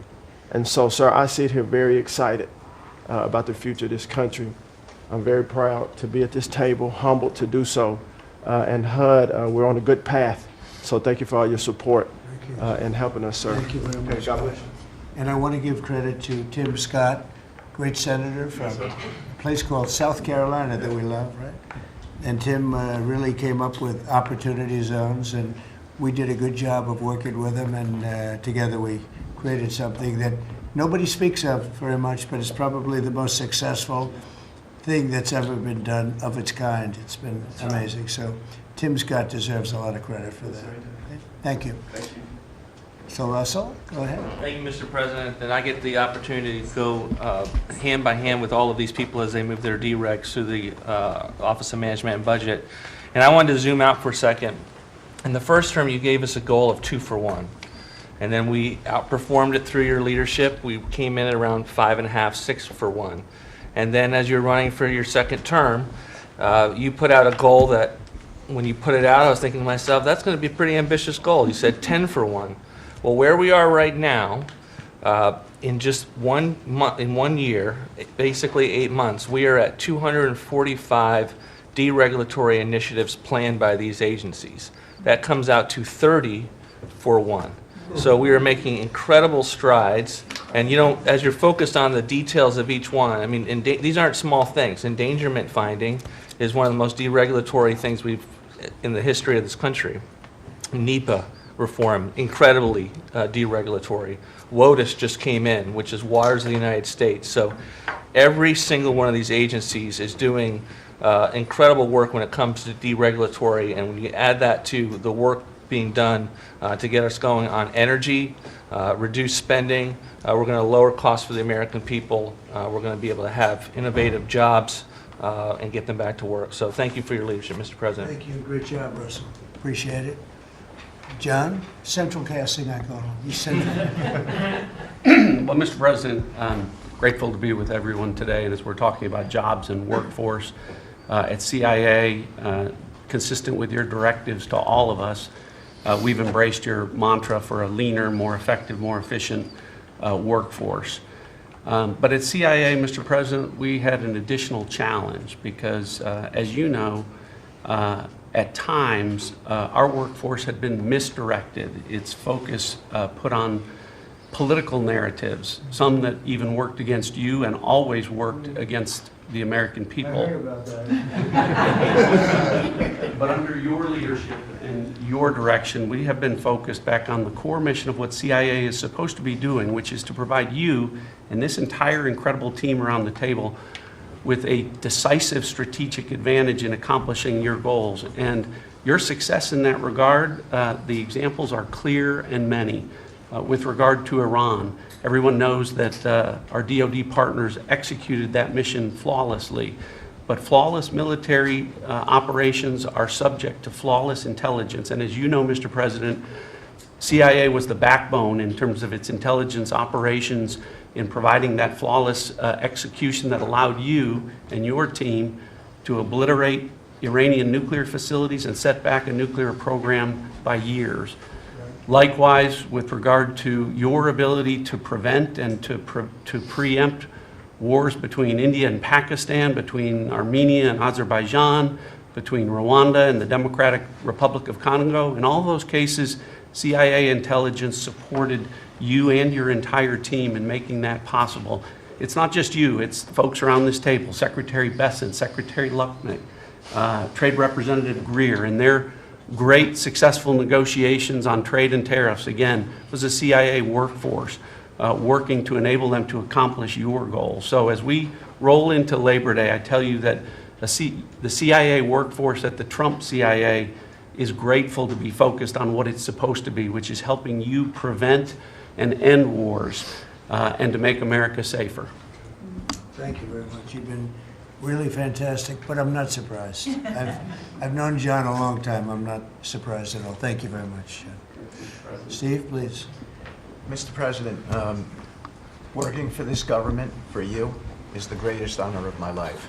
I tell it to everybody, and I really do feel that way, and I thank you, because it's a privilege to go out there and represent you in your humanitarian effort, in your goals of solving conflicts all over the world. I think there were actually more than 7 conflicts that you put to bed in the last 8 months. And I hear these, I travel all over the world. In Hostage Square, they talk about you reverentially. It's really quite amazing. I sometimes wish that I had a cam recorder with me and I could put you right there as I listen to it. I was in Gaza, the first American diplomat. On your behalf, and as we delivered food and aid pursuant to your new aid initiative, pushed forth by your great Secretary of State, Rubio, who it is a privilege for me to work alongside. The people were applauding you. The signs were up. I mean, these are people who I just don't think you get the proper credit for it all. We are negotiating multiple entries into the Abraham Peace Accords because of your vision. Azerbaijan, all these different conflicts that we're out there on your behalf on, these are people who have never really seen the world change in this way. Peace through strength really, really works. Russia, Ukraine, Iran, Israel, Hamas, we're having meetings all this week on all 3 of those conflicts, and we hope to settle them before the end of this year. Your team is nothing short of incredible. And there's only one thing I wish for, that Nobel Committee finally gets its act together and realizes that you are the single finest candidate since the this Nobel Award was ever talked about to receive that reward. Beyond your success is game-changing out in the world today. And I hope everybody one day wakes up and realizes that.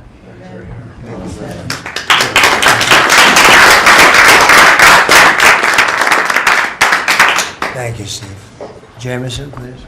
Mr. President, I like to think of Labor Day as the Trump trade policy day, because everyone around this table and everyone listening knows that one of the major reasons why American workers and organized labor voted for you is because of your trade policy and the policies you've had and advocated for 40 years or more. You have reset global trade policy in the past few months, and it shows that it's been working for American workers. When you look at President Biden, in the last quarter of 2024, median weekly earnings fell 2.1%. In the first quarter of your term, they went up 3.3%. And that's why we're doing the trade policy we're doing. It's to help the workers of the United States of America. And they're the best in the world, but they can't do it without a level playing field. And you have flipped the script. For many years, the other countries had high tariffs and high non-tariff barriers, while we were open to, right, to all of their labor and services and goods and capital. You flipped it. Now we have the tariffs, and they have lowered theirs and the non-tariff barriers. And we couldn't have done it without you and the leverage you've created. So between the tariffs and the deals, the hot streak continues for the workers of America. So thank you. Thank you very much. Really good job, by the way. He's a good negotiator. Very good negotiator. Thank you. Please. Yeah. Well, Mr. President, I feel like, as everybody here has talked about how great working with this team is and all, but I do feel a special need that you've given me the privilege of working with the best of America. I get to take care of the veterans. I get to take care of the veterans who Labor Day really finds its roots in, if you think about it. We wouldn't have Labor Day if it wasn't for men and women who would leave their jobs and go fight this nation's battles to keep us free and independent so that they would have jobs to come home to. And over the past few years, they've been coming home to many times a government that was keeping them back, holding them back, taxing them, regulating them. And now we have veterans who represent the bill, the big, beautiful bill, they're the beneficiaries of. And I get to see them all the time because they're receiving the benefit because they see the jobs, they see the care that they're being given. And these veterans can look at their country with pride, knowing that we're taking care of them, just like you told me to do. When your only statement you said to me, I asked you what to do, you said, go take care of my veterans. Well, that's what we're doing. One of the other things we're doing right now is, for many of you, I love to hear how you're deregulating everything, and I've worked from Congress and worked with many of you before. I get to do the same thing with the largest bureaucratic organization in the government. We're deregulating from the inside. And it's amazing to me because we have such a powerful workforce at the VA who really want to do good, but yet they kept tripping themselves up. They kept making their own, they'd take one step forward and put a regulation in that put them 3 steps back, and it always hurt our veterans at the end. We're taking that away. We're making community care again, Mr. President. We talked about this yesterday.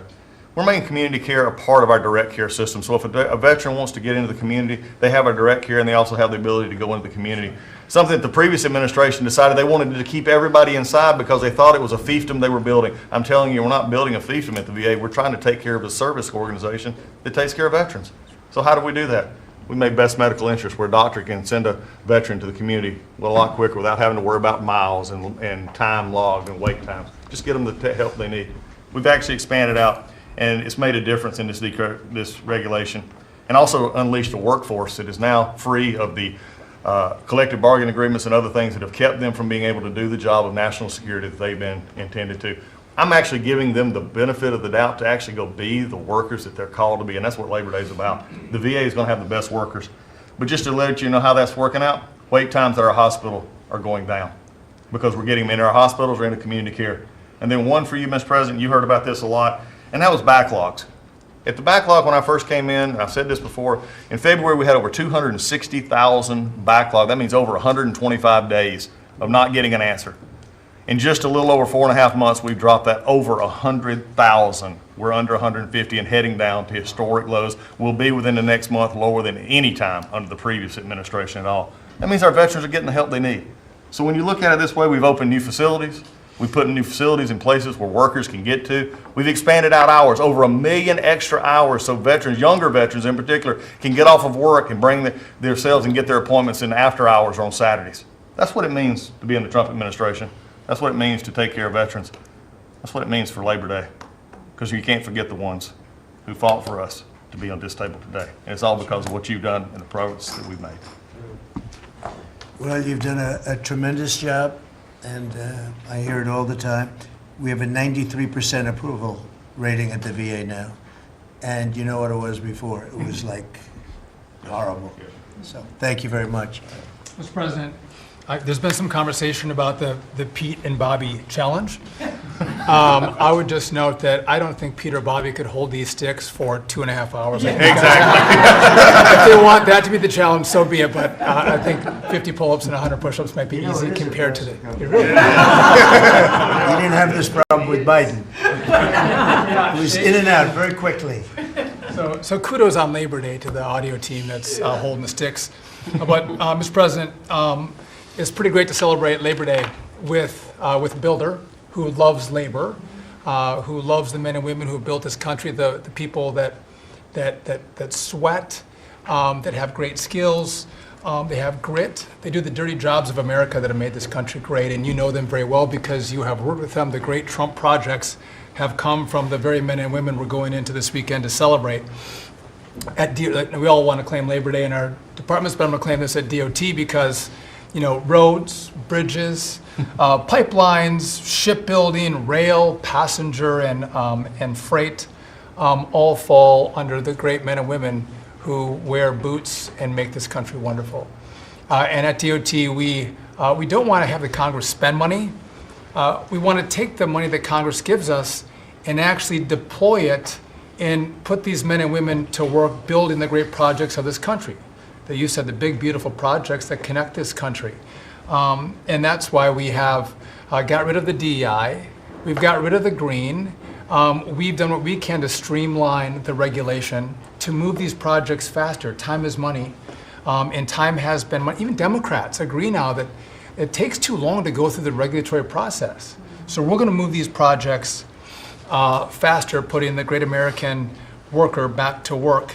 I want to make a quick comment. We've all probably talked about this horrific accident in Florida, and I appreciate the help of Christy and Marco on this very issue. But in May, we said, listen, it's a safety issue if you can't proficiently speak the English language. And we gave states a little over a month to comply. And Washington, California, and New Mexico have refused to comply. And by the way, this individual in Florida received a CDL from Washington, from California, and received a speeding ticket after our rule went into place, and they didn't stop him. And had they taken him out of service, he wouldn't have been in Florida, and we would have 3 beautiful people alive today. And I make that point because it's the work that maybe no one sees that then shines a light when horrific things happen, but also that your cabinet works together and teams up to make a difference for the American people. Real quickly, so we have a safety mission at DOT. I don't know that you'd think of the transit unions in the greatest cities of the country, New York maybe being one of them, that support us, but they do, because the violence in the subways and on our buses across the country, the transit workers are the ones who take the most abuse. And they're grateful for the mission of everybody around this table fighting to make their communities safer. So I appreciate everyone's help on that. But the transit unions love the effort that all of us have put in together. One quick FAA. We are about to put out a request for proposals for a big, beautiful bill. We got build. We got $12.5 billion in the big, beautiful bill. We need more, but this is a great start. I expect the middle to the later part of July, we'll be through the process to bring the proposed integrators to you for selection, so we're looking forward to that. We will have the most, I'm learning from you, this is going to be the greatest contract ever crafted in the federal government for this build for air traffic control. Really, it's innovative, and we have unique tools at FAA. It's going to be a great contract. Bobby left me out of the windmill conversation, Bobby, so there was a study done in the last administration that said if you build windmills 1.2 miles, within 1.2 miles from a roadway, it can mess up the automation and technology on a car. Same thing 1.2 miles from rail. The last administration buried that report, Mr. President. And so now what we've said is, what we're going to do is say, listen, I'm sorry, it is a safety risk to build windmills this close to roads. By the way, they want to build them by roads and by rail. We're going to say no more. It is a safety risk, and we have a report to show that. And just real quick. That's a good idea. That's great. Good team effort. I wasn't invited to the party, but I'm still going to throw you to the party. Maybe next time, Bobby. One last thing. We have this Moon to Mars mission. Sorry about that. But sometimes people think that space doesn't matter to them. But if you look at every rocket that's launched, the machinists, the truck drivers, the electricians, the welders that build these rockets, in the industry that has developed over the course of the last 10 years in space, it's truly remarkable. It's not just rich guys sending up rockets in partnership with NASA.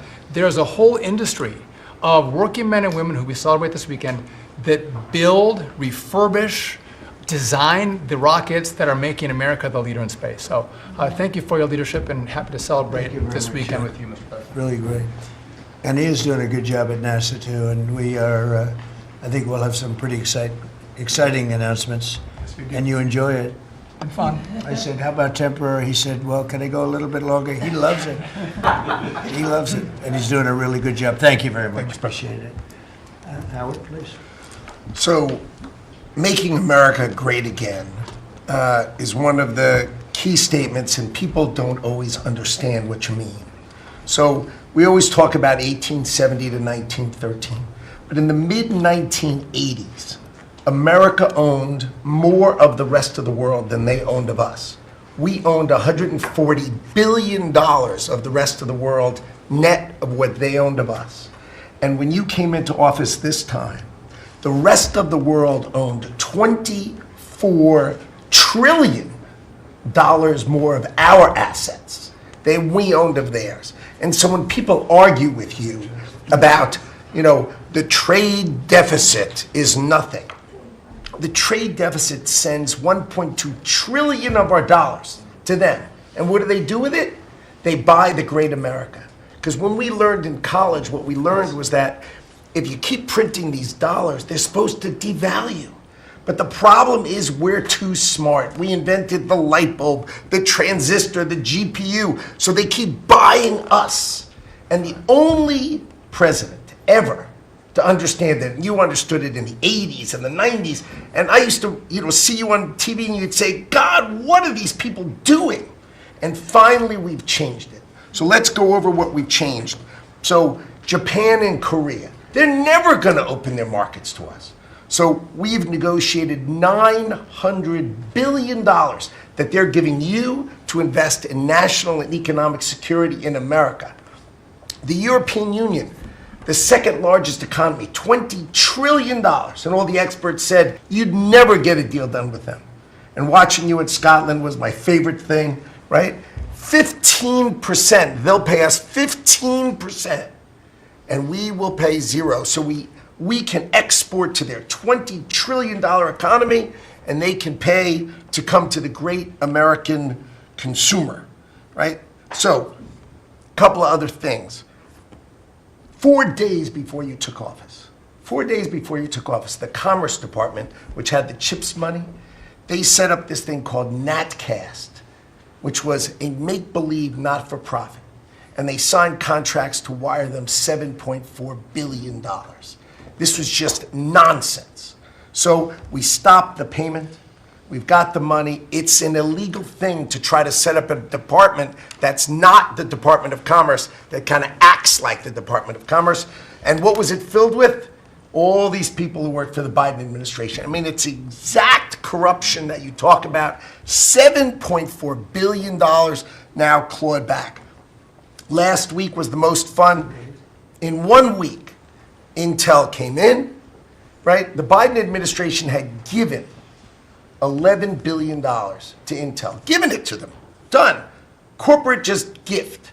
And you turn that into really, it was like less than 5 minutes of conversation.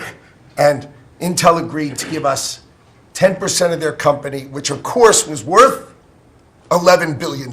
So it's not socialism. This is capitalism. If you give someone $11 billion, who's just building in America, they're not doing something special, they're building in America. And their CEO told the president he didn't need the grant. And you said, well, then why don't we get something for it? So it's amazing. You're going to watch semiconductors come home, right? We don't produce semiconductors.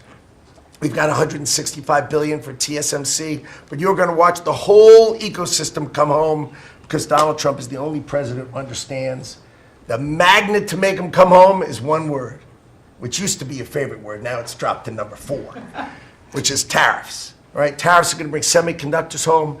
They are going to empower Bobby to execute MFN. Tariffs are going to be one of those tools that he's going to use to do that. We're going to do it for furniture. We're getting autos. We got steel, aluminum. I mean, it has been a blast, a blast. So 2 more things. The Department of Commerce is going to start issuing its statistics on the blockchain because you are the crypto president, and we are going to put out GDP on the blockchain so people can use the blockchain for data distribution, and then we're going to make that available to the entire government, so all of you can do it. We're just ironing out all the details so we can do it. Patents. We have given tens, if not hundreds of billions of dollars to universities for them to do research, and they invent things. And you know who owns those patents? The universities. So we are going to make a deal with them all, which is, if we give them the money, don't you think it's fair that the United States of America and the taxpayers who funded it get a piece of that, right? So we wrote a letter to Harvard, so Linda and I working together. I mean, it's so much fun to work with everybody here. I mean, we just have a blast, you know, because Linda's hitting Harvard, and she says, what can we do? And now we send them a patent letter, and we'll hit them again. So we're having fun together. This is the greatest cabinet working for the greatest president, and I just want to say thank you. I'm having the time of my life working for you, Mr. President. Thank you. That was very well stated, wasn't it? Some things people don't think of too much. Thank you very much. Great job. Pete? Sir, well, amen to what Howard said. And I would just say, heading into Labor Day from the American military, sir, we happen to be the largest employer in America. We like to think we have a different form of employees who need to be the toughest and the strongest and the most well-trained and the most lethal. And under the previous administration, and for decades, frankly, it was social justice, it was political correctness, it was divisive ideologies seeping into the ranks and changing how well we do our job. No more. Now it is only merit-based, gender-neutral, colorblind. The best of the best from the top to the bottom, that's our expectation. And so you've enabled that. So from the troops directly, which they ask me to say all the time, thank you for your leadership, for your boldness, for your clarity, for common sense, for providing a shield for the rest of us to put America first and to apply peace through strength. We're in the strength business. That's our job, is to stand behind everybody here and alongside John in everything they do to keep the country safe. And the world is noticing. And I wish everybody could, there were two meetings yesterday that I think tell the story. One was, because today happens to be the 4-year anniversary of what happened at Abbey Gate in Afghanistan. Mr. President, you had the families in, who you've met with multiple times, who, when the cameras were on and not on, acknowledged, sir, you were the only one that gave them a proper greeting, that recognized what they gave their sons and daughters in the debacle that was the withdrawal in Afghanistan, that we will bring accountability for at the Defense Department through our investigation. That's good. But at the same time, the world sadly took notice, whether it was Israel, whether it was Ukraine. Those wars never would have started if you were president. Instead, they looked at the foolishness of Joe Biden. Under your military, your Pentagon, we are restoring deterrence. Whether it's Midnight Hammer and those beautiful B-2s, 37 hours straight, whether it's counter-drug operations in our own hemisphere, whether it's the border, working with Christie and the national security team, whether it's LA, whether it's Washington, D.C., you name it, whether it's Europe. Our allies paying 5%, now our allies in the Indo-Pacific stepping up to do the same. That's a recognition that American leadership is here.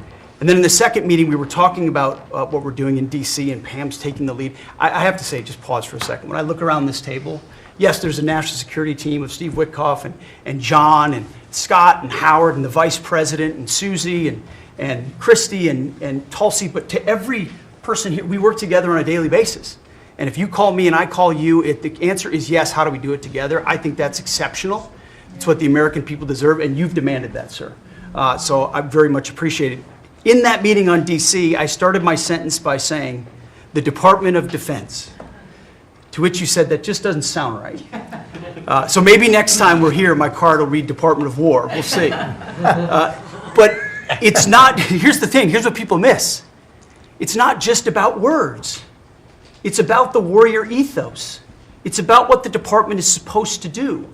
George Washington started the Department of War because he wanted us to win our wars. Our founders didn't want endless foreign entanglements. They didn't want endless contingencies and deployments. They wanted an empowered military that was, the handcuffs were taken off to fight to win and then bring those troops home. So my platoon in Guantanamo Bay, our motto was, those who long for peace must declare for war, must prepare for war. We don't want war, we don't seek it. You are the peace president, sir. Because we are strong, our enemies know what we will do. And so whether it's Secretary of War or Secretary of Defense, that warrior ethos is changing. We're going back to basics. Our drill instructors can be drill instructors again, sir. So from the